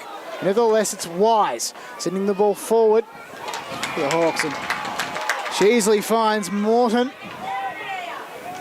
Moves it further afield. 3 Hawks players collide. One is down for the count. And out they come, Park Orchards. So the Sharks are away, a running bounce, and they've got players on the outer side. Panzer and Pollock have a 2-on-1, but the bounce doesn't suit either of them, and picking it up is Bridget Walhota. She slams it on the boot. Kaylin Taylor should get there first and does. Will wheel onto her right boot and poke one towards centre forward. It's all the Sharks, and Jasmine Taylor takes the mark. She wants to play on immediately because she can see Georgia Livingston out wide, and she finds her. If Livingston wheels and goes, she's got Boel further field. Instead, she goes the shorter option to Pollock. Why not? Isabel Pollock takes off. She's got options aplenty. Low left foot ball is in the Mia McAuliffe direction. She got it on the bounce. Flicks the handball off to Trussler. Trussler gives it back to McAuliffe. She runs to 40. Sets sail for goal. There's 3 Sharks to 1 Hawk. Hartnett takes the mark. Handball's off. And Alana Boel kicks the second for the Sharks. 2-4-16 Park Orchards. Rowville 3 behinds. We've got 10 minutes into the second quarter. Rachel Seedsman just trudging off there after being in the hands of the trainer. She was down for the count in the opposite 50, so she'll come off. But Park Orchards off to a ripper start. 13 points in it as we reach the halfway mark of the second term in the final women's game on grand final day here at H.E Parker Reserve. The footy gods have really turned it on today. Still one match to come. It's the BJS veterans. Up goes the football. Rocks go at it, tapping it down.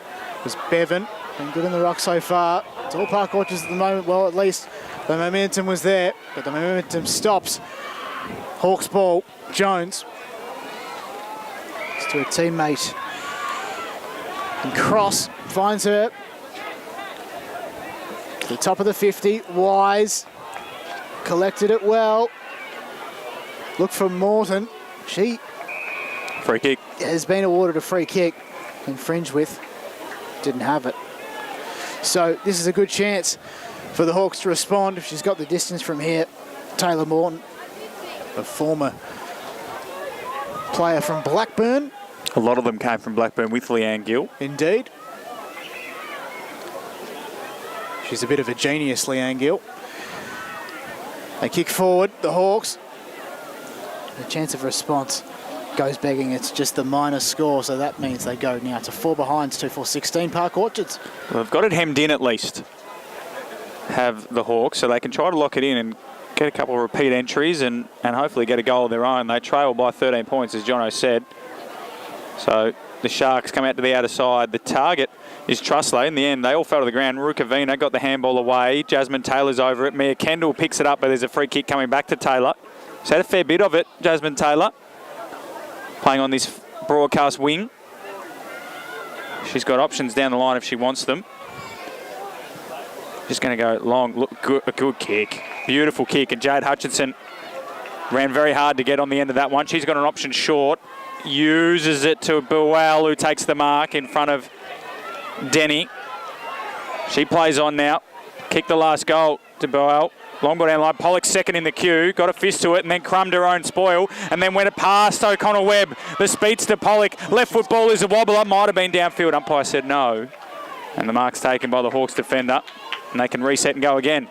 So they mongrel one down the line. Well done in the front stop there by Cross. And then O'Connor Webb picked it up. Smother Boal. She was mowed down by Pollock. And now Rukavina can get her kick away. It should be all the Hawks. And here's good mark taken by Notman. So just got to slow things down, the Hawks. Had trouble in responding this second term. It goes to a pack. At the fall of it was Clark. Putting the hands up and then turning it over. Mastriani. Top of the 50 now. Bukaroom almost at the sit. Jones hovering around the contest, and another one was Livingston there for Park Orchards. Back inside 50 they go. But only as far as Flynn Peters, who marks it half back. Oh, they're away here, Jono. They're away here in open space. If that player in Livingston can pick it up, and then the player from the Hawks looks a bit injured. They still come forward though to Park Orchards. Only as far as Notman, who managed to get the ricochet off to Mietta Kendall. Now the Hawks are away. Kendall hit up O'Connor Webb, who dropped the mark, but managed to zigzag through the Park Orchards defenders and puts it high, 40 metres out from her own goal now. Ball gets out the back. Mastroianni's circling around that one. Got a bit of speed. Umpire's whistle. Free kick going the way of Park Orchards. So Rowville are threatening, just can't quite get that final touch on it. And the free kick will go back here to Matilda Ray, who goes across the ground looking for Jade Hutchinson. Won't get her on the full. She'll be under pressure from Taylor. Taylor puts good pressure on the kick, which went straight up in the air, and then Jones gets the crumb, puts it inside forward 50. Contest coming from Bell. Can she gather at ground level? She can. Might have got a push in the back. Umpire said play on. Mascherani outside of the boot. Bouncing ball is across the face. 3 for 1 behind. Showing a lot of fight, the Hawks. Just need to convert. They're 4 behinds. Park Orchard's 2-4-16. We've gone 15 minutes in the second quarter. 2 kicks in it. Anything can happen and still plenty of time left. 45 minutes to be exact. At 5 in this second term. Park Orchard's defender nicely waits to Trussler. Centres the ball. Goes back with the kick 1-2 to a 1-on-1 contest, but only as far as Cross, who then plays on to Mietta Kendall. The V4W Hawk sends it to the top of the goal square.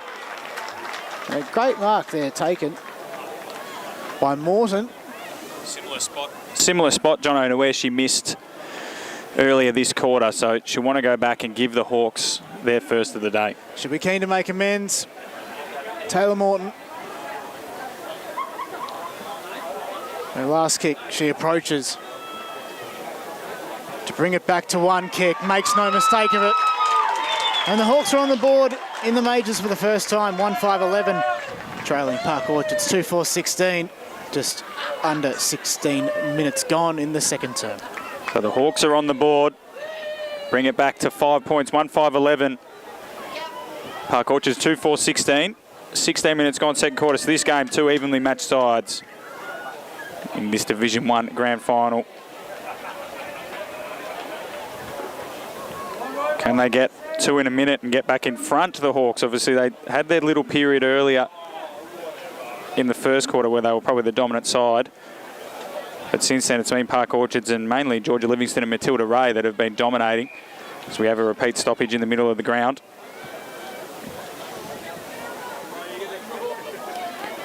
The Rucks will go at it. Tegan Kite, Brown and Clark. Clark won the hit out into the corridor side. There's a free kick going the way of Park Orchards for over the shoulder. And it's going the way of Rowville. And it'll be Bridget Walhuta. Handball to Mia Kendall. They love her getting her hands on the footy. She goes long and high to half forward. Well done. Georgia Livingston been swung into defence, takes the mark and plays on immediately. Kick down the line is picked up by Jasmine Taylor. Goes back on the right, was under pressure, handball away. Umpire says holding. Interesting call. I will agree with some Hawks fans there, but Jasmine Taylor is the beneficiary. Defensive side of the wing. Was a bit unsure and then in the end had 3 targets to pick from. Pick Jade Hutchinson. She marks 3 or 4 kicks from goal. She'll go out wide where Livingston's just kept maundering down the field. And now she can have a run and bounce if she wants. She runs to 55. Left foot ball towards the goal square. Bounces out the back. Hartnett does well. Keeps it in but is eventually pushed over. And we will have a ball up inside the Park Orchards forward 50. They lead at the moment 2-4-16. Rowville 1-5-11. We've gone 18 minutes pretty much in this second quarter. Division 1 Grand Finals. So far, Vermont and Eastern Devils, the winners of the Division 4 and the Premier Division Grand Finals, respectively. Could be holding the ball. It isn't on Hartnett. And now we'll have another ball up. So 2 minutes to go in this quarter. Sharks kicked the first 2 of the quarter before Rowville got the last through. Taylor Morton. Kite hit out down.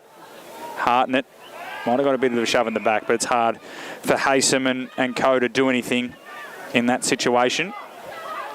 So Kite and Nixon this time will go up at it. No real space around there. Kate Cross is the loose, as is Kendall, but they're not really in what I would say constructive positions. But the free kick goes the way of Tegan Kite in the back pocket for Rowville. So Leanne Gill, Hawks coach, yelling at her players, instructions, pokes it to a really dangerous position. It might work out if they can get their hands on it, the Hawks. They can. O'Connell Webb wants a bit of space, went back into traffic, missed the Livingston tackle, then gave it to Kendall, whose kick was intercepted by Ray. Ray kept her feet while Morton didn't. Eventually, though, Rachel Jones dives on the footy. And we'll have a ball up. Defensive side of the wing for the Hawks. They're 1-5-11. Park Orchard 2-4-16. We've gone 19 minutes in this second quarter. Around the ground, everything is just perfectly contested. Just a matter of who's winning on the scoreboard at this stage. Park Orchards maybe one last chance to score in the final minute of the second term. Livingston was held. Sorry, it wasn't Livingston, it was Pollock. She moves on quickly. Oh no, she's got to come back. I thought the set kick was fine, but The umpire has the final say. Hands it off quickly to Trustler or not. He's a very detail-oriented man, Jacob Henry. I like that about him. Indeed. So here's Pollock. His time looked like a great smother there from Denny. Agricultural, I think, would be the term. She smothered it with the right side of her face, Jono. All's well that ends well, though. I'd love to know the definition of agricultural in terms of a footy, because I know that. Well, not how you designed it would be my definition, and that's I'm sure when Shay Denny was trying to smother that ball, she didn't think her face would be involved as players scrap around. We're pretty much filling time, Jono, because it's half time here at H.E Parker Reserve in the Division 1 Grand Final. It's Park Orchards 2-4-16, the Hawks 1-5-11.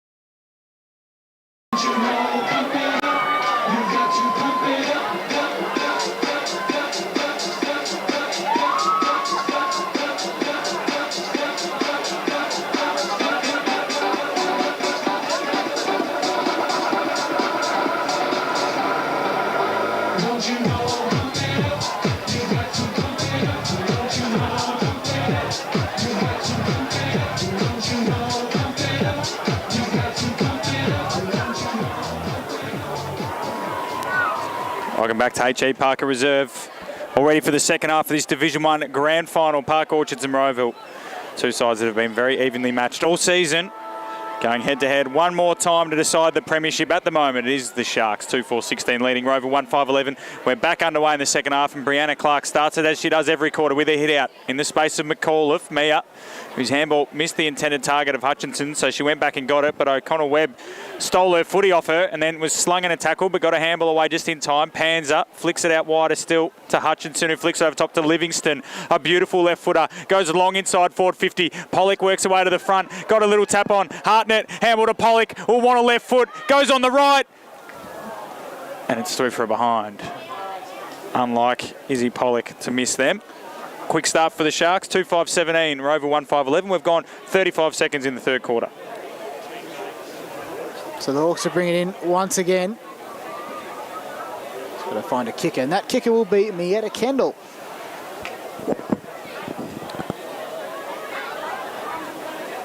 They're just assessing the options. Going to go broadcast side to open space, only as far as that Park Orchards player in Trussler, bringing it back in and into open space over the boundary line, or not quite. Players go over, but the footy doesn't, which is the most important part. But this time, there'll be a ball up. Just in the pocket.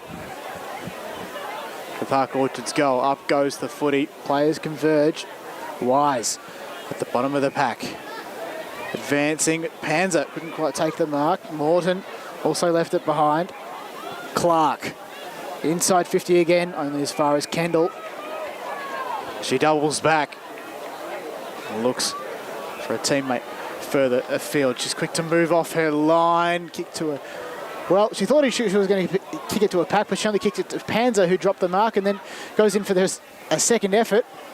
As Rowville managed to squeeze it out the back door over the line into the hands of Morton as she slides over the boundary line on centre wing.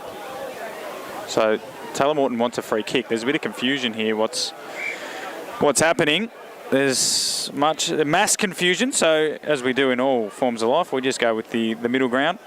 And it's going to be a ball up centre wing. So tap down from Clark to McAuliffe, who was by herself but couldn't get it cleanly. Gave a handball off to the runner, Livingston. She left it behind uncharacteristically. Gave it off to Trussler, who went back into traffic and went onto her right slipper. Slammed it towards centre half forward, but eventually the wind took it. And in the end, it bounced all the way out for a boundary. Well, not a boundary throw-in. Instinctives there. It's going to be a free kick. Last possession rule, of course, in the women's football this year in the Eastern Football Netball League. Means the free kick will go the way of Katie Cornish. And she's now been given 25. There must have been some dissent there coming the way from the Sharks players. So Cornish will run the 25 to get there first. I struggle to comprehend whether dissent is actually a thing in the Eastern Football Netball League. Well, is it so much, Matt? Yeah, of course it is. It always has been. You can't abuse an umpire. That's clearly very true. Yeah, what umpire happened. abuse, but AFL dissent is what I'm talking about. So the ball long down the line. Taylor was there for Rowville. She missed it. Trussler gave the ball off to Brianna Clark. Pumps it up the line. They've got players there, and the mark is taken by Lucy Nixon. Had a bit of it, Lucy, today. She wanted to go down the line looking for teammates in Taylor and McAuliffe, but she missed them both and went out of bounds on the full. And now taking the free kick will be Simone Notman. So Notman, Standing the mark there is Taylor. goes inboard to a contest. The Hawks, though, in all sorts as the players brought down to ground from Park Orchards, and she's been awarded a free kick. That player, of course, is McAuliffe. Had a great first half. So Mia McAuliffe moves it to a contest. Lots of players converging. And there's Cornish for Rowville. Players continue to find a way out. I think they might be on here, the Sharks. A few handballs, lands up ultimately in the hands of Livingston. who then gets it off to Taylor, who doesn't score, and the crowd's disappointed. It's just going to be a minor. Hit the post there, Jasmine Taylor. It's her second behind. Park Orchard's 6th. So they're 2-6-18. Rowville 1-5-11. We're, what are we now, Jono? We're 4.5 minutes into this third quarter as Correct. the Hawks with a long kick in from Kendall. Bring it to the outer side, but Panzer gave it to Trussler, who missed the handball initially and then went back and got it. Handballed back to Panzer, who's wrapped in a tackle from O'Connell-Webb, and then Taylor intercepts, but it's holding the ball to go back to her teammate, O'Connell-Webb. Take it on half-back. She's got Morton down the line with a one-on-one with Matilda Ray. Ray just bumping her off the footy. Umpire says, get up, please, Taylor. O'Connell-Webb will eventually kick it there. In the Morton direction. Ray had front spot. Morton holding it. Free kick, Park Orchards. Sharks lead by 7 points at the moment. Matilda Ray looks inboard. I like this. She's trying to go right across the ground looking for Hutchinson. It got to her in the end. She's under pressure, though, from Jones. There might have been a push off the ball as well. Umpire said play on. Ray got the handball away just in time. Coming through, though, is Caitlin Taylor. Burst through the pack. A couple of would-be tacklers cast aside as they soccer it off the ground towards centre-half forward. Brotto picks it up. Wrapped up in a tackle immediately by Dakota Hohen. And we'll have a ball up 60 metres from goal for the Hawks. Trail by 7 points, 6 minutes into this third quarter. Kite and Clark. Clark won the hit out down. Livingston had a lot of time and space. Great vision. Got the handball out wide to Trussler, who flicks the handball back to Panzer, who slaps it on the boot. It bounces a couple of times before coming up and collecting it was Cornish. Gave the handball off, and eventually the Hawks clear with a kick. But Panzer takes the mark. She's got a player out wide in McAuliffe, which is where she'll go. Broadcast side. McAuliffe one-on-one with Cross. Cross did well, brought it to ground, then kept her feet, and then went down the line. She's looking for Morton. Ray attacked it for Park Orchards, came off her shins and went high in the air. Livingston around it as she has been all day. Trussler with her head over the footy. Gets given a free kick for a high tackle. And will take the kick on the defensive side of the wing. Monique Trussler, she's got Brown and Clark in the corridor if she wants her. Eventually she sees her, and with a beautiful drop punt, hits Clark on the chest. Clark can wheel and go. Pollock's got an acre of space to work into if Clark goes there. She does. Pokes it out in the Pollock direction. Reading it well was Walhuta. She got there first. Was wrapped up in a tackle, though, by Hutchinson. And we'll have a ball up, half forward for the Sharks. 6.5 minutes gone, third quarter. They lead by 7 points, 18-11. It's a moment of anticipation when Izzy Pollock gets it, down in the pocket, because she'll always run onto it and kick a goal. It's just not on this occasion. And the Hawks this time will come out through Morton, but she's hot and tackled well by Georgie Searle. Free kick, sling tackle going the way of Bell. That's unfortunate. It was a great tackle. Bell on opposite centre wing goes to a contest. Cross. Tackled. So just offload. This is Wise now. On opposite broadcast side, centre wing. Kicks. Top of the 50. Bukaroom, almost. There's Wise there. And in her back did Searle of the Felicity variety. Free kick for a throw. She's got a free kick, as I mentioned it. So free kick will go to Searle. She pokes it into the corridor. Dangerous kick. It should work out okay for the Sharks because they had a lot of numbers. And it is cleared by Ray out to the outer side. And there's a big collision coming up, and well done there by Carmen. Ended up with Taylor. Handball to where she thought Carmen was. Carmen wasn't there. Should be a free kick to Rowville. Umpire didn't see it. In the end, the Rowville player went back and got the footy. Cornish. Now she'll get the free kick. To Bronx cheers on the balcony next to me at H.E Parker. So Kate Cornish will get the free kick at centre half back. Well-deserved free kick. Having a good game is Kate Cornish. She's got Caitlin Bell on the wing. That's where she goes. In the end, Trussler intercepted the two Rowville players. Took off, took a bounce, and then got wrapped up by Mia Kendall. And Kendall just looks at Monique Trussler and says, don't take me on. She's got players on the outer side. Rowville need to move it quickly here. Just a bit slow with their build-up. Going to go long. The direction of Jeffers won't get to her in the end on the full. Gets her off hand. She just kicks it into space. It's one-on-one in the forward 50. Rukavina's back as the sweeper, but Seedsman's putting pressure on. Seedsman bumps. Umpire says play on. Seedsman gives the handball to Kat Mastriani. She takes one bounce. She runs into the goal square and kicks Rowville second. Back to 1 point. Hawks 2-5-17. Park Orchards 2-6-18. 9 minutes gone, third quarter. Strap yourselves in, folks. The afterburners will put on, and that'll be the spark that lights the brown and gold. She ran a long way. I thought she was going to get pinged there. Luckily, she kicked it in the end. It was marginal, but for the love of the game, umpire made the right decision. And look, what's happening is obviously the space, and it's about speed on the ball. Mia Kendall got it, made her mind up pretty quickly, gained some metres quickly, Jono, got speed on the ball, and it got out the back. When you're trying to be too methodical, you allow numbers to get back. And yeah, so Park Orchards probably just a couple of moments they'd like to take back, but it's an enthralling game at the moment, Jono. She's famous for those types of acts.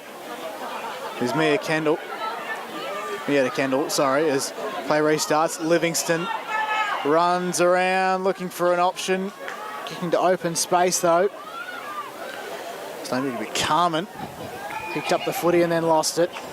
Umpire's picked out a free kick though. It's going to go the way of Carmen on the top of the 50. Clark comes in close but is ignored. Contest. The back is Denny. Landed in her back though. Did Nixon. Umpire calls play on, nothing doing. And is eventually going to take possession of the footy for another ball up inside 50. Up we go.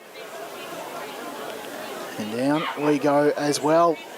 That was a great wrap up on that Park Orchards player there. We're going to have another ball up yet again. So, top of the goal square for Park Orchards. Can they get a quick reply and get their margin back out to 7 points? Kendall, though, tries to break the tackle. Got a handball away just in time. No, umpire says holding the ball.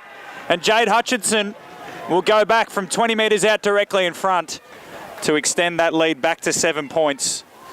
Kendall, to be fair to the umpire, Kendall did try to bust through like a barn door and didn't do so. So now Hutchinson runs in 30 metres out directly in front.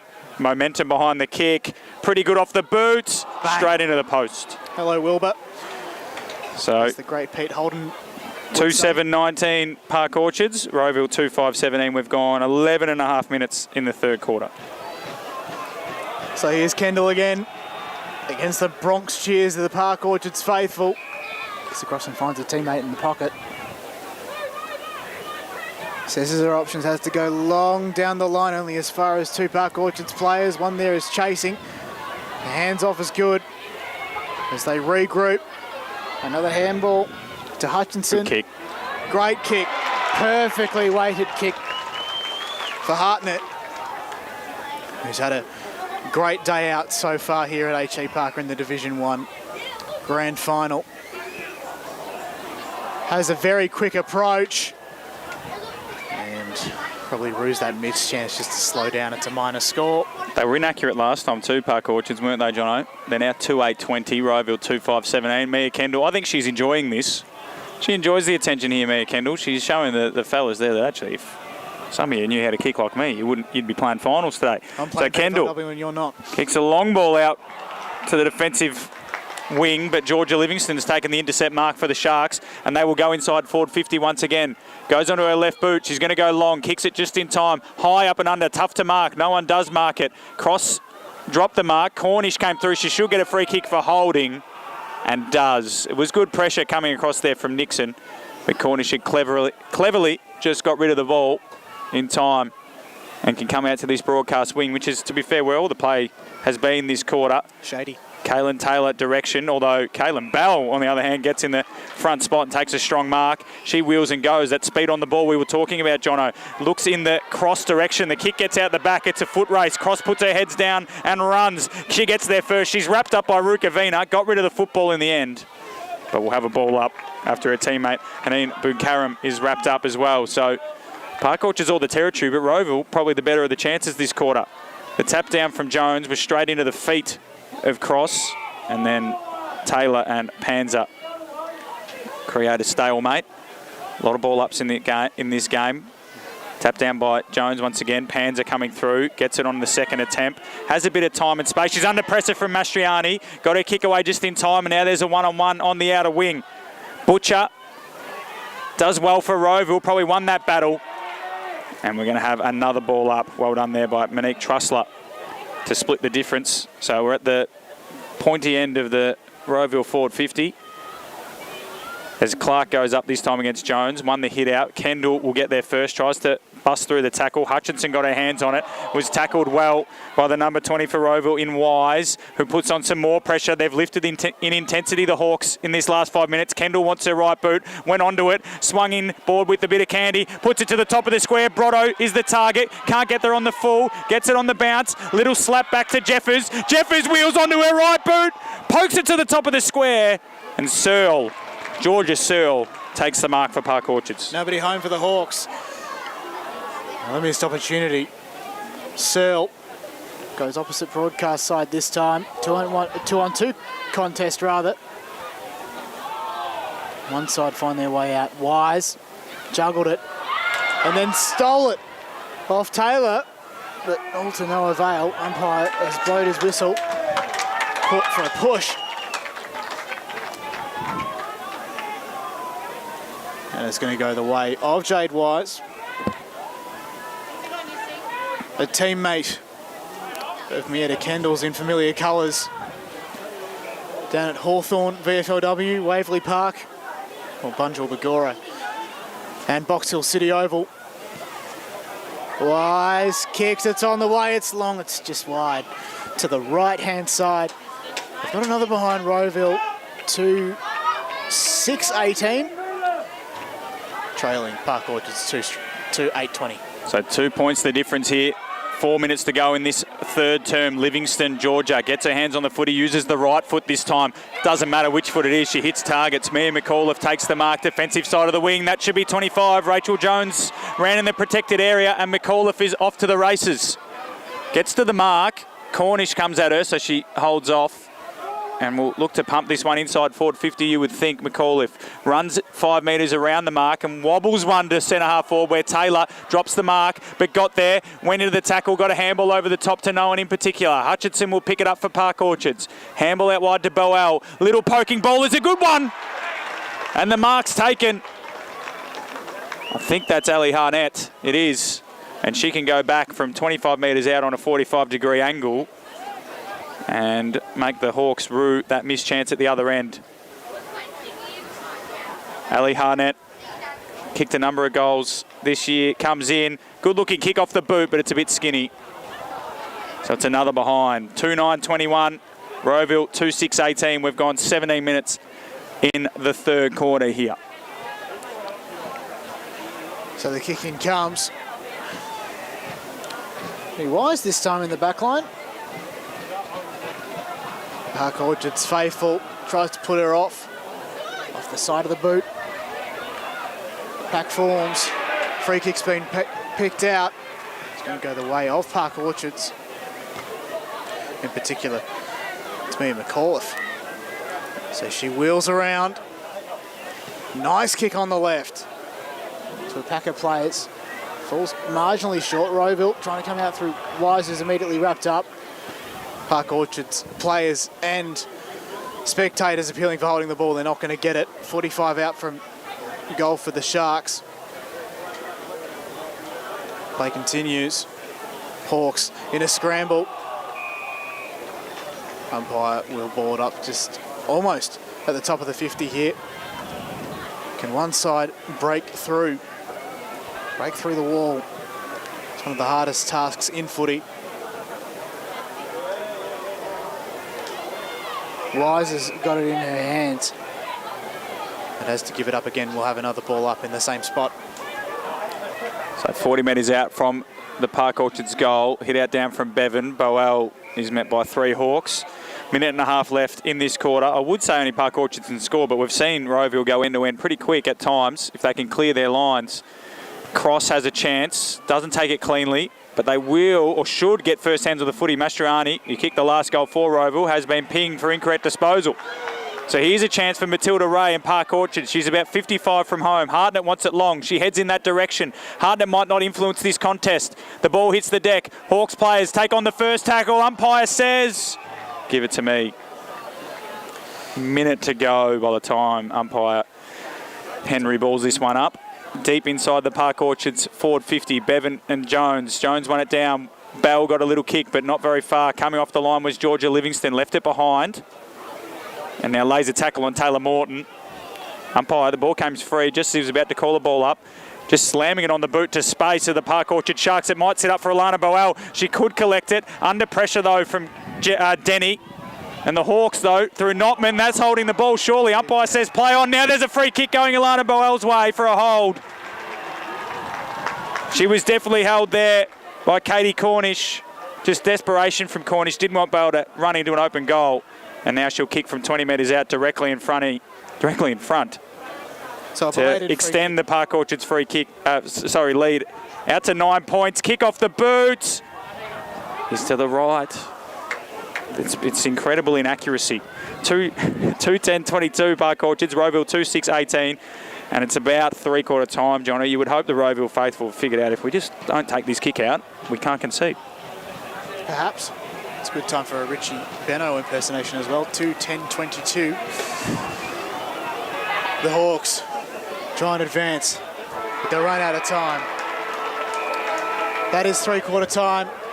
It's Park Orchards 2:10:22, leading Rowville by only 4 points, 2:6:18. Back with the final term right after this.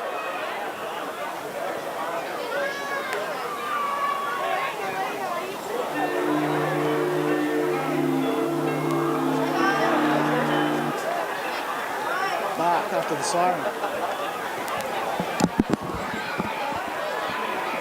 What's going on? There's a bit, no score. No score. Score stands. How would there have been a mark? They didn't.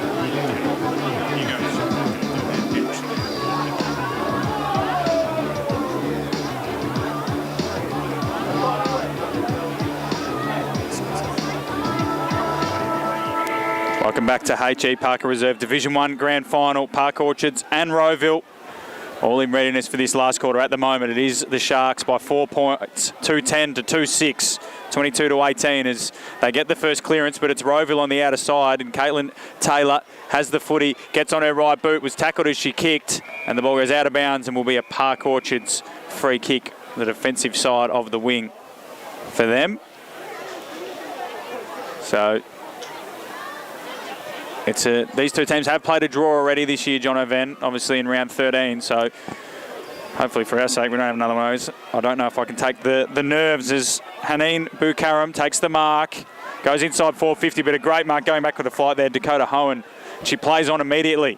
Dangerous kick, to be honest. One-on-one on the half-forward flank for the Hawks. O'Connell Webb won it against Batoldi, and then Kate Cross slid in like an English Premier League centre-back. Got the toe poke. Caitlin Bell around the corner! Rowville are in front! What a goal! And well done to Kate Cross. Desperation, toe poking it forward. Bell swooped on it, hooked it around the corner. Rowville hit the front, 3-6-24. Park Orchards 2-10-22. There's the momentum swing. After the premiership quarter was pretty much won by Park Orchards, you reckon it's still anybody's game. So try and update the guys at Combi that Rowville have just hit the front. Hopefully they're having a great day. Josh Ward and Trent Cullen taking care of business in the Premier B Grand Final. Play restarts here.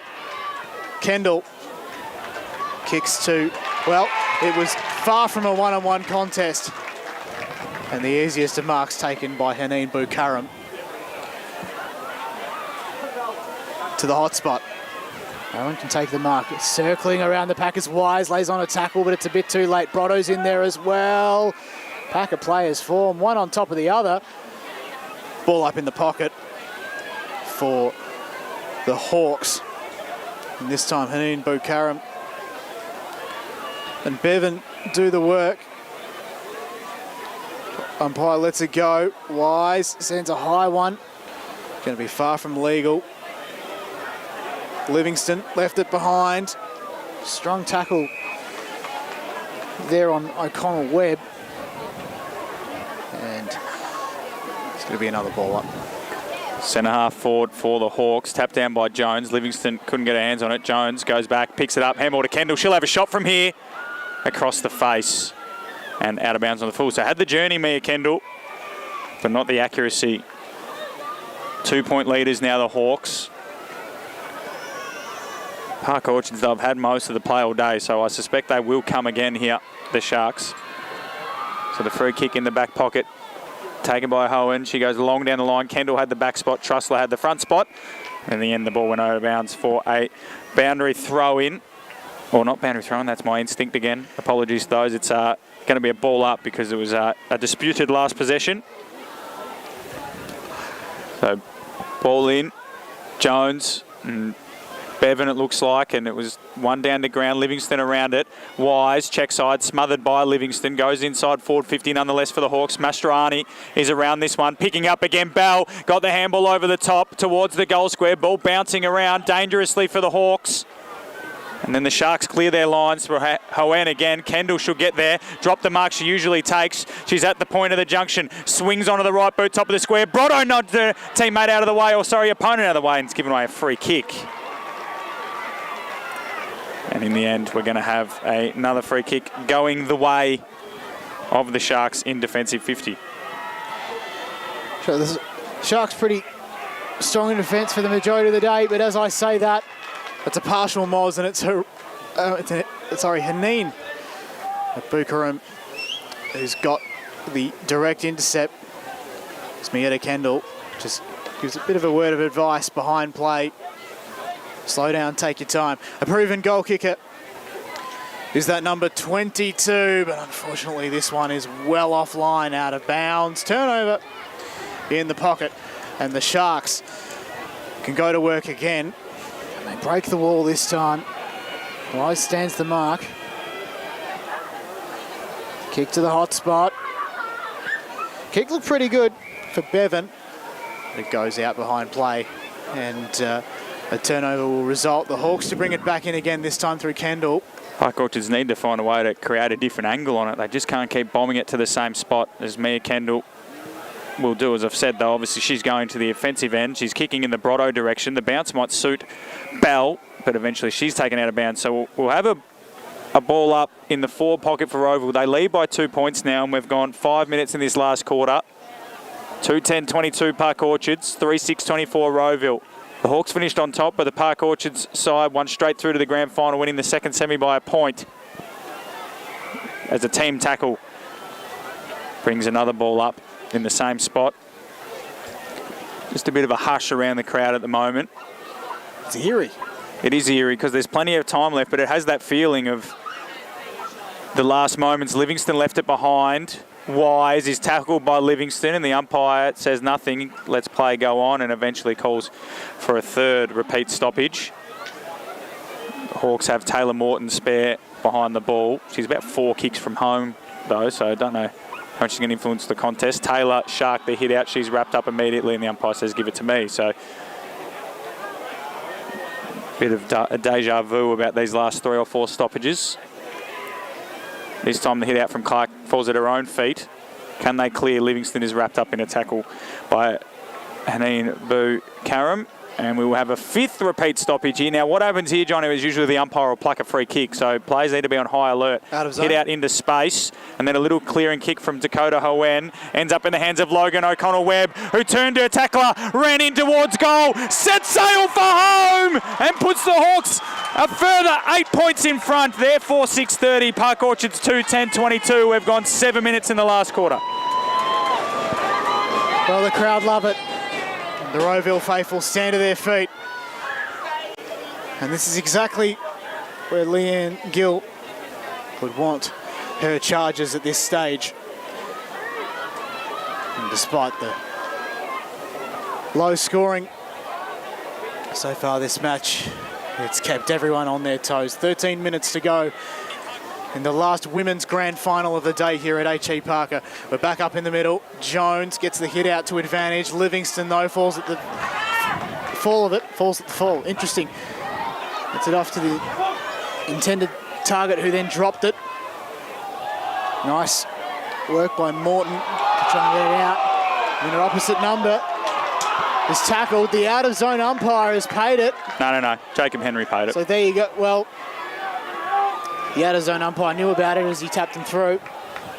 And here they go, Park Orchards inside 50 to a hot spot. Who can respond? Livingston, twisted and turned, gone, you'd reckon. Yes. Yes, indeed. A fantastic tackle. And here come the Hawks. So great tackle there by Jones. She'll play on deep in defence. High ball to the broadcast side. 1-on-1 out there. Got rid of her opponent there, did Haneen Boo-Karam, but the ball spills out the back. Wise under pressure from Trussler, holding the ball. Great tackle from Monique Trussler, and she needs to go quickly. They trail. They need 2 goals, Park Orchards, to win this game now. 2:10-22 to 4:6:30. Rowville in front. 8.5 minutes gone. Trussler goes up the line. Livingston's the target. Morton will come across with a great spoil. She's happy with herself too, Taylor Morton there. Did incredibly well, and we'll have a ball up right in front of us here. 2 really impressive players going head to head. Jones and Clark in the ruck. Kendall's got no one on her. Jones went forward, then got her own crumb. Went to handball to Morton, ignored her in the end, and went the kick up the line. Well done by Jeffers, and then Taylor got a little kick away. That could be a free kick going the way of Park Orchards. No, it's touched off the boot.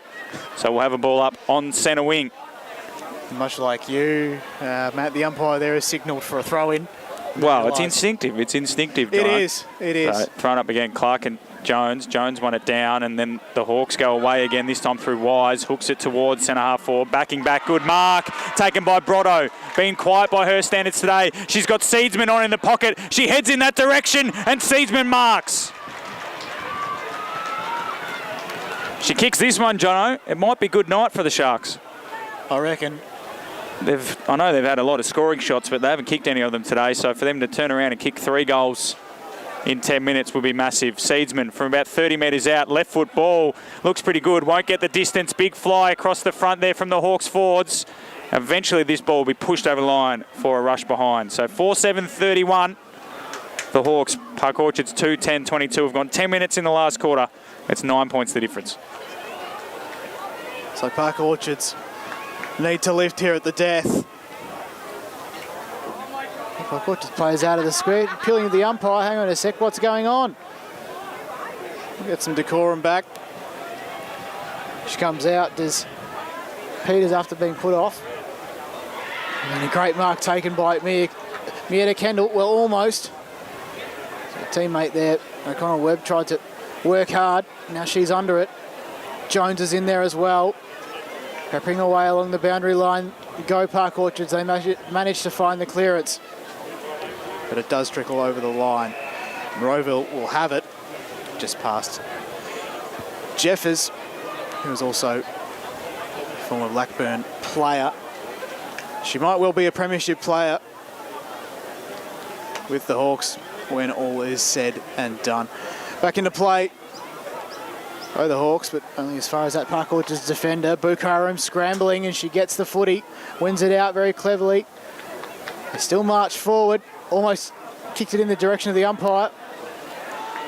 And Hoen clears the lines for Park Orchards. One-on-one on the wing. Trussler waited for the bounce, got the bounce, free kick. Holding free kick going to Monique Trussler. Needs to go quickly to Park Orchards. They need to move the football. Livingston's on down the line. The kick's careful. Livingston intercepts cross and makes it work in the end, but can't get it on the second time. Morton now gets a handball from Taylor and whips it around the corner. Rukavina takes the mark. She's got the switch on if she wants it. She stays down the line looking for Panzer, who marks. Got a runner on her outside there in Searle. Now it's 25. Kate Cross moved. So here we go. Panzer will take that 25 and can go long quickly. Got McAuliffe, got Pollock, got Hartnett. She runs even further because no one was on the mark and kicks it towards the pocket. Hartnett tripped over at the inopportune time. And Haysom will watch the ball go over the line for a boundary throw, or not a boundary throw in, sorry. A free kick to Rowville. A turnover this time. So Haysom.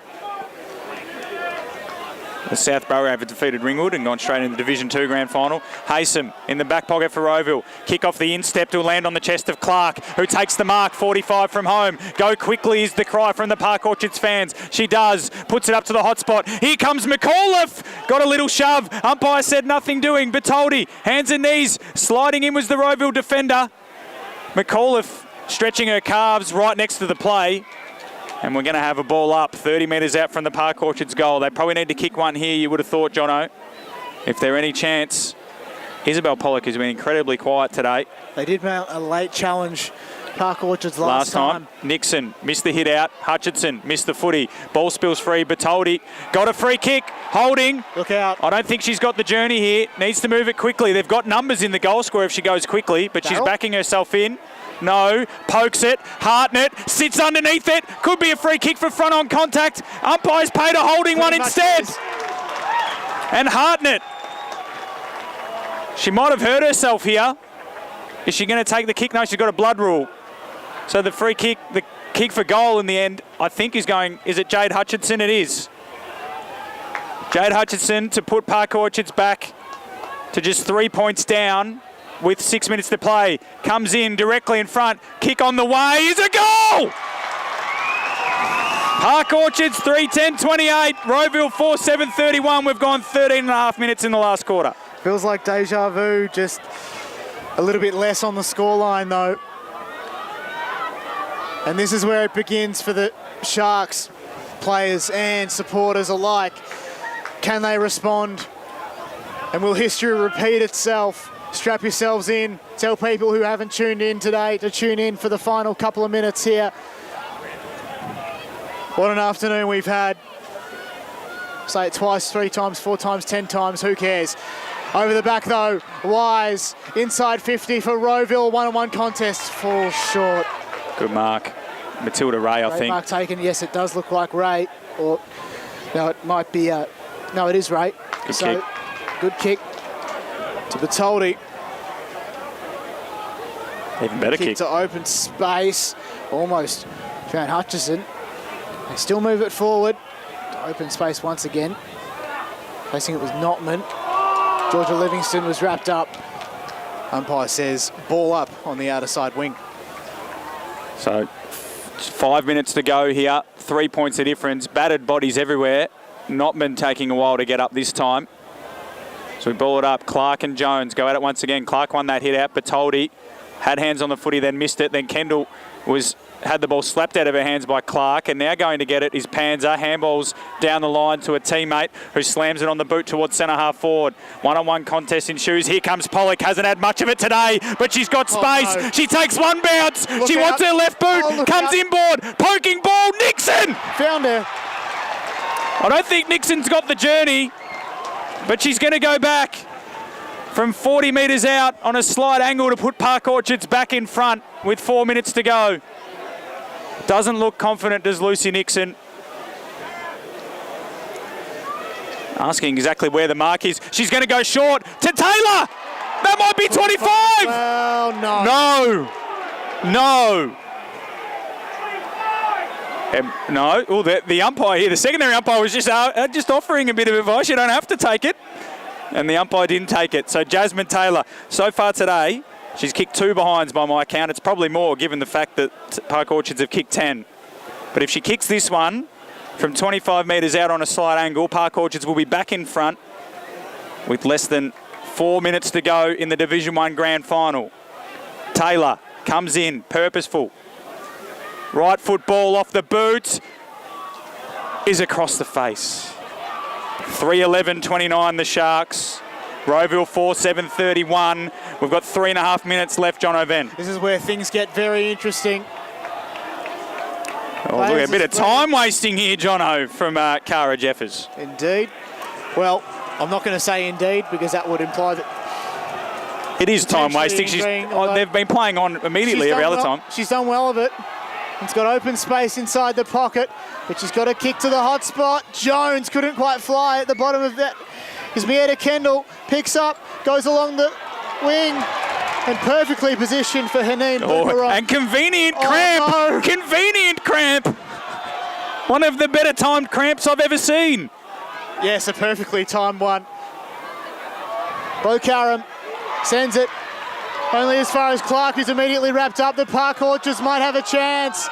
Scramble, umpires paid, holding the ball. It's going the way of Rowville. You might think, well, there's still two and a half minutes left. They're acting like there's a minute left.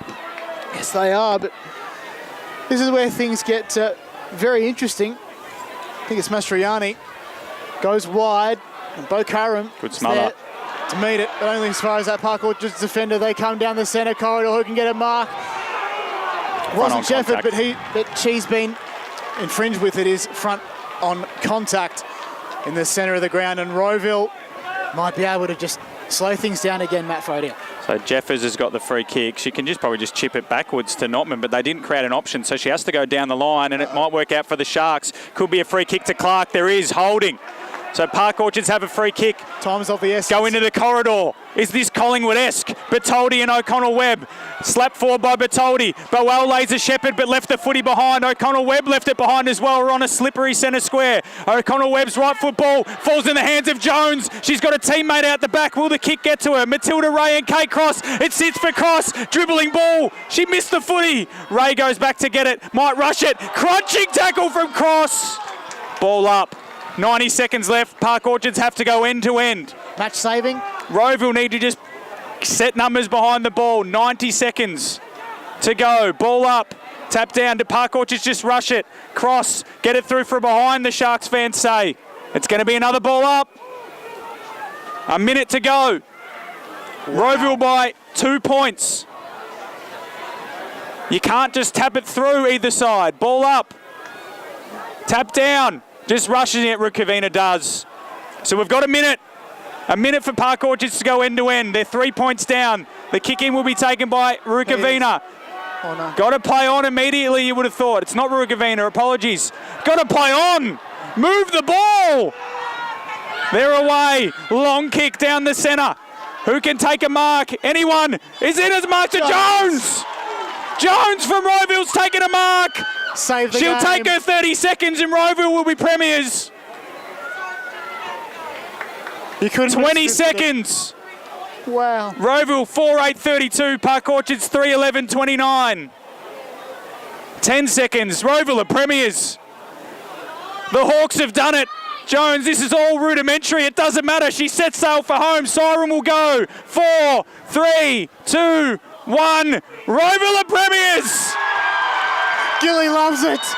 The Hawks win by 3 points in an absolute thriller. And the Hawks players come from everywhere. A bit of deja vu, but the opposition, though, this time from 2 weeks ago, come up trumps. What a day we've had. Amazing day of football, haven't we, John O'Van? Our work doesn't stop here, of course. You've still got to do the post-game ceremony and so on. And there's still a veterans game to come. For those interested, you can watch that on YouTube. But want to finish here. 3-11-29, Park Orchards lose to Rowville 4-8-32.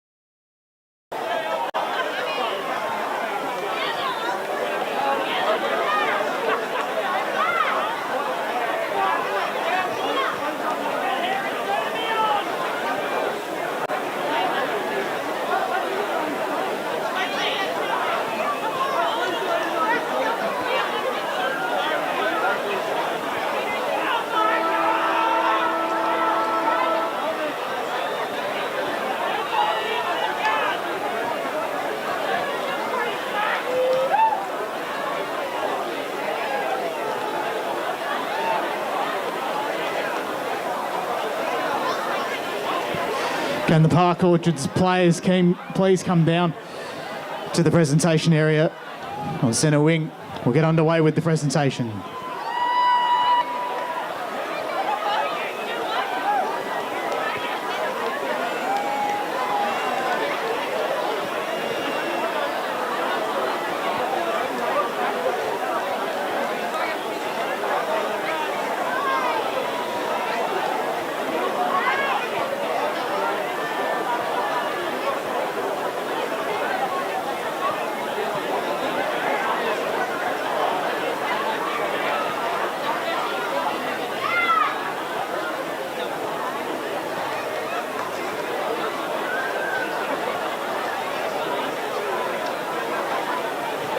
Once again, could the Park Orchards players please come down to the presentation area? We'll get underway with the presentations. Thank you very much.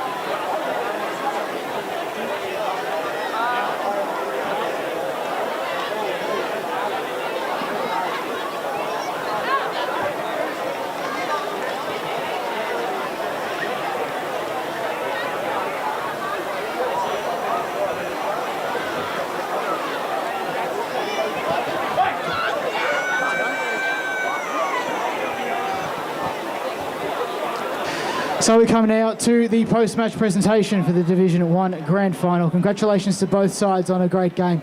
Congratulations to Rowville on winning the premiership. But before we get underway, congratulations are also due to the umpires on a great game. Can a representative please come and collect your medals?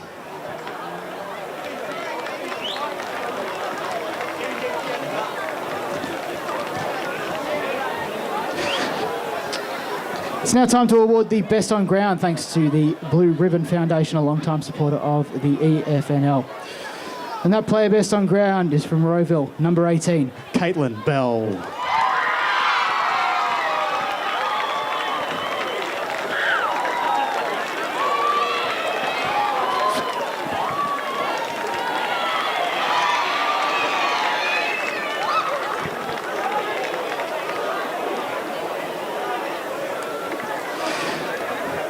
And it's now time, without further ado, to present the Division 1 Premiership team. And we start with number 1. It's Kate Cornish.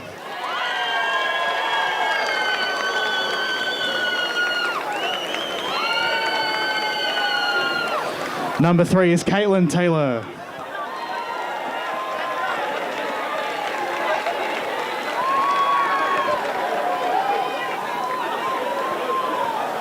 Number 4, Rachel Seedsman.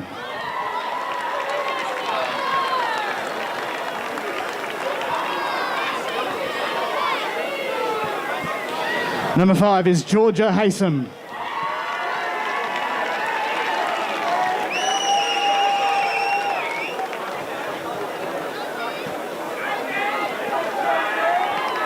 Number 6 is Kat Mastriani.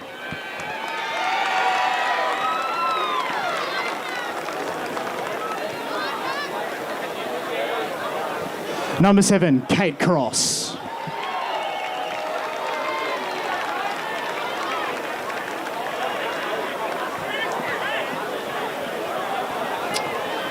Number 8, Amber Drew.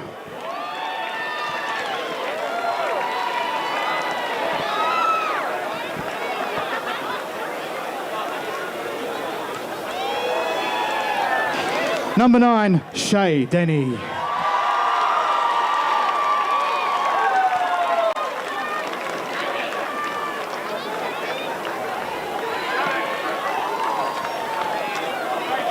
Number 10, Cara Jeffers.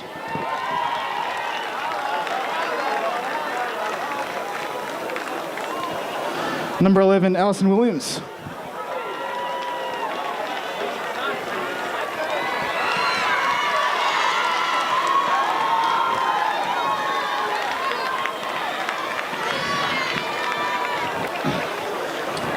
Number 12 is Logan O'Connell-Webb.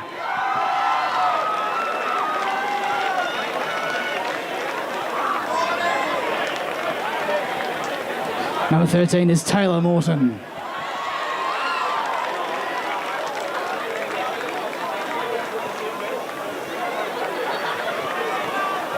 Number 14, Jessica Bale.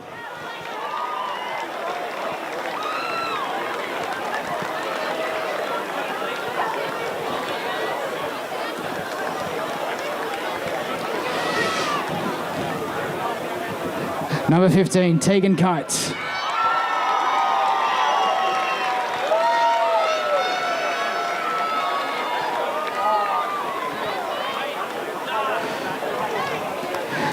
Welcome back, the best on ground, number 18, Caitlin Bell.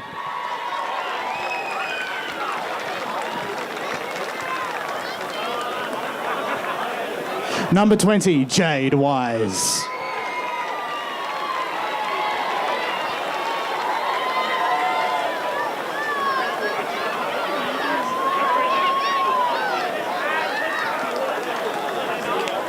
Yeah, let's just go with it.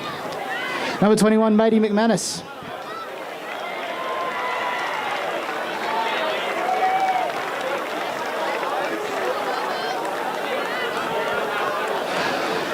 Number 22, it's Haneen Bukaram.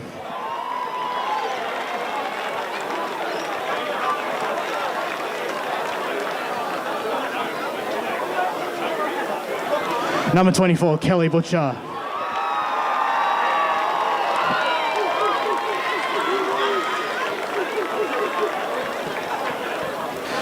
Number 25 is Danielle Montague. All good.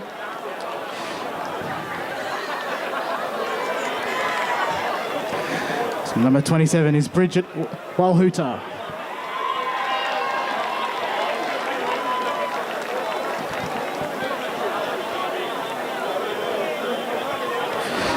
Number 28, Simone Notman.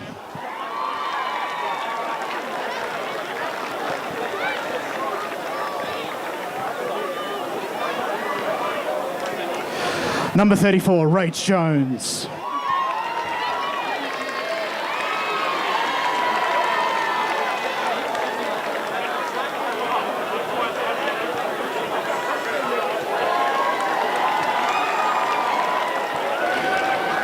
Number 45 is Mia Kendall.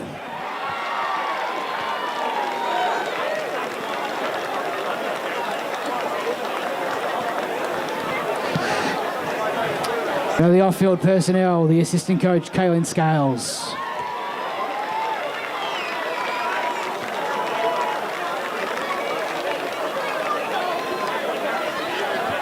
Next up is Sean Alston.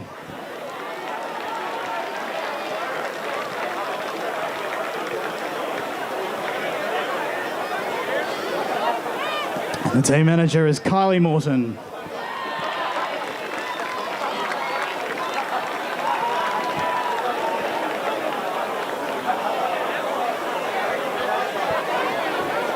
Congratulations to the captain, number 22, Danielle Brotto.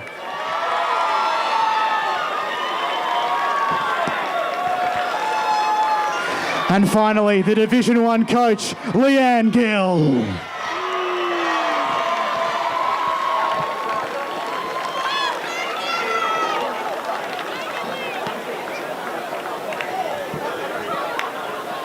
Go, Gilly.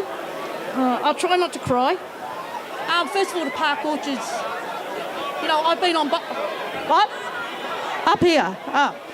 To Park Orchards, I've been on both sides of the ledger, and so I can honestly know how you feel. You know, we've had some cracker matches against you, and someone asked me what would happen today, and I said, I really don't know, but I know it's going to be a cracker. And it was. So congratulations to you, and congratulations to your coaches as well.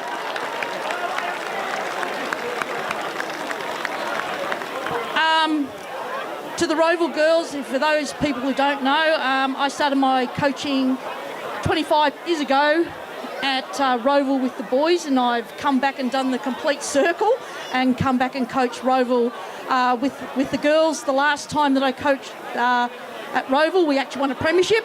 So I was shitting myself in the coach's box, to be quite honest.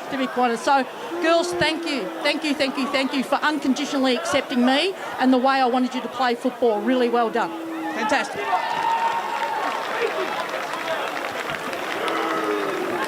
Well said, Leanne. And now, the moment you've all been waiting for, the Premiership Cup and Premiership flag presentation to Rowville, the Division 1 Premiers.